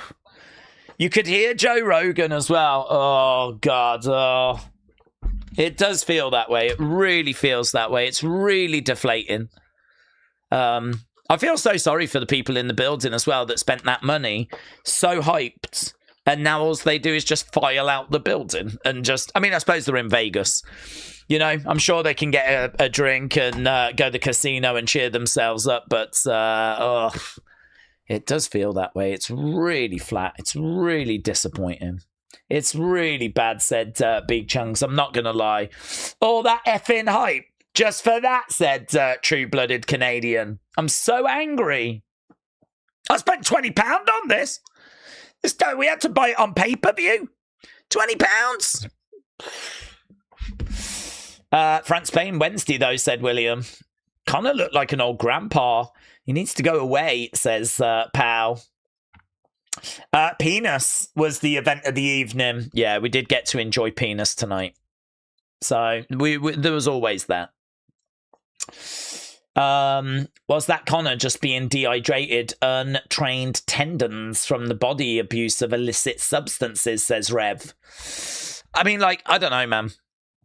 If you've got, if you throw out like a kick like that early doors, I mean, perhaps he thought there was an opening. Perhaps he, I don't know, wanted to send a message. I mean, it's just a disaster. To be honest, if a kick like that is going to result in him doing his knee in, then I don't know. Perhaps he was coming in a bit fragile anyway. Perhaps he's just done. Perhaps his body's broken. Perhaps that's it. Perhaps it's not unfortunate.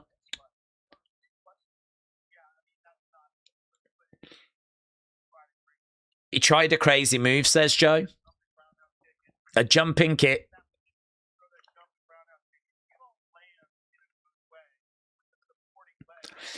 I don't know, man. Joe's saying that this is just like bad luck.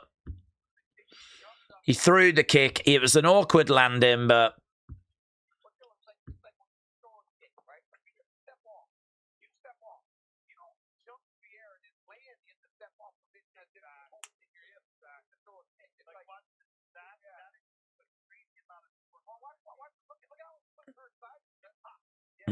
I mean, it does look nasty when you see the replay actually at full speed. They've been, yeah. It does look nasty when you see the replay at like full speed. When he lands, you can see like his foot's just at the wrong angle.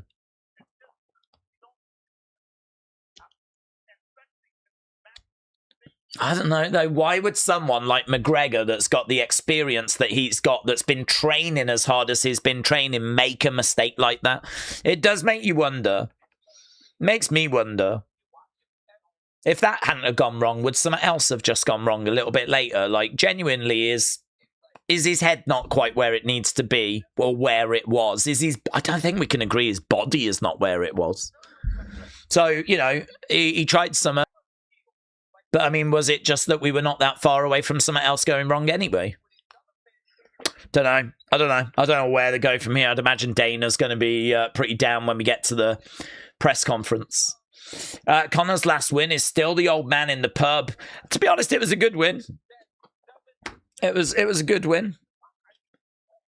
It should probably go on the record. He blew out his ACL, says James. It's not rigged. He is exciting. 6-year injury on that leg, and he blew out the knee, says VI Tropics.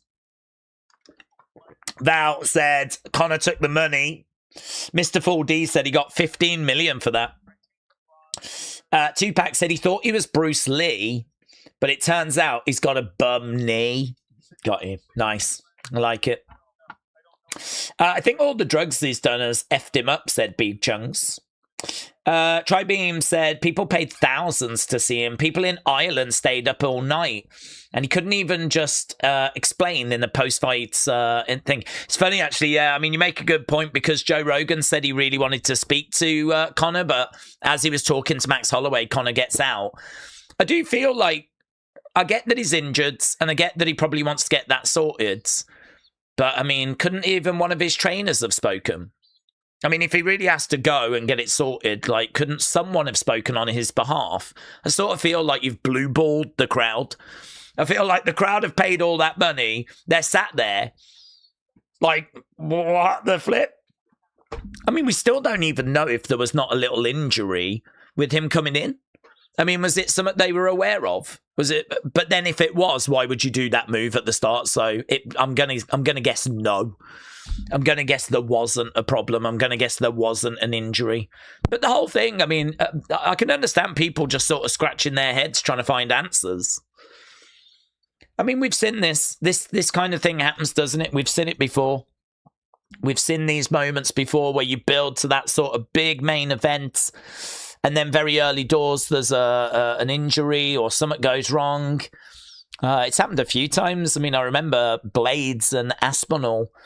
It happened with that as well, where Aspinall suffered an injury quite early, and as a result, like, you know, there wasn't really much of a main event. It's happened. There's quite a few examples. But I mean, oh my God, UFC. You know, Dana was sat there praying that Conor was going to get the win. I mean, Conor losing is one thing, but for this to happen like this, maybe the worst thing that could have happened for them. Because the message will go out now that he's washed and that his body's breaking down and all that kind of stuff. Like, are people going to buy that next pay-per-view? They're going to be really disappointed by this. So they're going to take a chance on the next one. I don't know. Conor's unique, isn't he? People will always support Conor, come out for Conor. He's always going to have his diehard fans. So, stings though, doesn't it? Definitely stings.